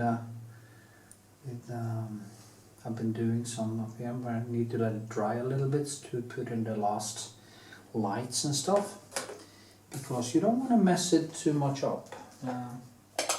You want it to kind of keep a little bit of that liveliness in it. You see, so here a little bit. Then I first will do some here. I did a lot of nice stuff in the chair and stuff last night. I'm gonna do some more light. You see this foot is in the dark, this one is more out in the light, and that's the effect I wanna do something with now. And yeah, see if I can get it to.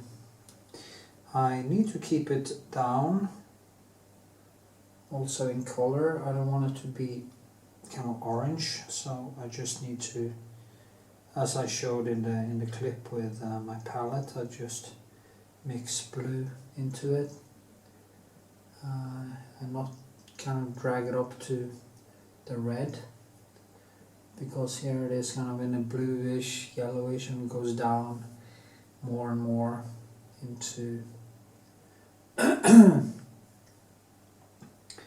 into kind of a neutral, deeper bluish thing with some red-ish. It's a lot of ishes in this because it is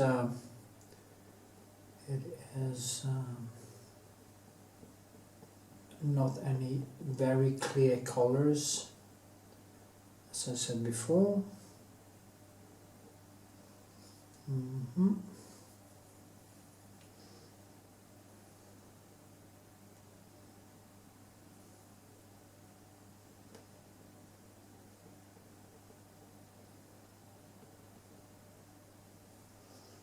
So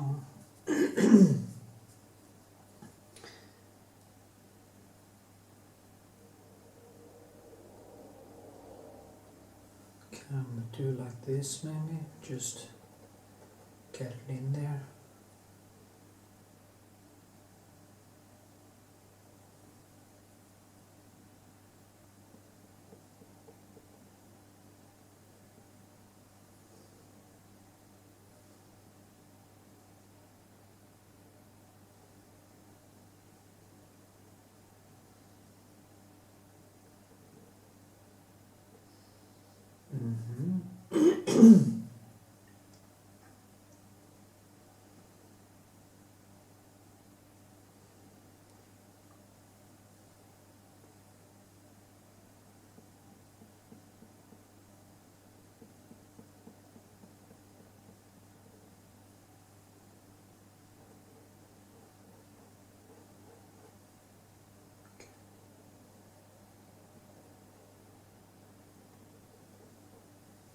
So that is more blue here,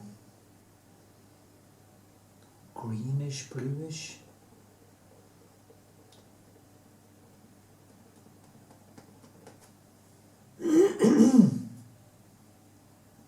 After this I will do something with the whole thing.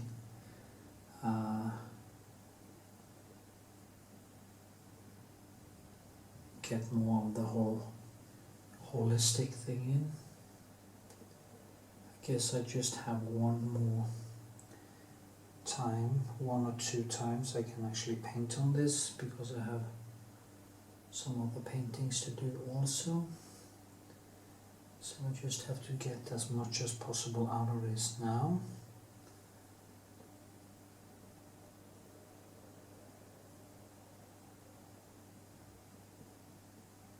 Okay.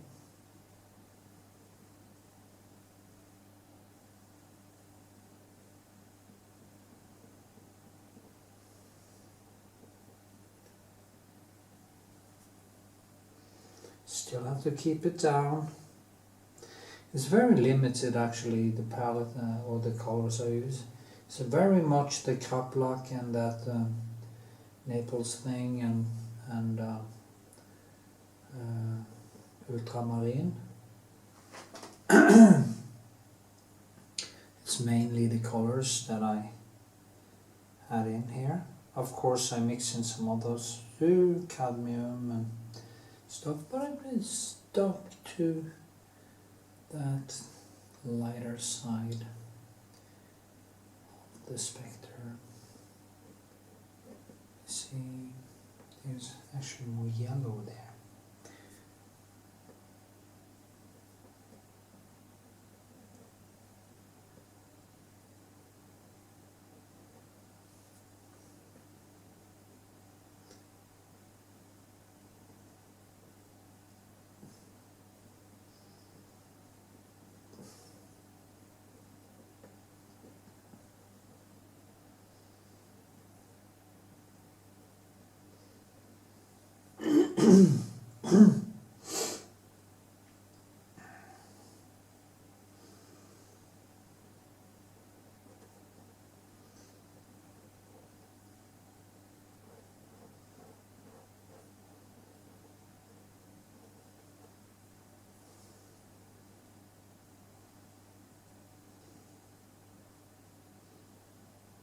So I'm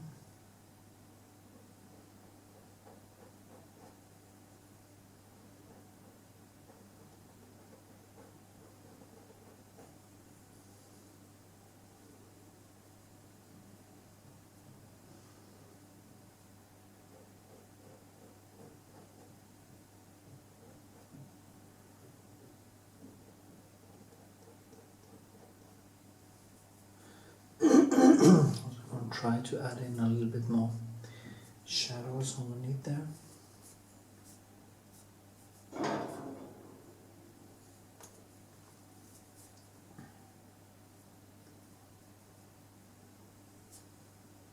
There, see that chair behind there?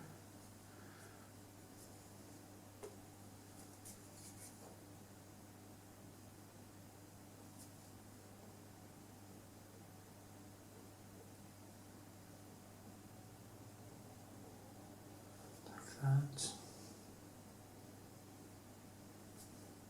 Just follow the line a little bit first. I just kind of follow the line to get the drawing right.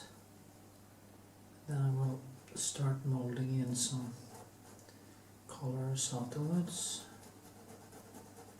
just to kind of place it a little bit correct. See, there are some reddish in here, probably because of the greenish up there and stuff.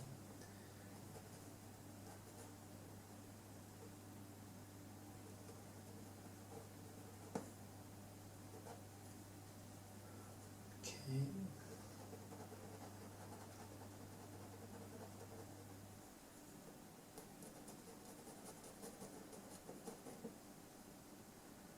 Yes.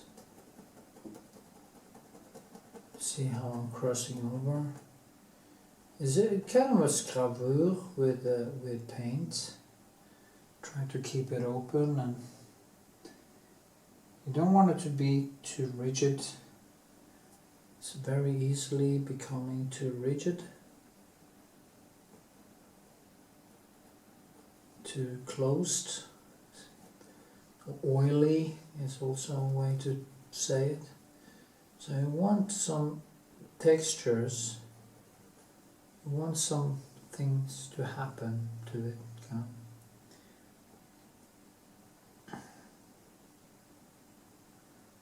So then this one is, of course, comes actually down here and like this. Okay, I of course my card went empty in the last segment. I'm just gonna do some things with this pillow, try to hand around it, and yeah.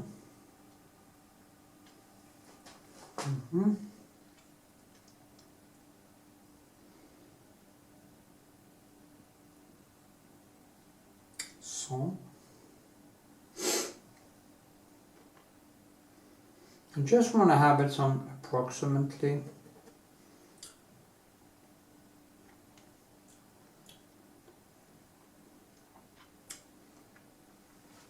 I have to work around the whole picture, whole painting.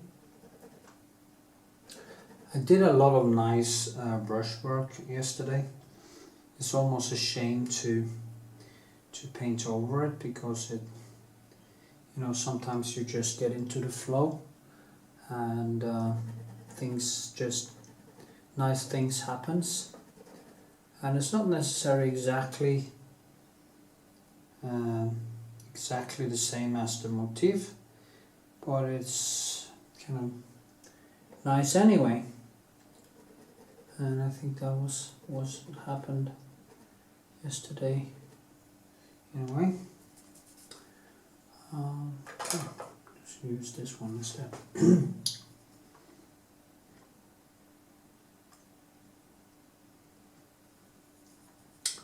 Some flowers.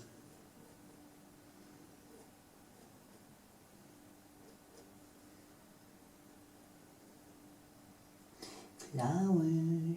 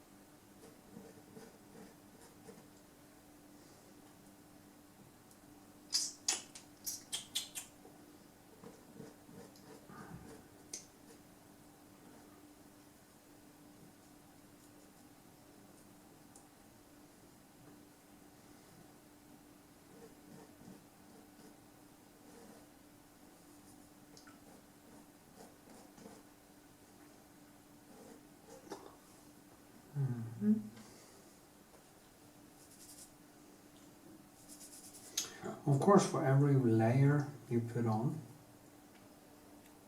You can actually add a little bit more detail, a little bit more depth and everything. So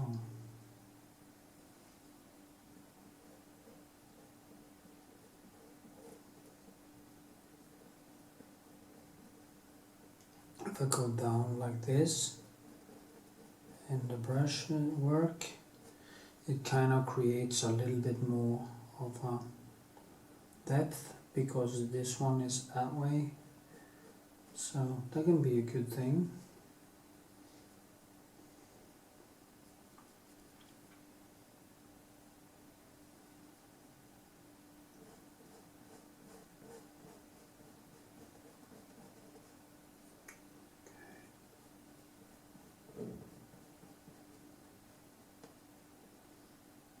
Okay.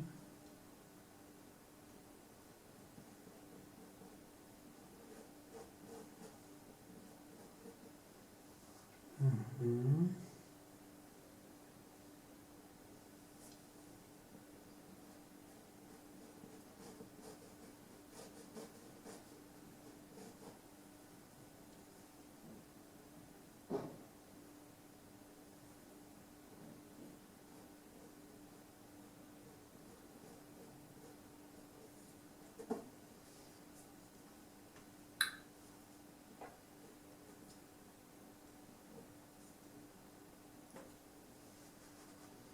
So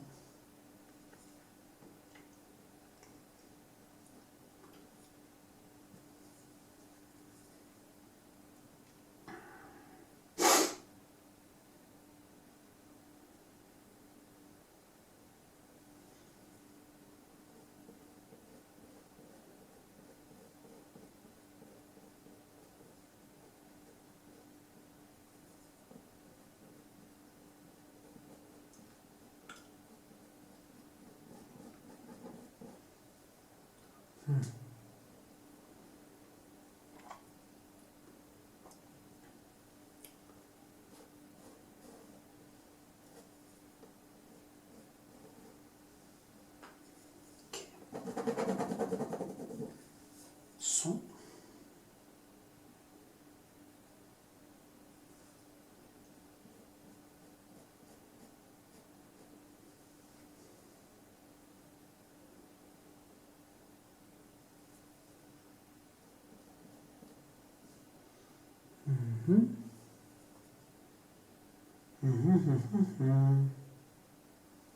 concentrating here.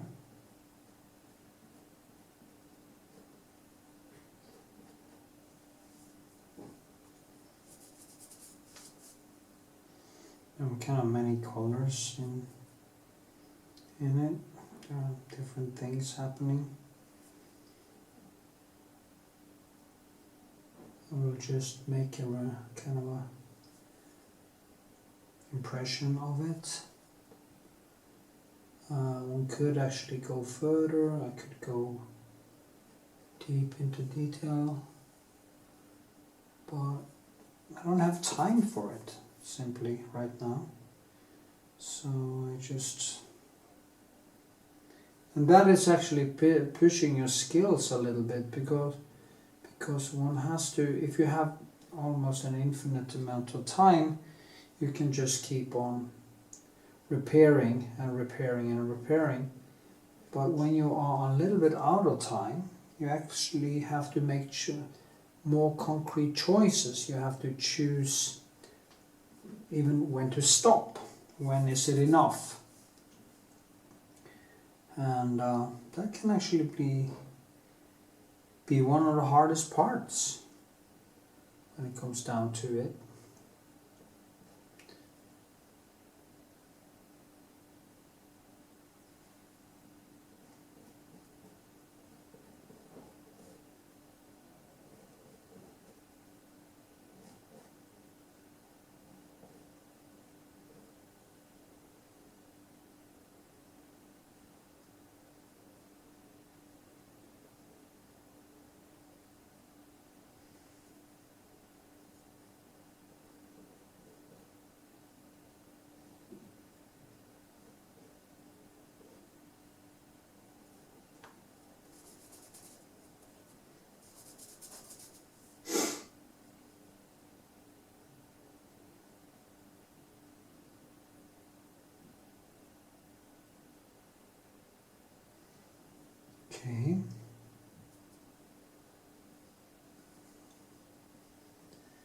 It is painting this basically more impressionist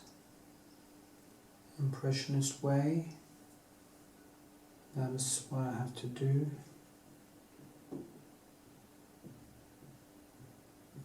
And I will keep banging on with this for a while.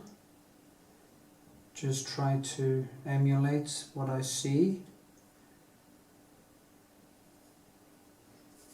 Emulate, is that the right word? I have no idea. Make impressions of what I see, maybe that's the better term. Because, yeah.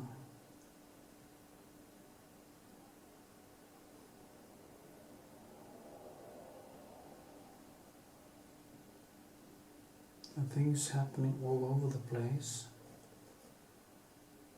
The best thing is to work basically all over.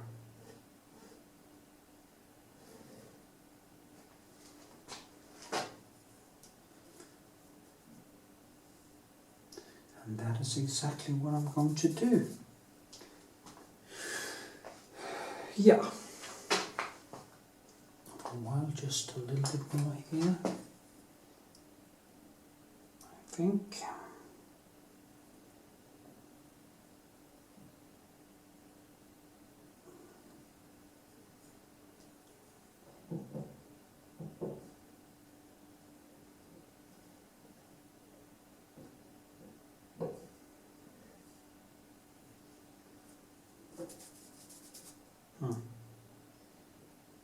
It's very hard to tear myself loose from it.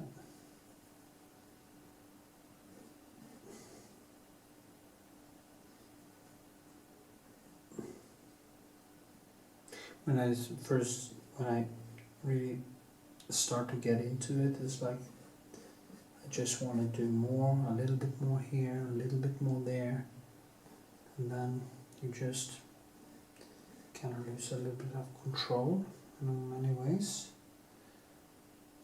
and it overtakes me. It just takes over and start to pressure me to do more and more and more and more.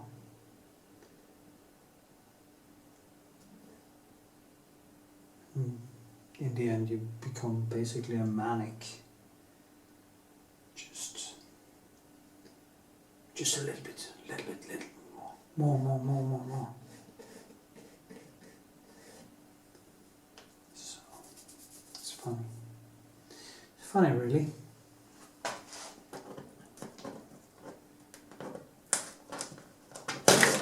So I'm going to remove this. A little bit around here.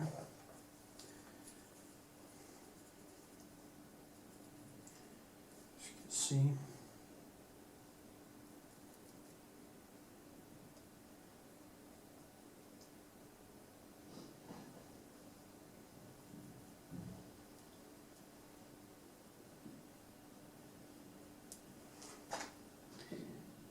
There's a shadow under here. Light underneath there. Also, I have to find that kind of the floors on my old wooden floor in my old studio. Well, I really love that floor. You know, a guy I know has a very nice apartment, and he was fixing up his apartment, and he found a lot of stuff like this, old floors and stuff underneath, all the crap people had put on top of it, and in the last years. And what did he do? And that floor was really nice too. It could have been really beautiful if you just fix it up a little bit, you know. And you should never take a floor like that and destroy it with the kind of removing all the time and all the things that has happened to it. You kind of clean it a little bit, but you don't use sandpaper on it, you know.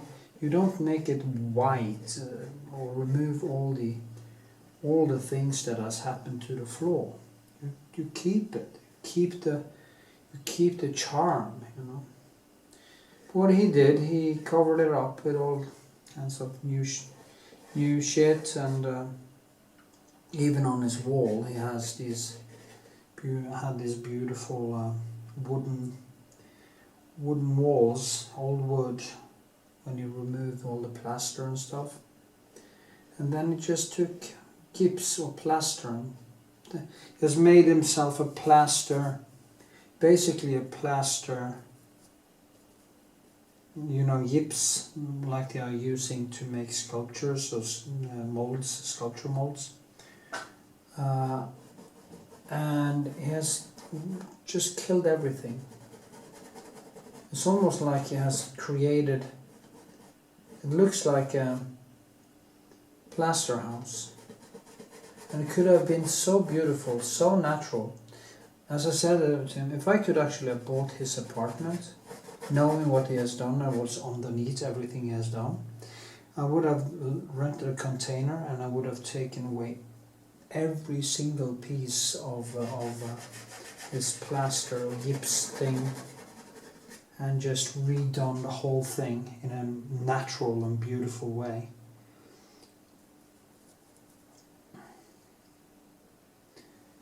Some of the walls could just you could use maybe just some tapestry, or beautiful modern, no, classical tapestry or something, and you could use some of the wooden walls as a contrast. And you could have done so much with that apartment, and it just created this basically almost reminds me of the apartment of Patrick Bateman in American Psycho. There is nothing there. There is no. Where's the human? Where's the person in this? It's just tragic, I think. Anyway, well, it's his apartment, but I think it's. I didn't believe my eyes when I saw that he was actually going to cover up that beautiful floor. It just makes me want to weep, because I love old materials and things that has happened to them over time. I sincerely love it, you know. It's just some of the most beautiful thing I know. It's time. It's like a piece of driftwood. Just think of all the people that has walked on these floors. This kind of old building with its high roof and everything, and it's so beautiful. And then he just destroys it. Everything.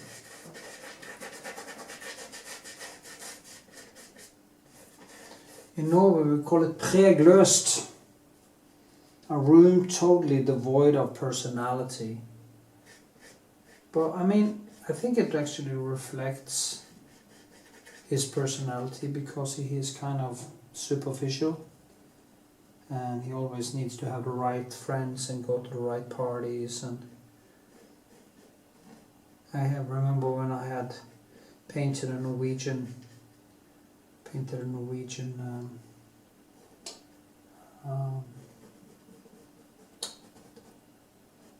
war hero, Gunnar Sønsteby, and also the Holocaust survivor Samuel Steinmann. He was all over me and invited me to parties and stuff because I was in the media and stuff.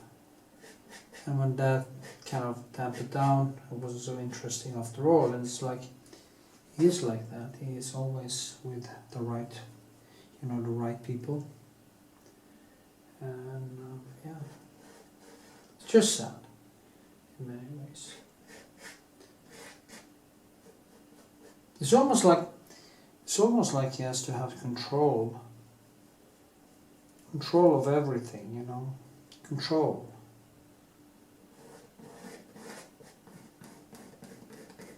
And the bragging all the time about. Well, I give him that. He has done most of it. Well, that's how it looks anyway. It seems like he is doing most of the work himself. I'm not sure if that is true or if he just rents people and then just post on Instagram that he's doing it himself. But who knows anyway? It is. If he is doing it himself, I'm gonna give him kudos for that, because it's kind of it's a lot of work, but it's just working in the wrong way. Anyway, back to this floor. This floor was an old wooden floor. It's probably the building, probably from the beginning of the end of the 1800s, so mid 1800s, and it was just so gorgeous.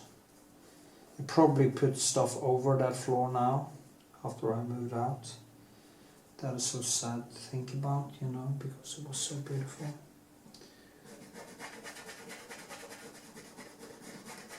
That is a type of apartment I would like to have bought. You know, this old thing, and I would have just gotten it back to the Art Nouveau style or the 20s style. Maybe Art Deco, but Art Nouveau. I love Art Nouveau. It's so natural, so beautiful. And these people who is so... It looks like he has created some prison, some bunker or something like that. That's how it looks now.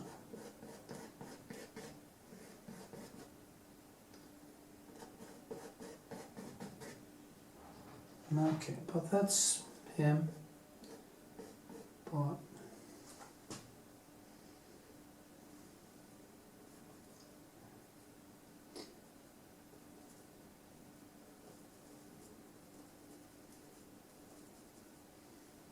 and also, I mean, why the hell did he do it in the first place? I mean, his apartment was basically perfect as it was, so I think maybe he is sad or something. Anyway, blah blah blah. You see, I'm doing directions to kind of differentiate, making this like this. I'm not doing the planks like this. I'm not doing no. So amateurs would do like this. If you know better and you have been painting for a while, you know that you have to do like this.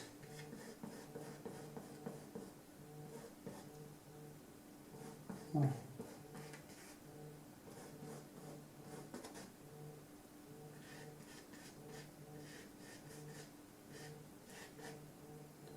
Somebody calling me? It's crazy.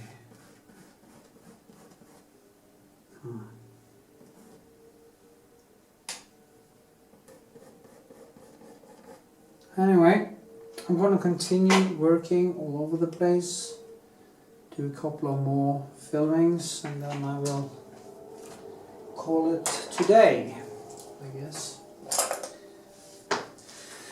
Whew.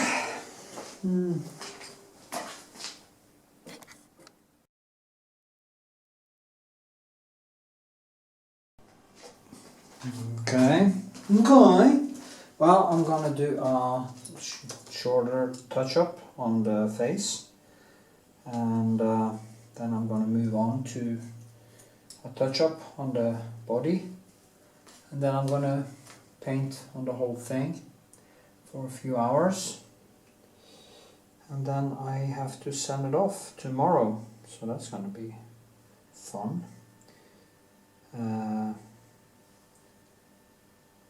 But we'll see. Maybe I'll get it back after the exhibition. It's not a big exhibition, and this will be a little bit expensive painting, so it's not sure that it gets sold or anything. So maybe I get the chance to actually do more, but we'll see what happens. It's always nice to finish something anyway, and I have to be careful now because it is kind of dissolved in a way, and it's quite nice, and it has the main things of the features, and it has this sweetness to it. But I have to remember it's also extremely easy to screw things up. And things are this small, woohoo, yalla yalla, you know, it's just, it's nerve-wracking actually. So, yeah, now I'm gonna paint in this here.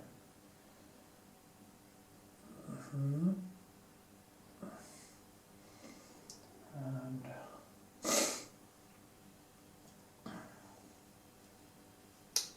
to have a little bit more red in it. And I will dissolve it with a little bit of white. I don't want it to be too hard, so I kind of dissolve it a little bit with white, because if not the contrast will be too hard. So we don't want that. And yeah.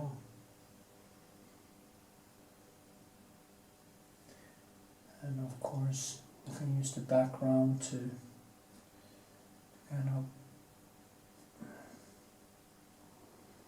and then you have the hairs coming in there. They are basically a little bit more in the reddish. Now I have a very nice palette here, clean palette. When I do, it's very important, because when I paint on a big scale, I can basically, it doesn't matter if I have a messy palette, but when you are doing small things like this, you really need a clean palette, or else you will get yourself some unhealthy surprises. And yeah, so now, okay, this one should be a little bit more over there, because it is, that is why, if you're gonna be a photorealist, a kind of a real photorealist, you have to most of them, I guess, are using projectors, because then you can get all these small things at the right spot. When you paint like I do, it is more like work in progress, and sometimes shit just happens. And yeah, now there's a hair coming out there.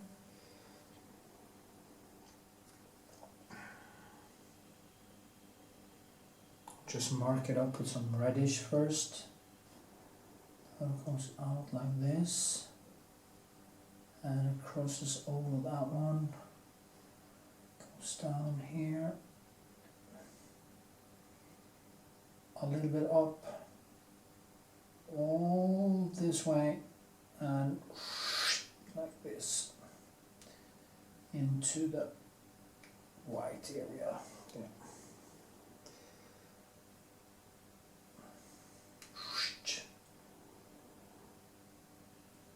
This. Now I'm actually painting in a fasted stage now. I'm not going to eat until tomorrow, until I'm done with the whole thing, because I noticed that when I should never eat while working. That is very important. I noticed that more and more, that I need to get to this 1 meal a day thing, because when I do, my brain is just so heightened, and all the blood is in my brain instead of in the stomach, trying to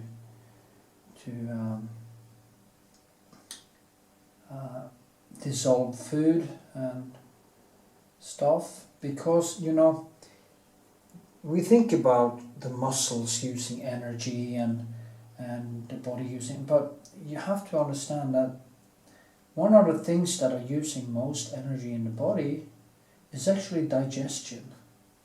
So if you're going to do artwork, or you're going to do things that demand focus, you should do it in a fasted state. You shouldn't do it after eating. Even if you have been exercising, you shouldn't eat, or if you're gonna do some work after, you eat at the end. When you have done everything else, then you can eat. When you're just gonna maybe write in some diary or do some computer work or something that doesn't demand that much focus, that is the time to eat. Okay, so that is what I'm going to do. And I always struggle with it. When I think back, I didn't know this, but I always struggled with that. I can go back years. I was exercising, then I ate, because of course you have to eat after training, yes. But it's not really true. You don't have to have an intake of food right after training. You also have to think that people believe that when they eat, they are using that food immediately, but you don't. It takes maybe 10 hours before the body starts tapping into the food you just ate. First you have to break it down and all that. So you don't really need to eat all the time. And and you get way more energy to put into your paintings or your whatever you do. Even exercising in a fasted state is better, because you increase your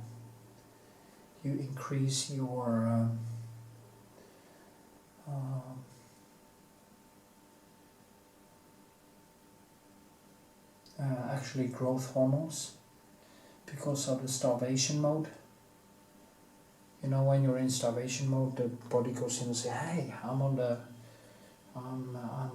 savannah in Africa, a few thousand, 50,000 years ago, looking for food." And the body puts you into war mode. And it's a very good place to be and you get more creative, you get more alert. You have to, because it's a survival thing. And also the body actually start holding on to the muscle and start burning body fat instead as fuel, ketones and stuff. So you really, and it's healthy, you're cleaning out the body while doing it too, so it's also healthy for you. So anyway, yeah. So here we are. Let's see if I can finish this now. I can actually see it looks like her. There's a small things that I would like it to be a little bit better. But all in all, I think it is quite nice, actually. So.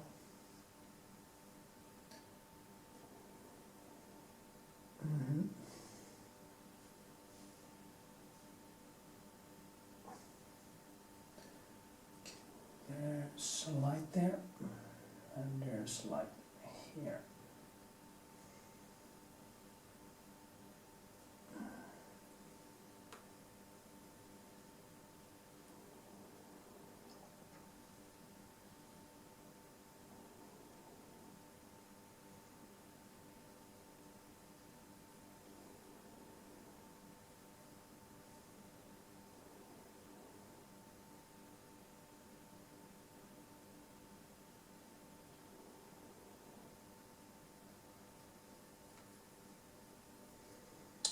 As you can see, I'm trying to control this,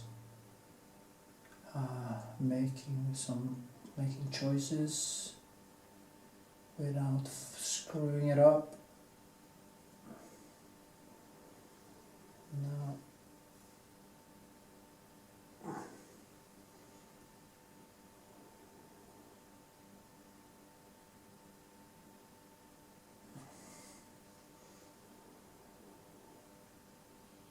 I really enjoy these small things. It's no doubt about it. I'm going to do way more of this. Yeah.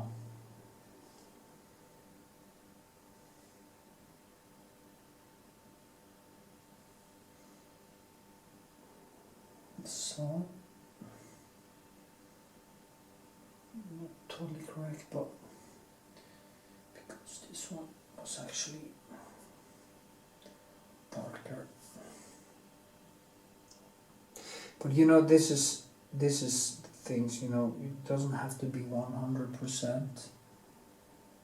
You just have to work as a painting, you know, just have to have that thing that actually feels, basically, it feels true.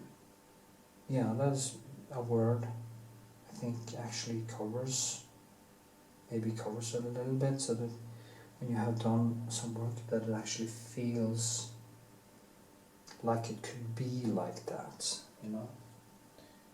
There will always be small things that will be different, but the goal must be to at least make it feel like it's real. Okay, this, and I will. Wanna just. I did that line here on purpose, and then I dissolve it afterwards, because there is kind of a clear distinction between the background and her, but it also can't be too hard, because then, as I say, it doesn't feel real. So, and that is the whole thing. I can actually also, I've seen some Vermeer paintings that I feel is way too drawn and doesn't have that subtle thing in the lines, that the lines are kind of totally dissolved. And they are not the best paintings of him. So the best paintings is the ones where everything is just dissolved. It's just beautiful, just glides into one another as it was watercolor. That is the true beauty. That is where he really hit the nail on the head. And that's where I will try to go in this life, into that aesthetics, and try to emulate the best in classical art. At least I know what I'm looking for. I know where I want it to go.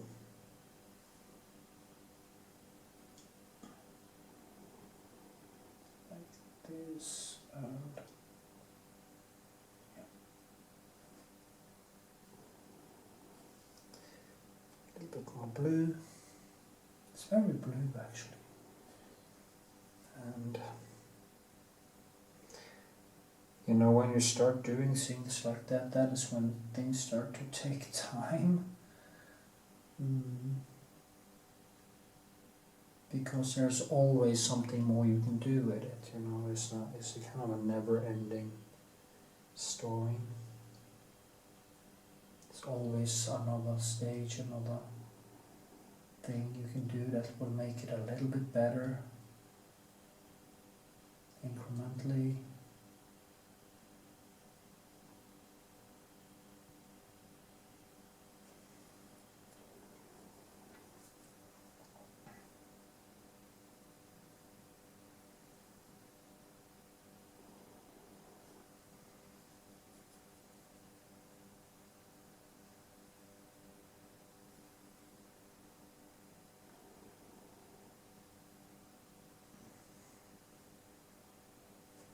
So,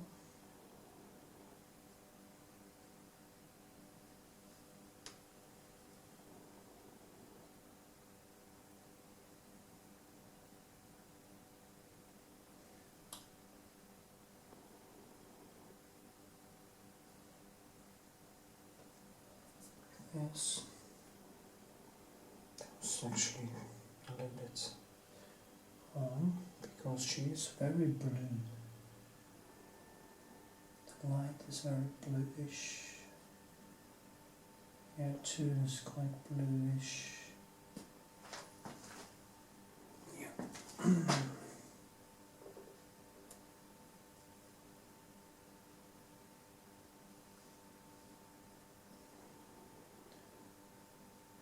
So I'm just gonna do this and then dissolve it.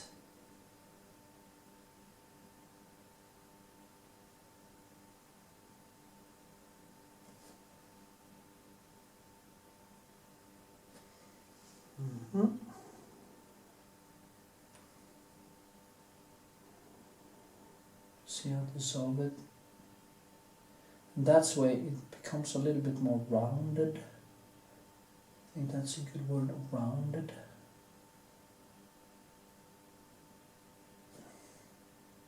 Hard lines tend to, well, if you use any hard lines, they have to be very focused. They have to have address. They have to have some purpose. And yeah.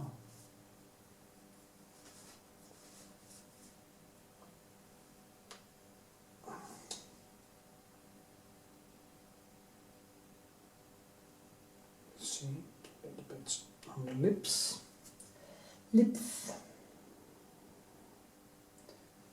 And I'm using a lot of kraplak and a lot of these things. It is basically most of the color I use is that.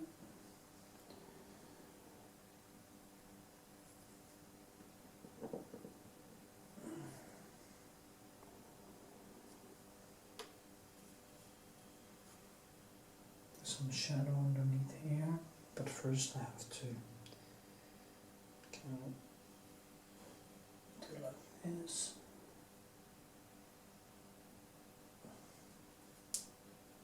So, here, then some bluish again, or is it reddish? There's a lot of issues.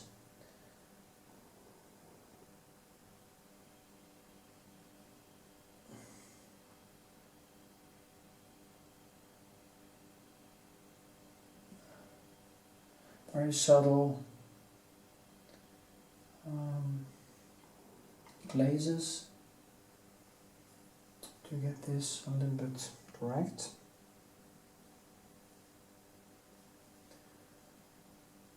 There's a highlight there,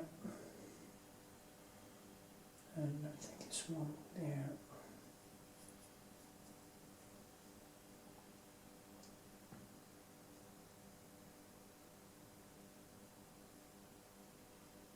I can feel I'm hungry, but hunger feeling, it's a hormone called ghrelin that is making you hungry, and it makes you hungry at the times you usually eat. So it's not that you are actually hungry necessarily, because I mean, if you can go days without eating, if you get used to it. I've been fasting for 3 days in a row. No problem.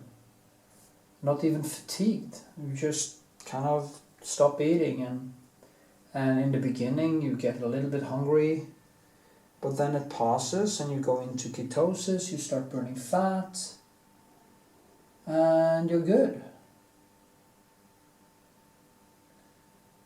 So the illusion of being hungry, like right now I feel hungry because I've been eating something now. So, but I know it will pass. And it's also good for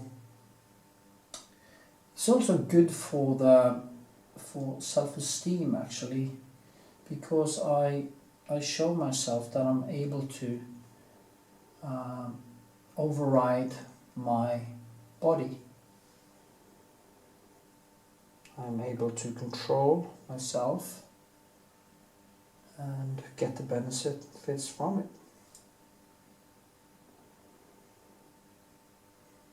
So right now I'm a little bit hungry, but it will pass.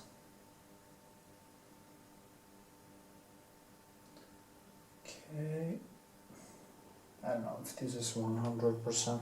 It isn't 100%. It just isn't, but it's quite nice.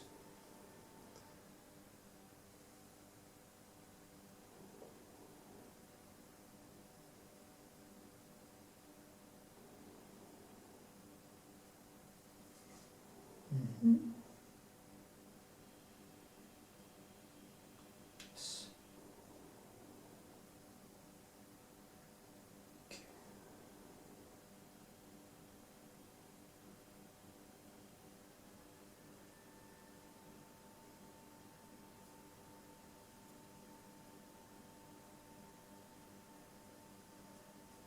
Yeah.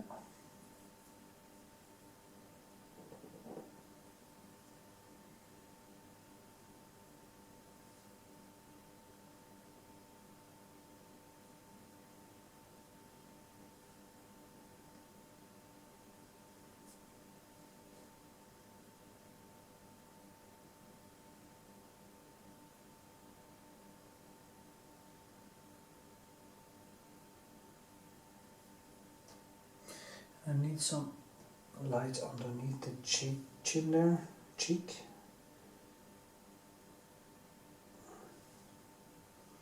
Because there are light coming from the torso and underneath like this. That is very important to kind of understand. If there wasn't a light there, then it kind of wouldn't be real, because there has to be a light here. And a tiny bit like this. And then I will increase that little thing there. Keep it down, because now I was almost fooled to believing it that is brighter than it actually is. And it isn't, so don't get fooled by the symbols in your head. So many symbols in my head. I mustn't be fooled by them.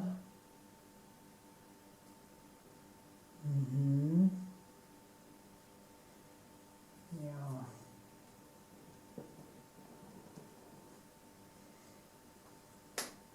Yeah, I think this could actually be as far as I go with this right now. Anyway, I'd probably go back, do some more, but I think this video is long enough now on the face.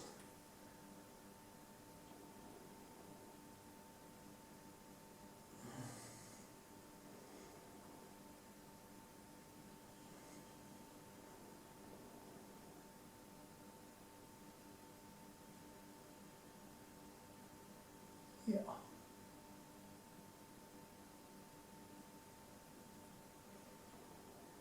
Maybe she's a little bit, maybe it should be a little bit thinner in the face. Can be, but that is not much.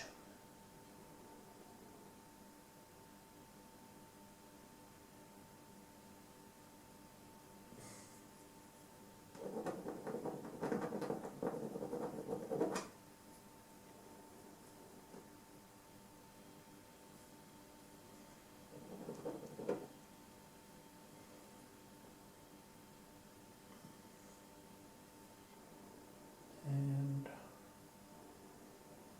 darker.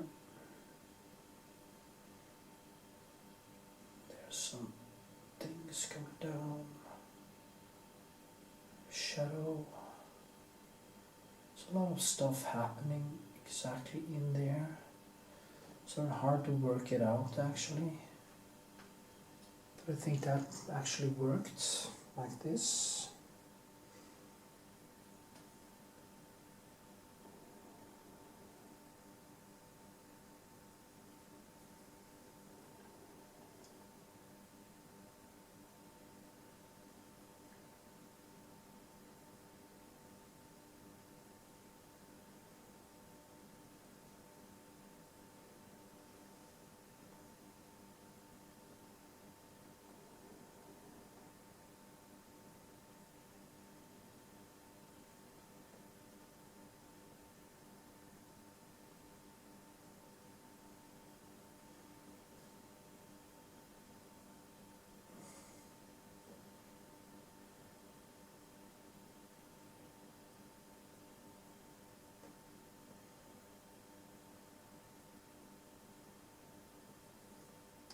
just a tiny bit.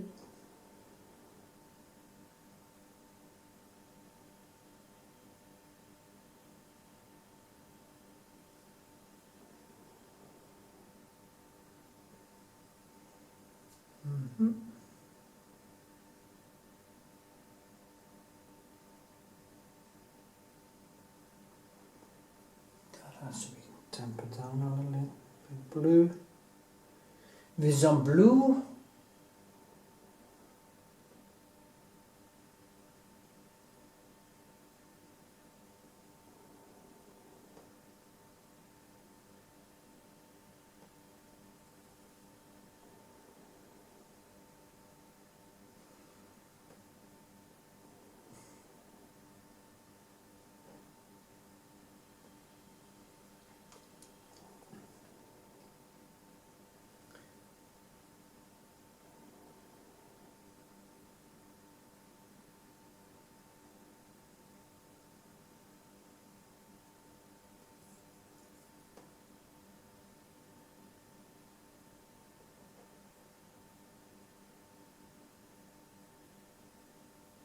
So.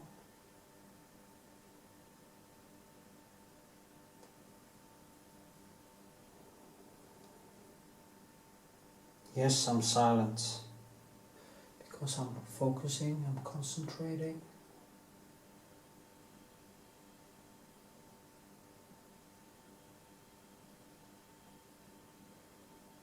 And boom. I do think this came out okay.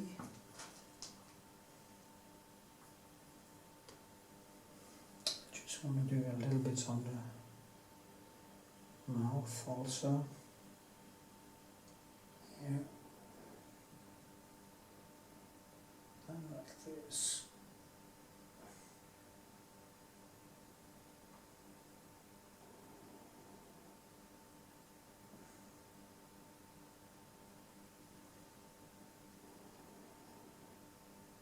Yeah, I do think this should do, at least for this video. And now we'll keep on painting for a while and then just see what happens.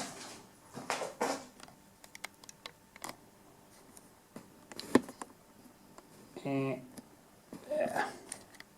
It's very different in the hues actually. But just have to live with it.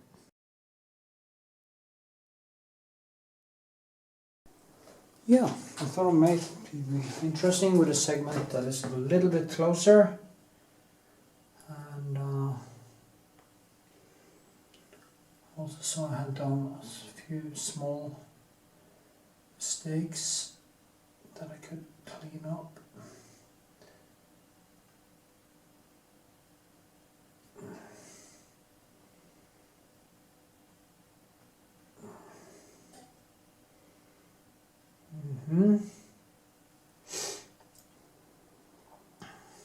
It's really heartbreaking.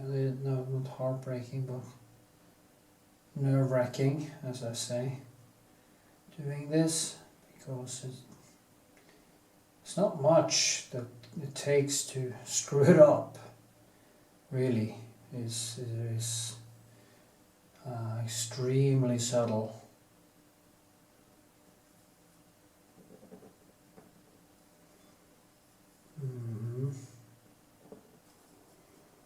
And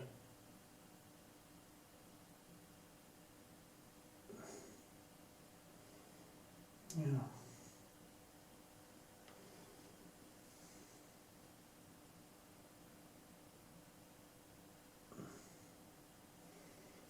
See now, this one goes kind of down like that.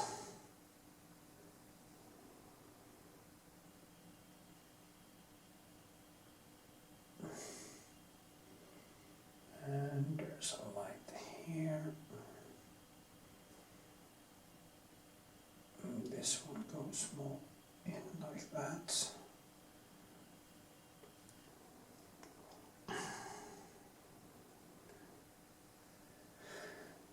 And this one like this, and there's a quite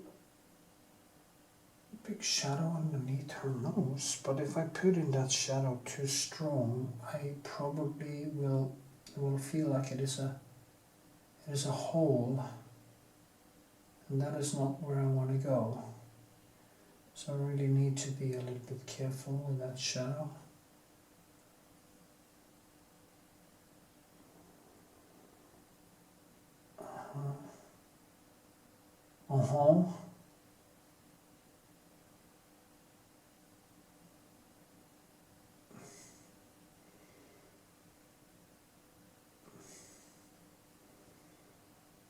And here.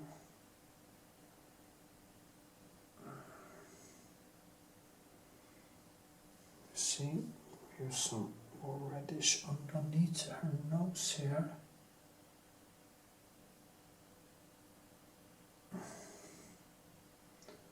So here. So that was more her nose. Or my nose, maybe. I mean, she has my face, so. Well, her mother actually, me and her mother kind of have the same face. So, or we look a little bit like each other. I think it was a genetic match. Sometimes I regret that I didn't pick up with her mother, but it's too late now, because she was really my type, you know.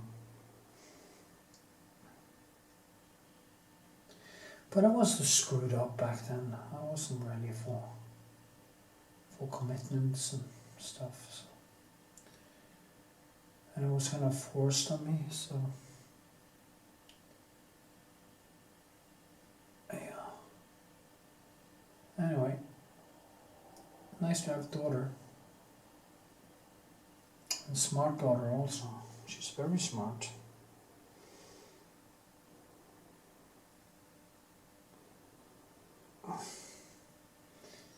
My devil child, as I call her. She's a warrior, like me.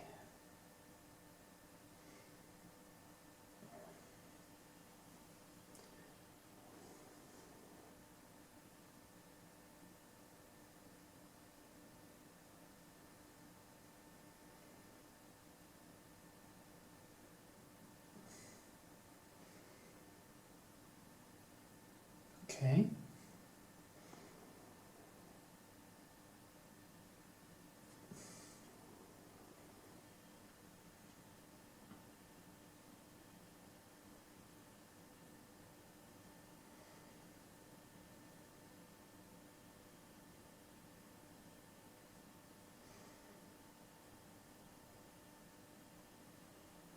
Yeah, I think this will do it. Kinda. Let's show you a little thing I just saw. That is the thing with me. When I paint, I kind of keep moving stuff around until they are placed in the right spots. And that gives my paintings a little bit more natural paintedness, I think.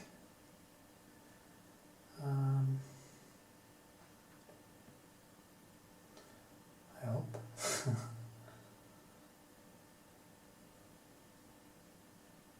Okay. See new things all the time. Small neon, small things that I have to move. Like this is longer down. And I only saw that because I changed this and I saw the distance between here and there was longer. So that is the stuff I struggle with. Things that people wouldn't actually know. But I know, and that's enough. It's all about me. Me. And you can see this one too is basically totally wrong because it should come out here. So I also have to remove that one.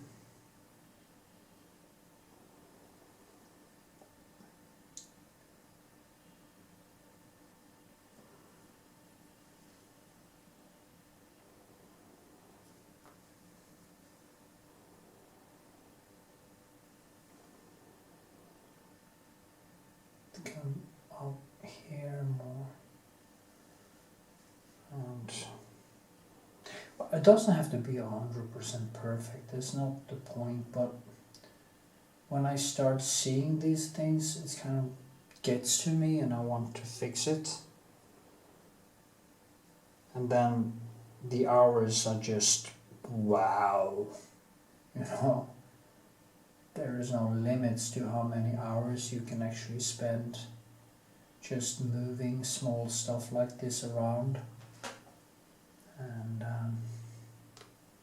sometimes you have to ask yourself if it's necessary.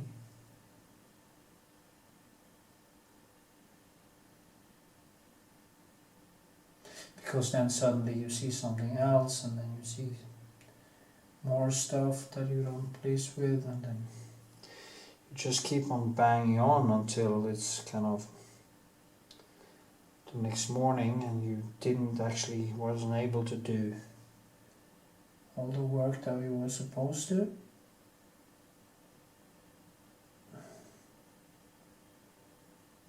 Just do like this, shake it up a little bit, use my blue black and some raw umber to kind of make it a little bit neutral.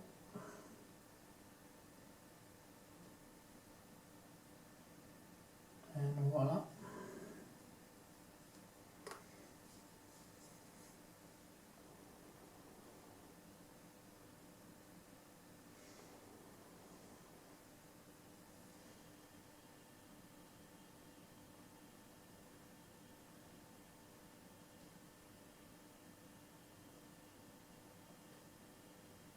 This was a little bit closer to.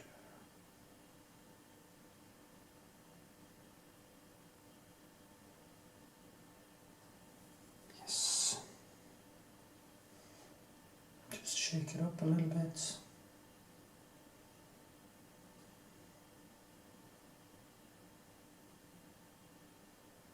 So.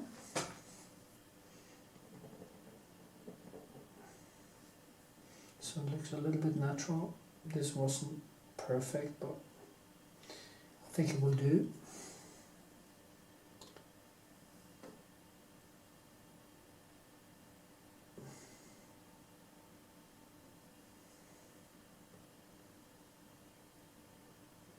Some light hairs coming out. So here, and there's that line there, must be.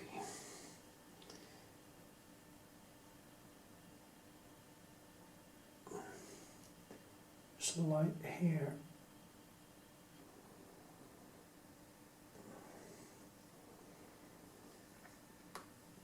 And that light actually kind of explains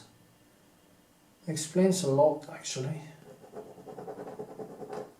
So, and when I'm done with this, I think I am done.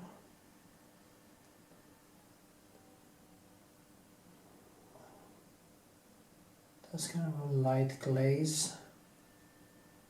And there's one here.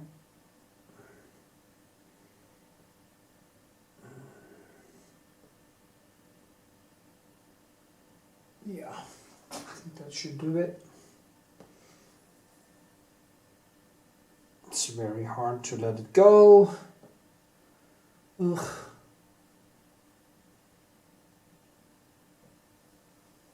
Is that nice? Say yeah.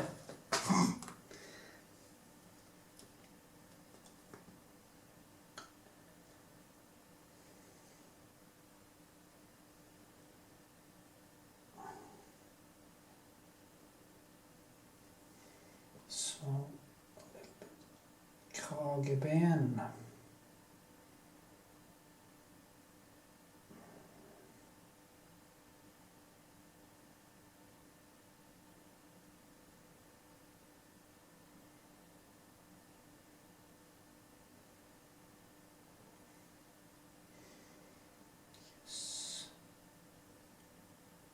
Ja.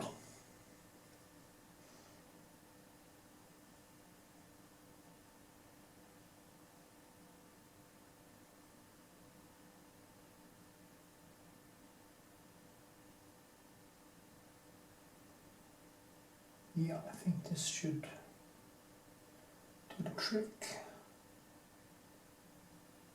for now.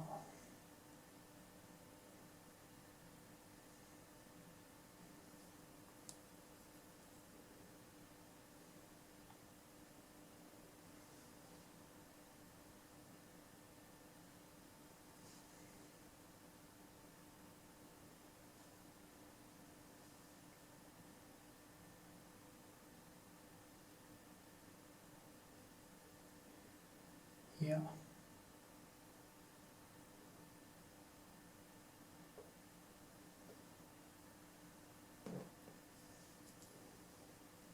Oh, I just can't tear myself from it.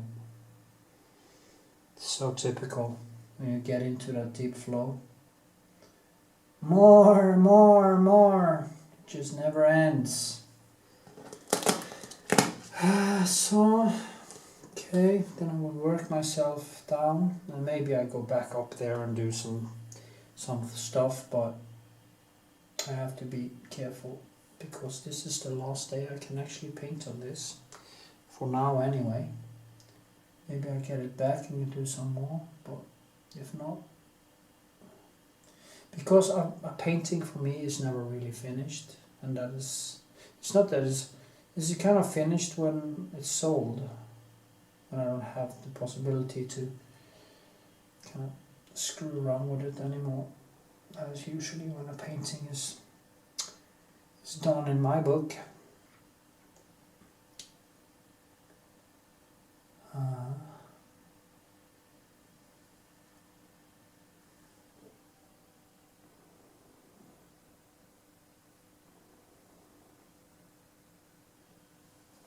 Yeah, okay. Enough! Yeah, just a little bit more. I just had to fix the lips a little bit. And I saw that I hadn't concentrated enough there. So I just wanna show you what I do. Just gonna add a little bit of oomph to this. So many small things happening here.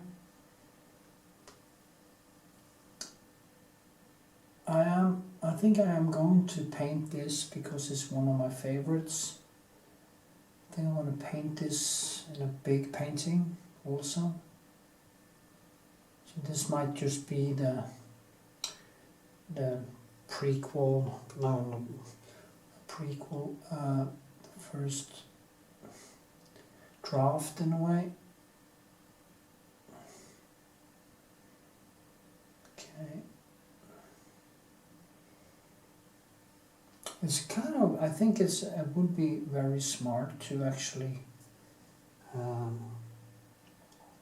make smaller versions of a painting before you actually go for the big ones, to kind of get to know the subject, get to know the thing, so you don't maybe do a little bit less mistakes in the next one.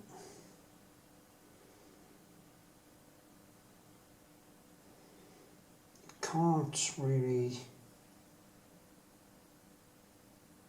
hope to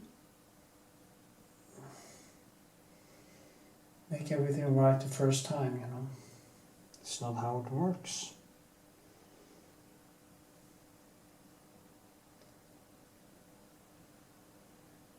Yeah.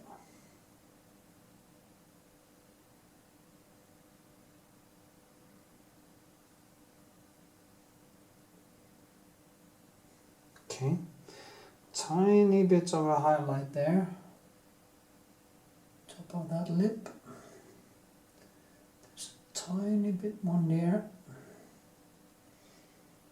and there's a blue one in here. Some blue highlights, blue and reddish highlights,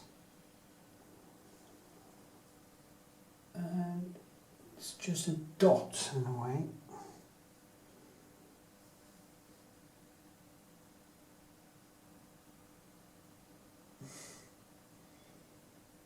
Yeah.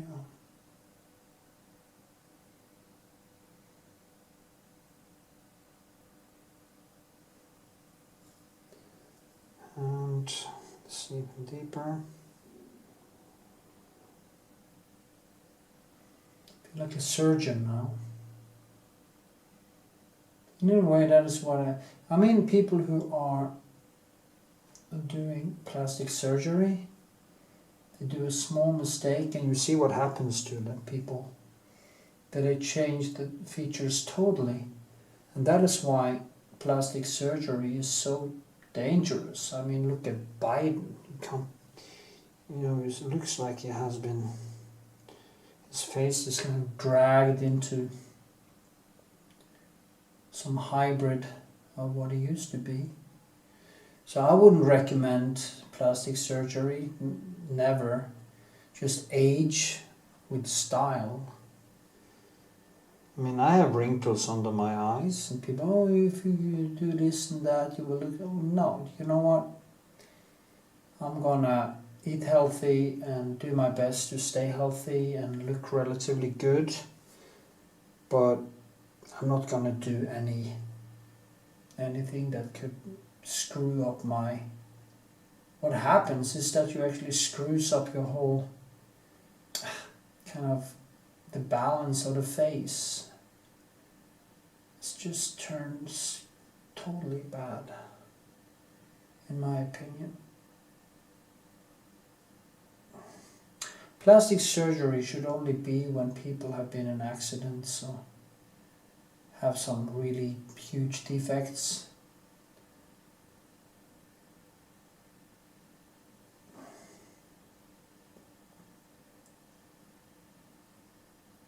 I mean, vanity is a good thing if you can actually put it to some purpose. Like that it can motivate you to stay healthy and stuff. And actually me and my daughter is talking about that because we are both very vain, actually. I'm a vain person and she is. But it also led us to be quite neurotic and even self-destructive in our pursuits of perfection. So one has to find that sweet spot where you become the master, not a slave. So yeah.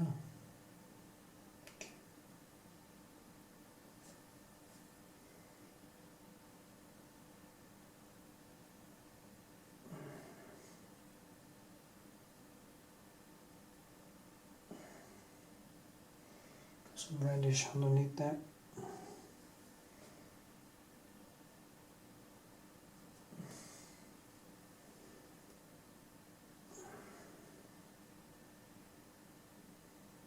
Oh, that was way too much. See what happened now?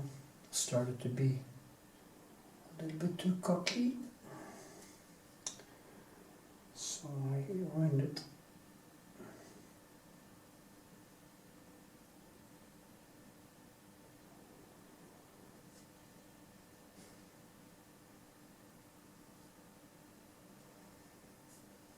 One has to be careful.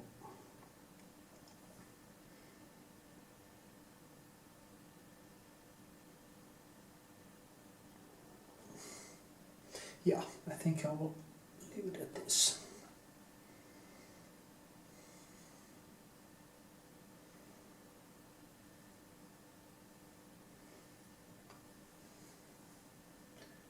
Tiny bit of a shadow underneath What's that? There's some tiny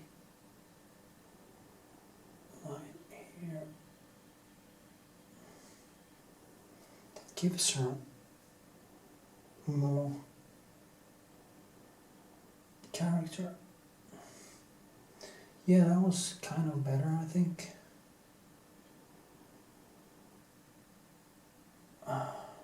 Oh, that was wrong.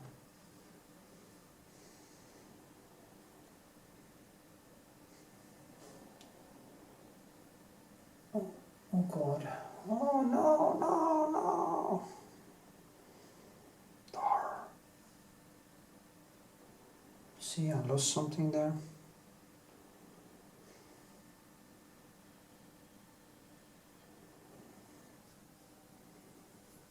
So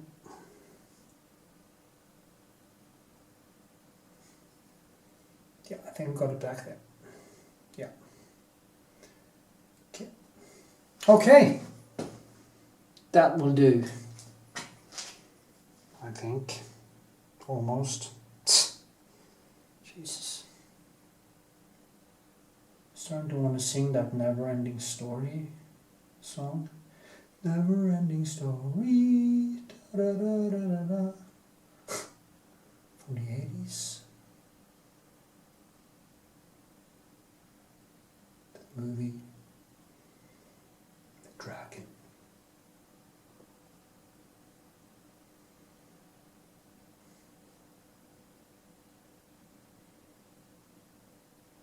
Yeah.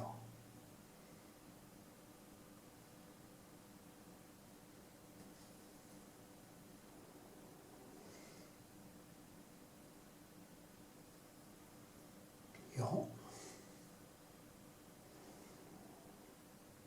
No wonder my videos are getting long, huh?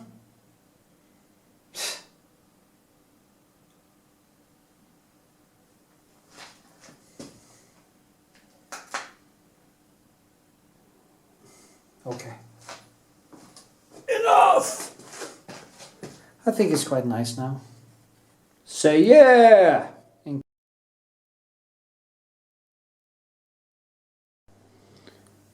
Okay, I'm gonna work a little bit on legs and stuff, and then I will move on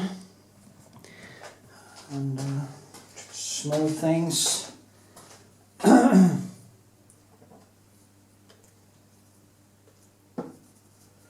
Need this thing to be a little bit better.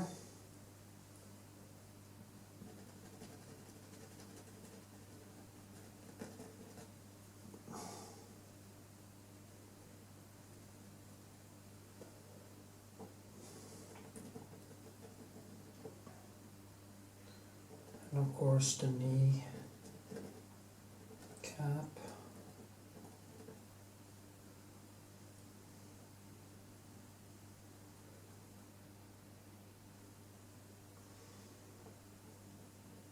This.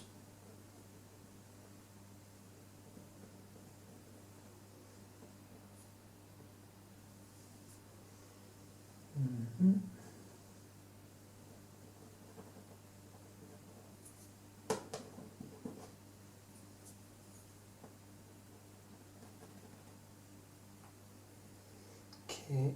Okay. So it's kind of many different colors here. Just need to kind of find the right hue, and then give it some shape and highlights. And I think it should be okay.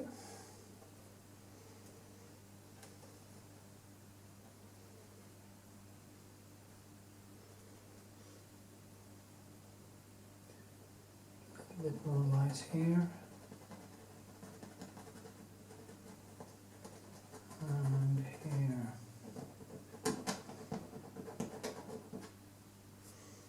Like this.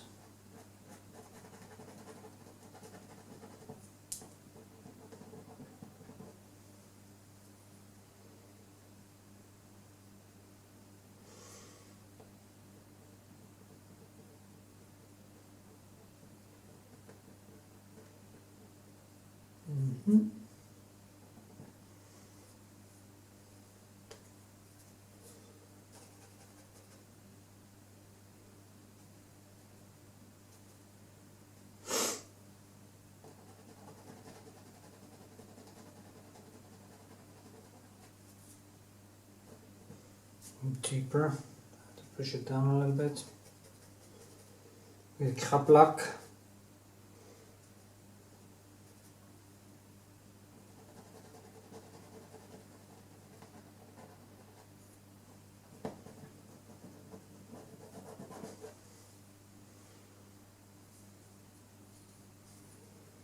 Okay, highlight there, like this.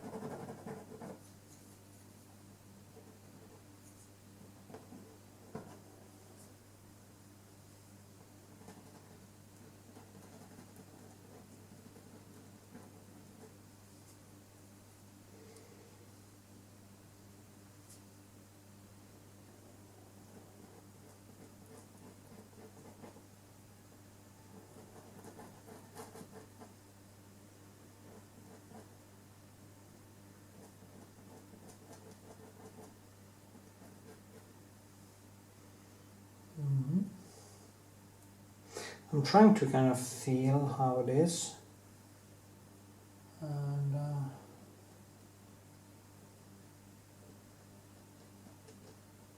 be a judge of how I'm doing.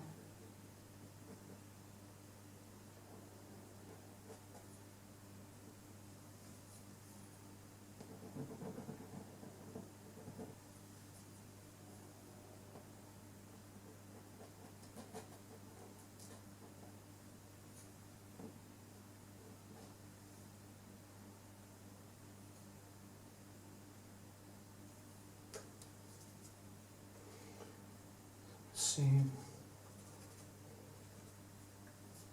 it's kind of it is a slow incremental process where one thing takes the other, and then I just keep on moving the goalpost, and that is kind of, that's a good expression actually, moving the goalpost, because it is actually what I'm doing. I remember when I was a younger kid, I always liked exercising or training, like martial arts and stuff like that, but I never been into jogging. I just couldn't stand it, you know, it was so boring, nothing happening. And I remember doing some jogging in school and stuff. I like actually running in the woods. I like that kind of running. But on a straight mark, you know, so I remember so well, you know, when I was running, and I always looked at the next pole or post to kind of motivate me to keep going. Okay, just one more, and I guess that is the goalpost, moving the goalpost and moving it further and further as you go. It's quite funny to think about actually. So I remember that now because of that expression, moving the goalpost.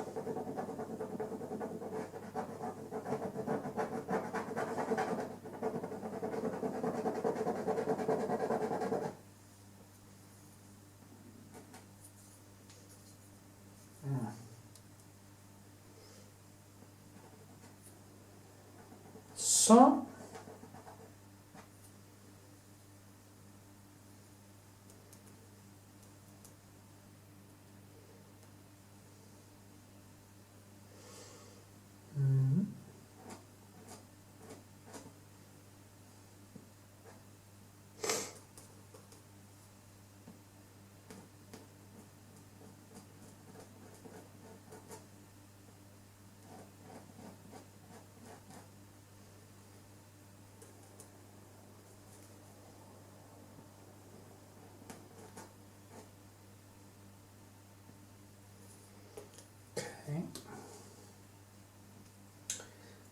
tiny bit more.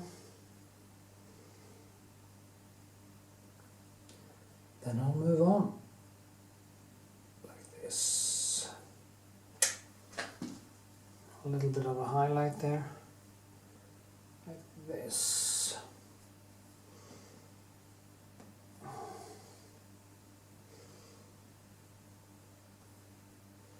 So, should be it.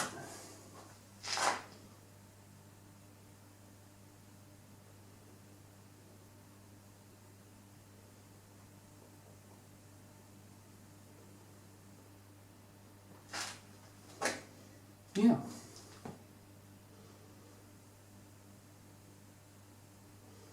So, okay. I think that will do. Of course, there are always small things you can do, but I think the point is, I think I have arrived at some level of skill.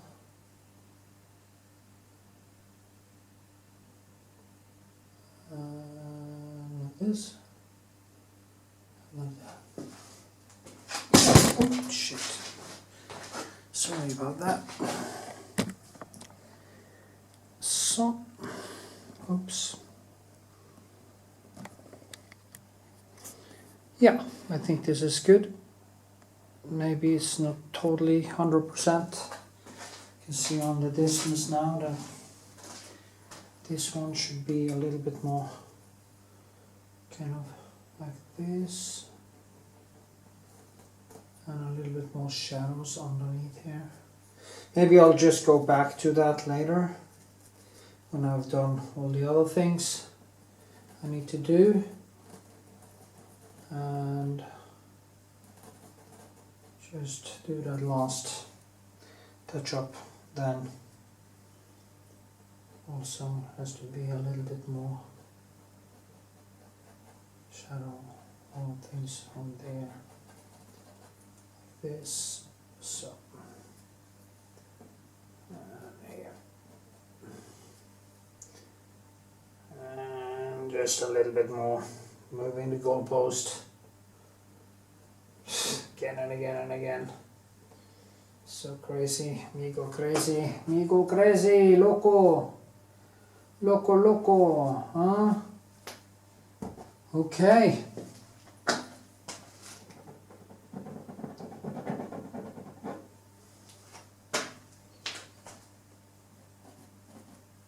So, no.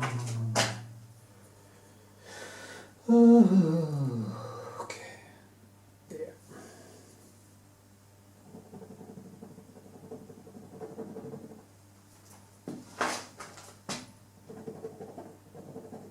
There's not a lot of things you can do. You just don't always have to use a brush. You can use the back of the brush, as you see.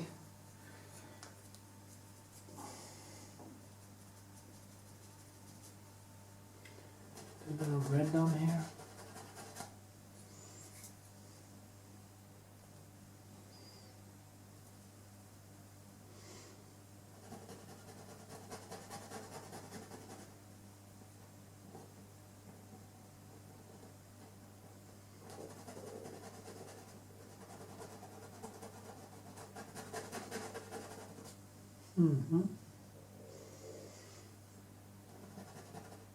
There's always something more. So yeah.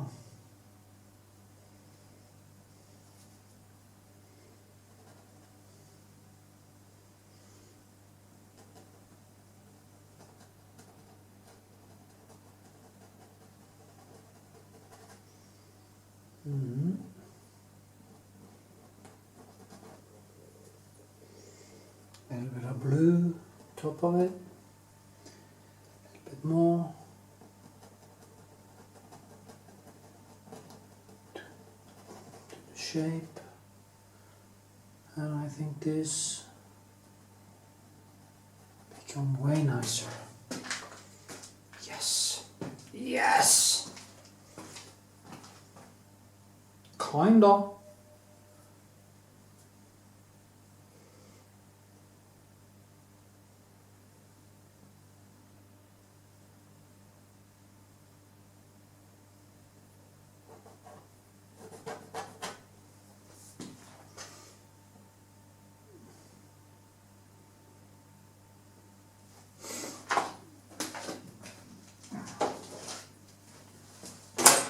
Okay, then I'll just do the whole thing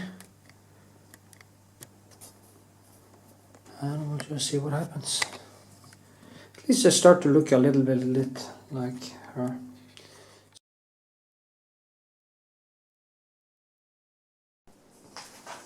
Okay, so we're going to do some all over tightening up painting. I start basically just with I'm going to start here, up here, and start with the dark places, and this will be like here. That is when some, a fair amount of paint is actually used in that process, because it's kind of a thicker thing.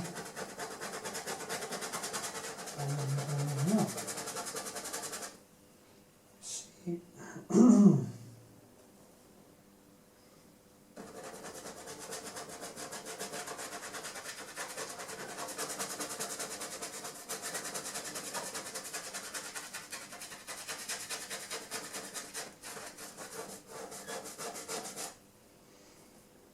Okay.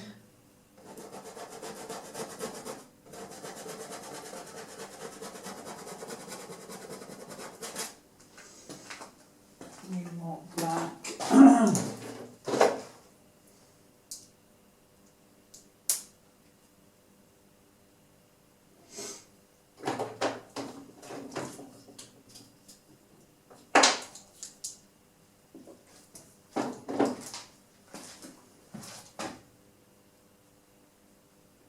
This is kind of just to tighten it up, so it's not so much noise in the background. I think that is quite important for the whole thing. That it is kind of a little bit of calm. It's not going to be so.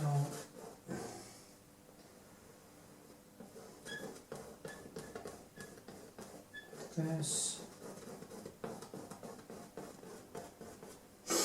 Also had to do something there and a little bit around, but yeah, it's not that much actually. A couple of hours and I will be done, I think, hopefully.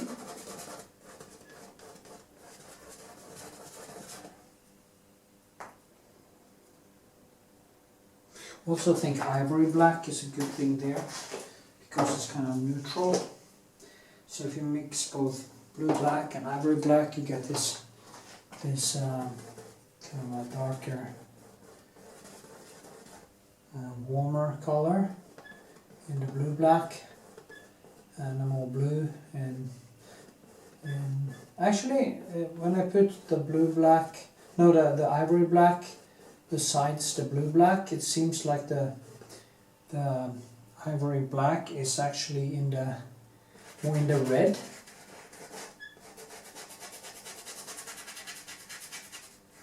So yeah, strange.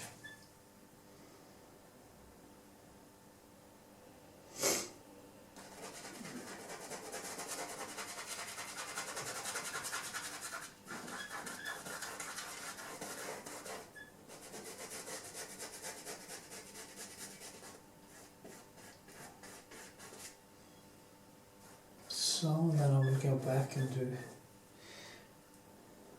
some of the white here. I've done that.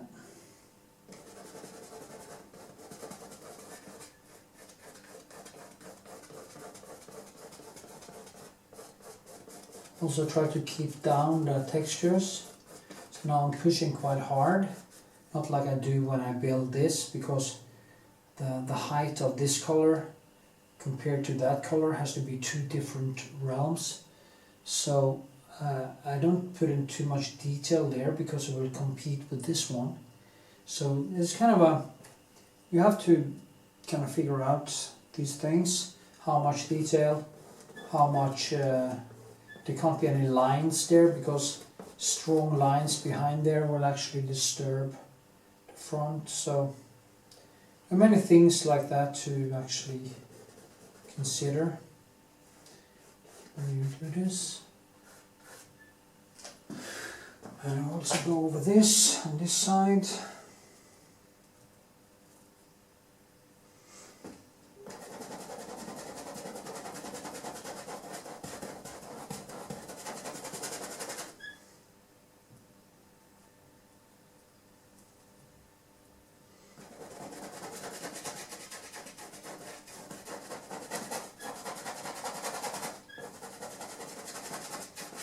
Well, I do think you get the point, so I'm just continue painting for a while, and then, well, 5 minutes, maybe that was a little stretch, maybe do 10 minutes so we can actually see what I'm doing.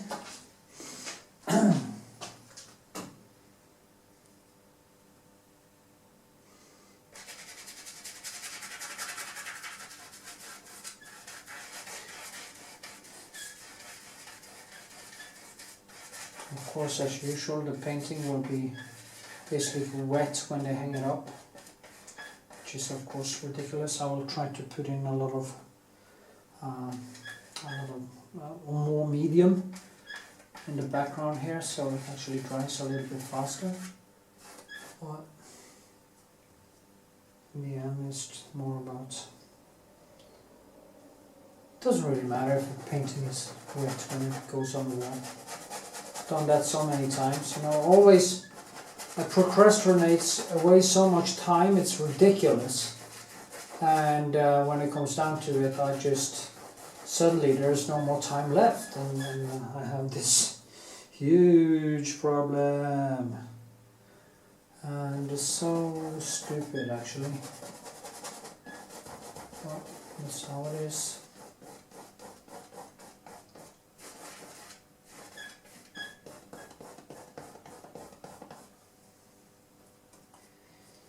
A cobalt there, I can see, and some, or maybe there was some greenish in there, some shine, some sort,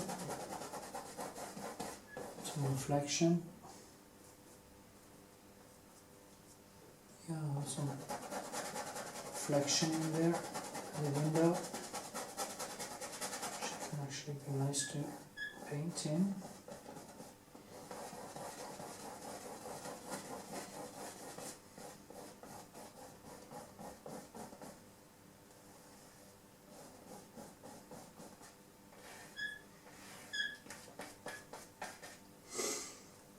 Okay, so I'll change my pencil, do some of this. That's a totally different hue. See now. This also has to be kept down, so and it's almost the same color. Just a little bit greener maybe, like this.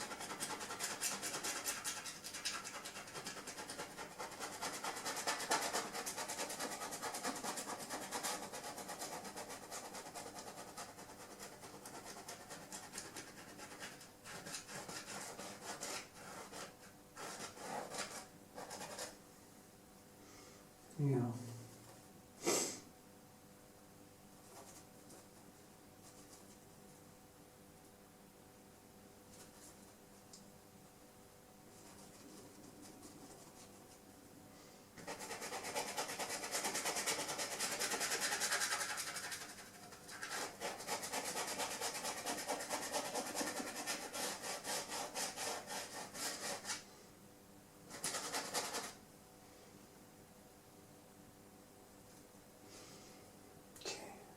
See now.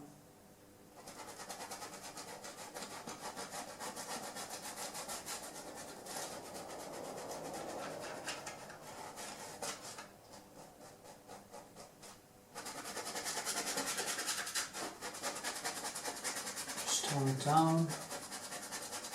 Remove the red. And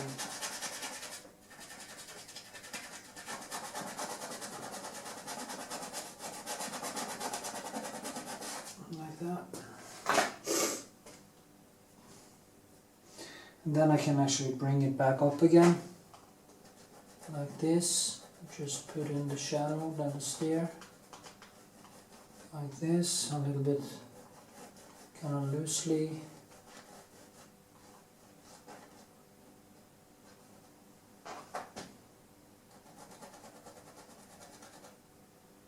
And that's actually the difference in hue.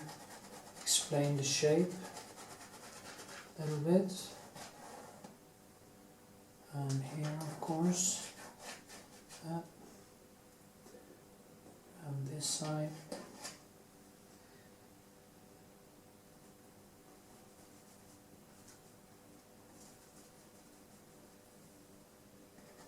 This. If you get it.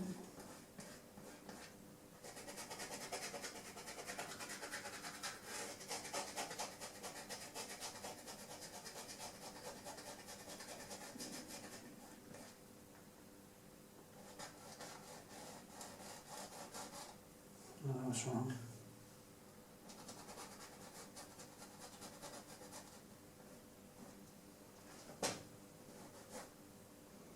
So a little bit more light here. So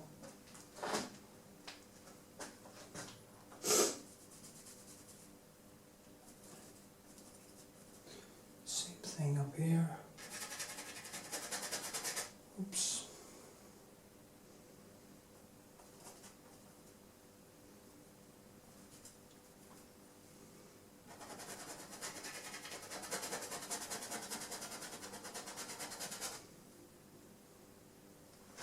The Cuba ultramarine, French ultramarine, which is the best color, I think.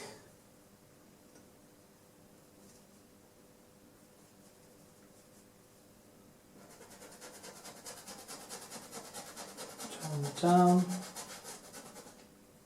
Bluish color, bluish here.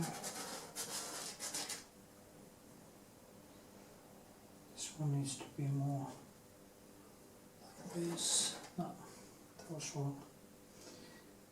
Need to be have a little bit more red, I think. No, a little bit more green. Yep.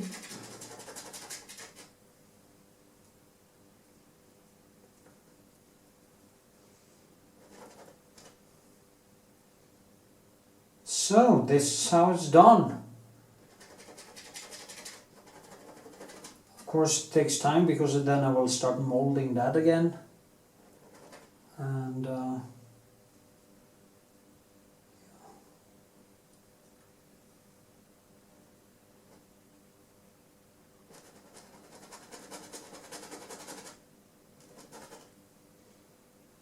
naval blue. Not that one. The Prussian blue.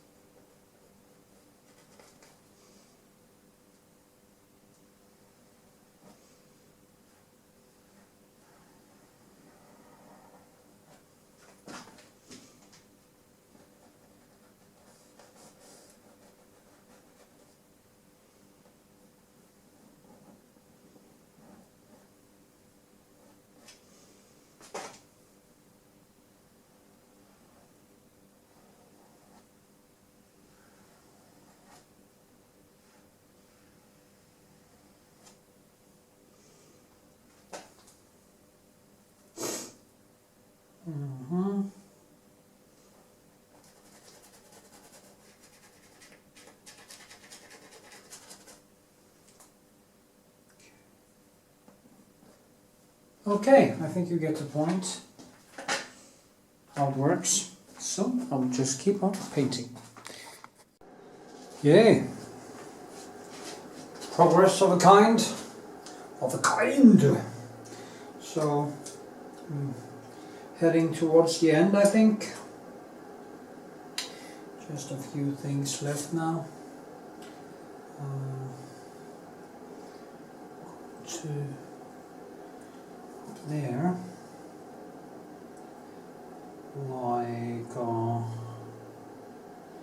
like this. Like here, need to go out a little bit like this. Here.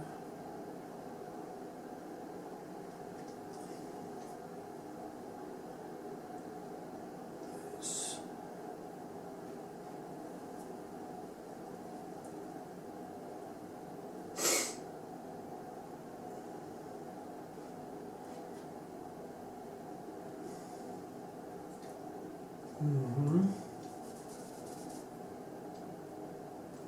You know, we could actually do this basically forever, because there's always another thing you can do, another layer, another brushstroke, whatever. It's always something more.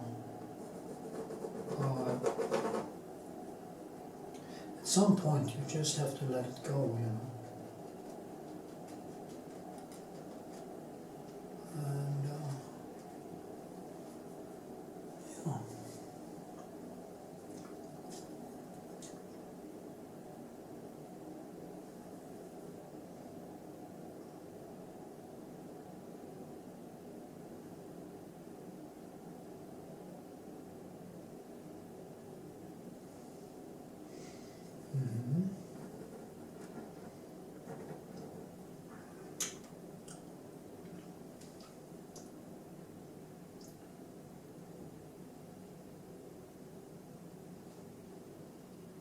Just to show how it kind of link it together a little bit.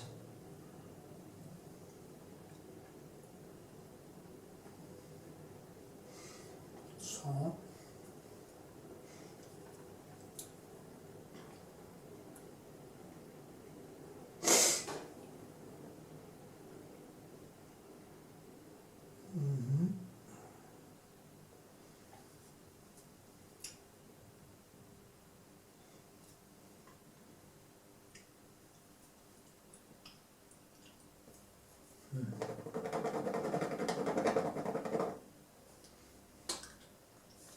Here's my glasses, I think. I do some of that. There is good things about having a little bit blurry vision, because the brushwork can be a little bit more spontaneous, but then again it can sometimes be a little bit too much. So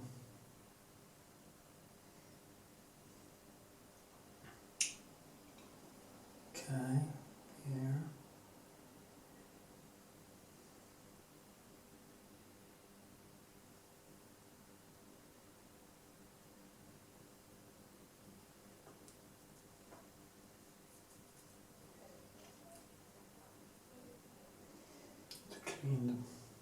That's what I do. I just I'm cleaning my pencil that way. So.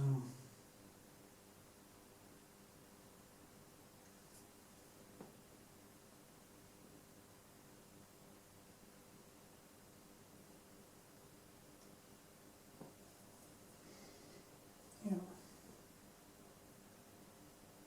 That's good. Kind of blurring the lines a little bit.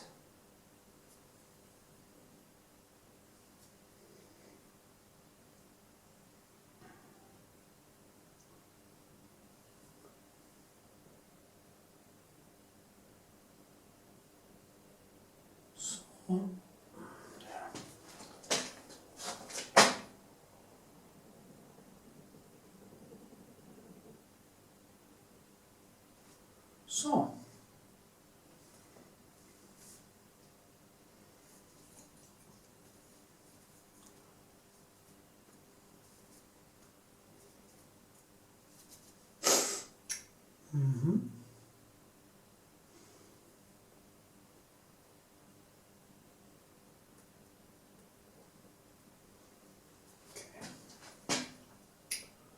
see.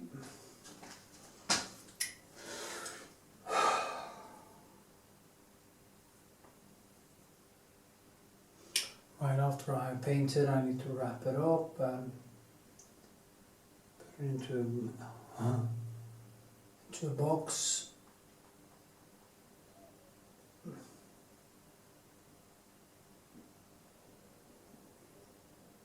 Mm-hmm.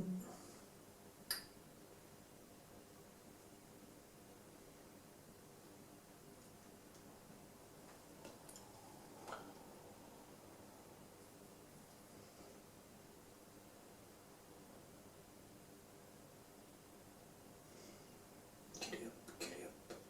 Okay.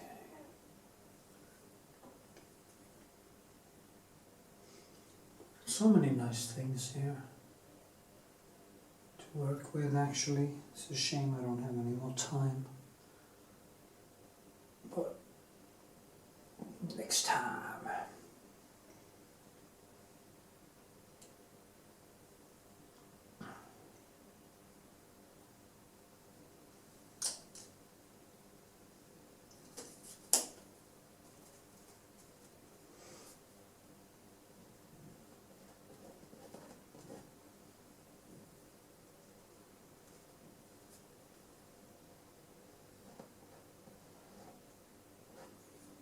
Mm-hmm.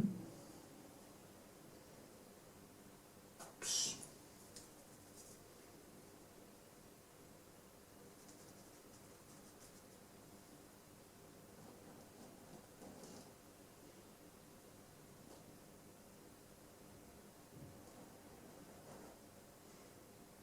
So a little one there.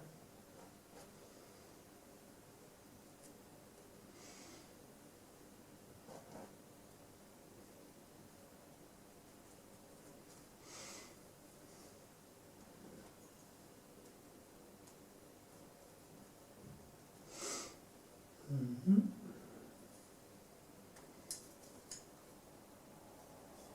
And this one out suddenly. Even it out a little bit.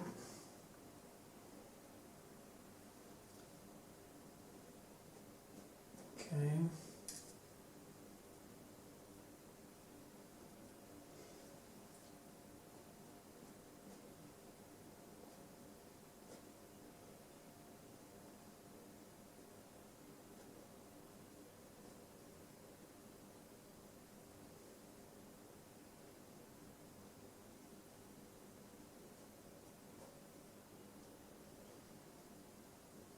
Okay.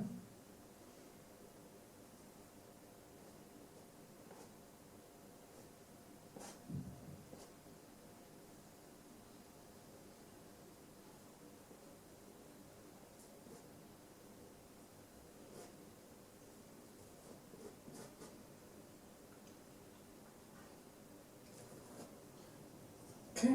So.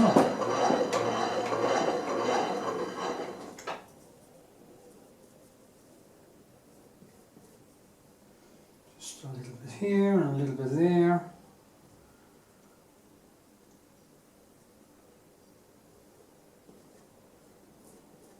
Love that one. It has some nice brushwork. Get it to live a little bit more.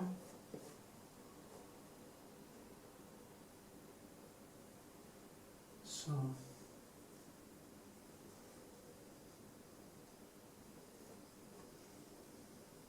Mm-hmm.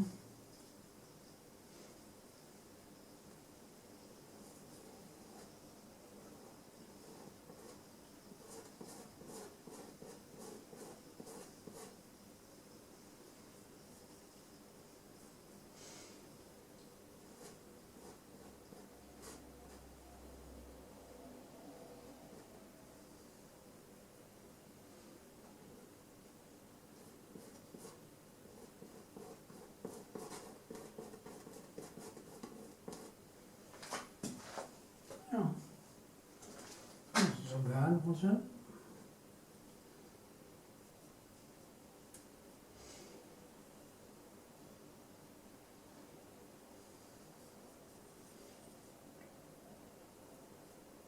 very important to hold the brush a little bit light there.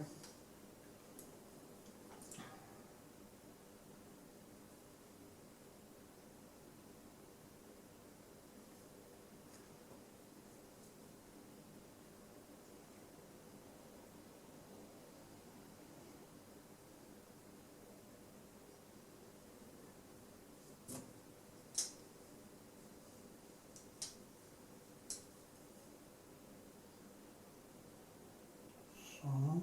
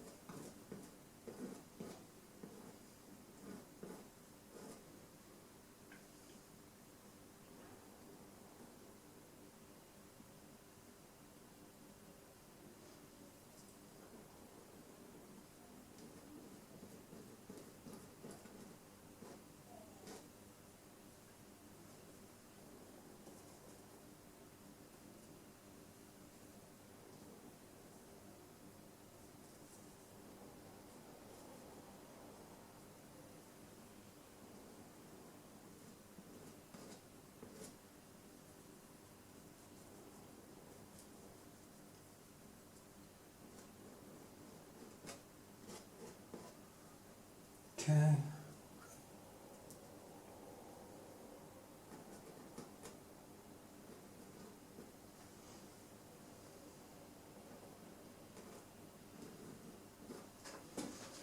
So I kind of have to keep it down the same as I give it a little bit of a oomph, but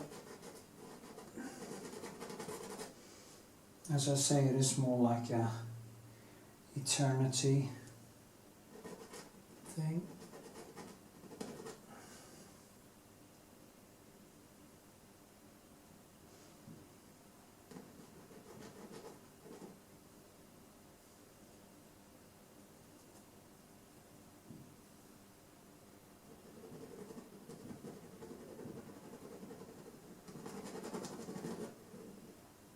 So.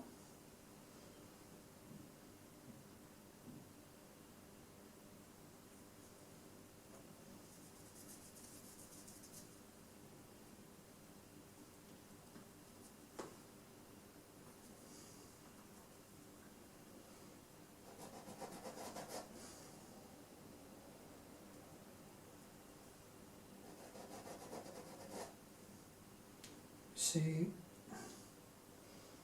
black.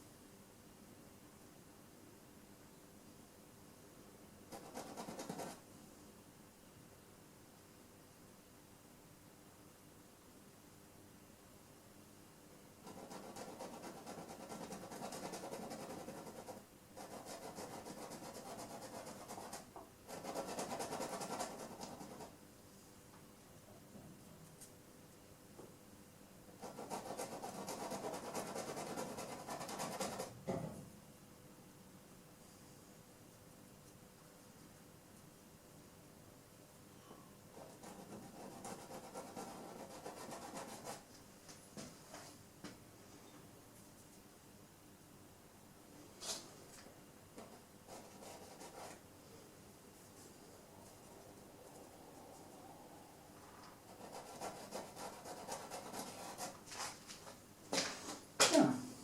Oomph. Okay.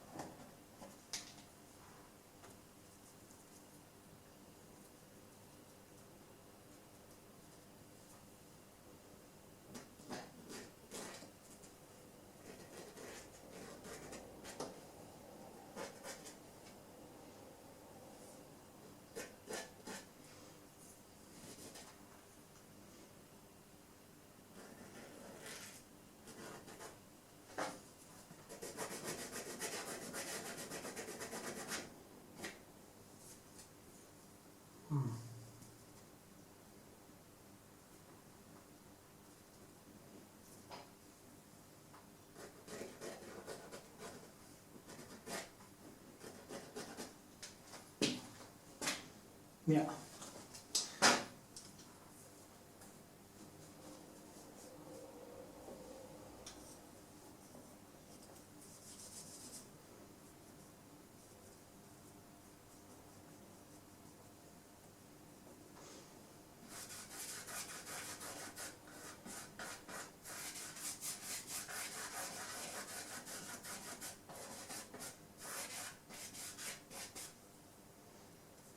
So, zimzalabim.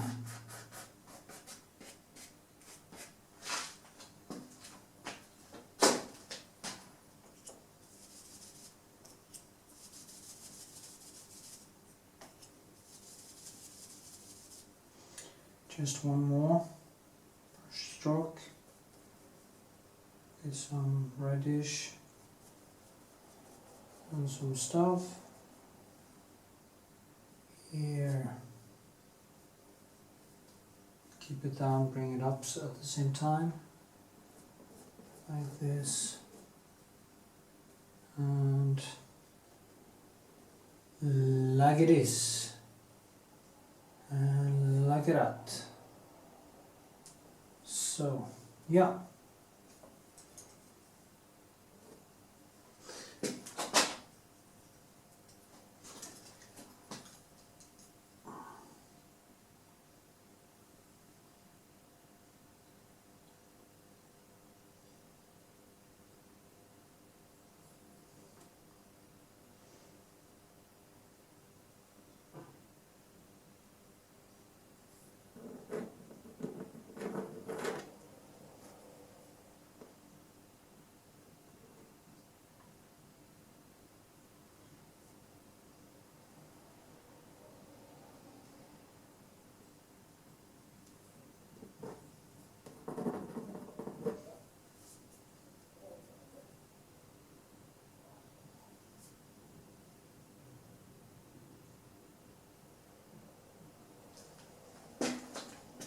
Yeah.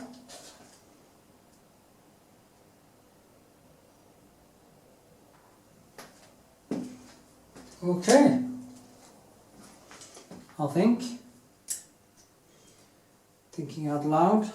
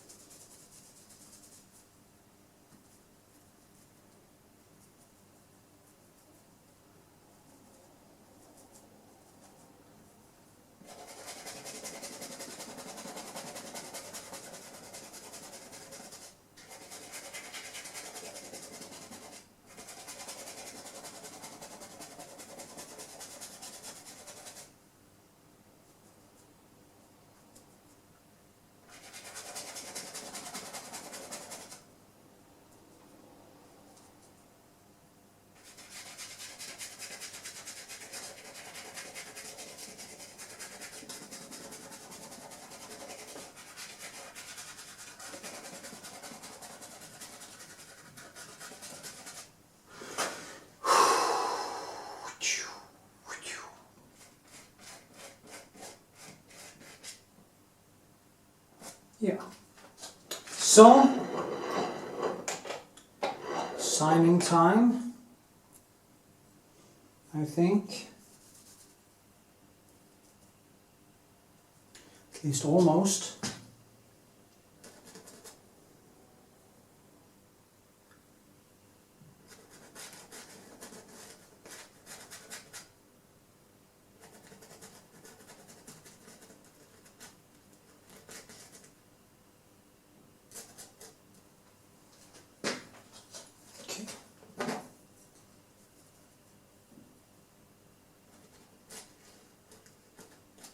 So,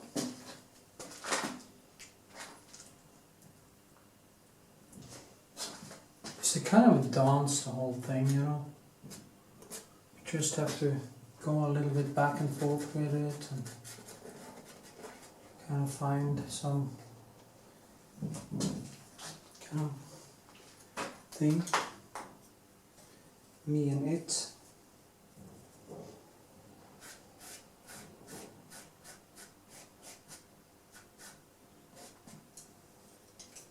So, signing FN thing. I usually do that here. Sign it Knut. Can you actually see that?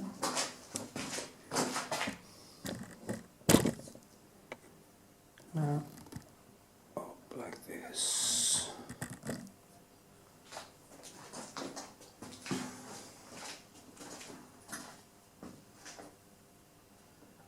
Okay.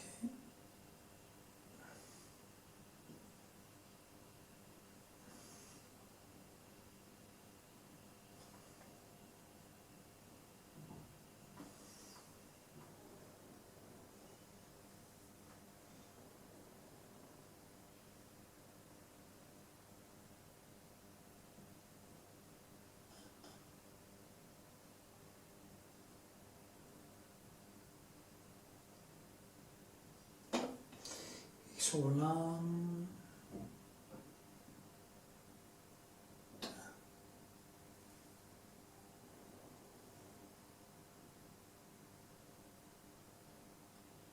Twenty 021.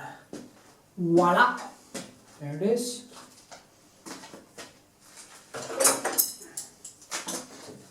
One painting done. 5 to go. Oh my.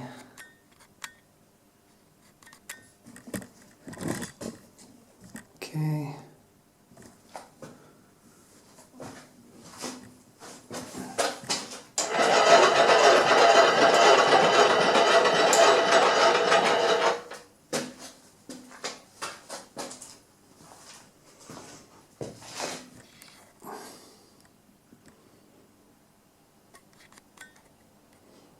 Okay, just gonna so here it is, one painting done. Quite nice, if I should say it myself. And I'm gonna put the frame on and show you the painting. So with this, let's see.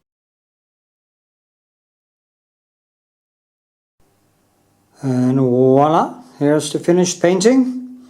I hope you find the whole tutorial interesting, and yeah, so this is how it turned out. I think it became quite nice, to be honest, despite the time problems I have had with it. Textures are nice, everything is quite in place, and it kind of became subtle, little sweet piece of art. Maybe I should go closer and show you some of the textures at the same time. But anyway, so you see here. Now I hope you enjoy, and maybe you got something out of it. Different segments for everyone. So with this, hope you give a thumbs up, leave a comment, go to my Patreon and check out my Patreon and support my work if you like to. There's a Patreon giveaway every month, so if you want to get your hands on a small painting, you can do that by adding in $5, and if you do 15, I will personally interact with you online, and both in webcam and everything, and teach you how to paint. So with this, see you. Okay, my friends, fellow artists, fellow human beings, here you can see some of the textures and brushwork. Yeah, I hope you like it and like the video. If you'd like to support my channel, support my artwork, and yeah, just support me, you can go to Patreon and sign up for $1 or $15 or whatever you want to contribute with. If you want me to teach you how to paint, that is the way to go. I will Skype with you, I will help you, and I will, yeah, basically help you to become a better painter. So hope to see you there. It's also important that you share on social media, and you find all the links you need to find in description. So go check it out.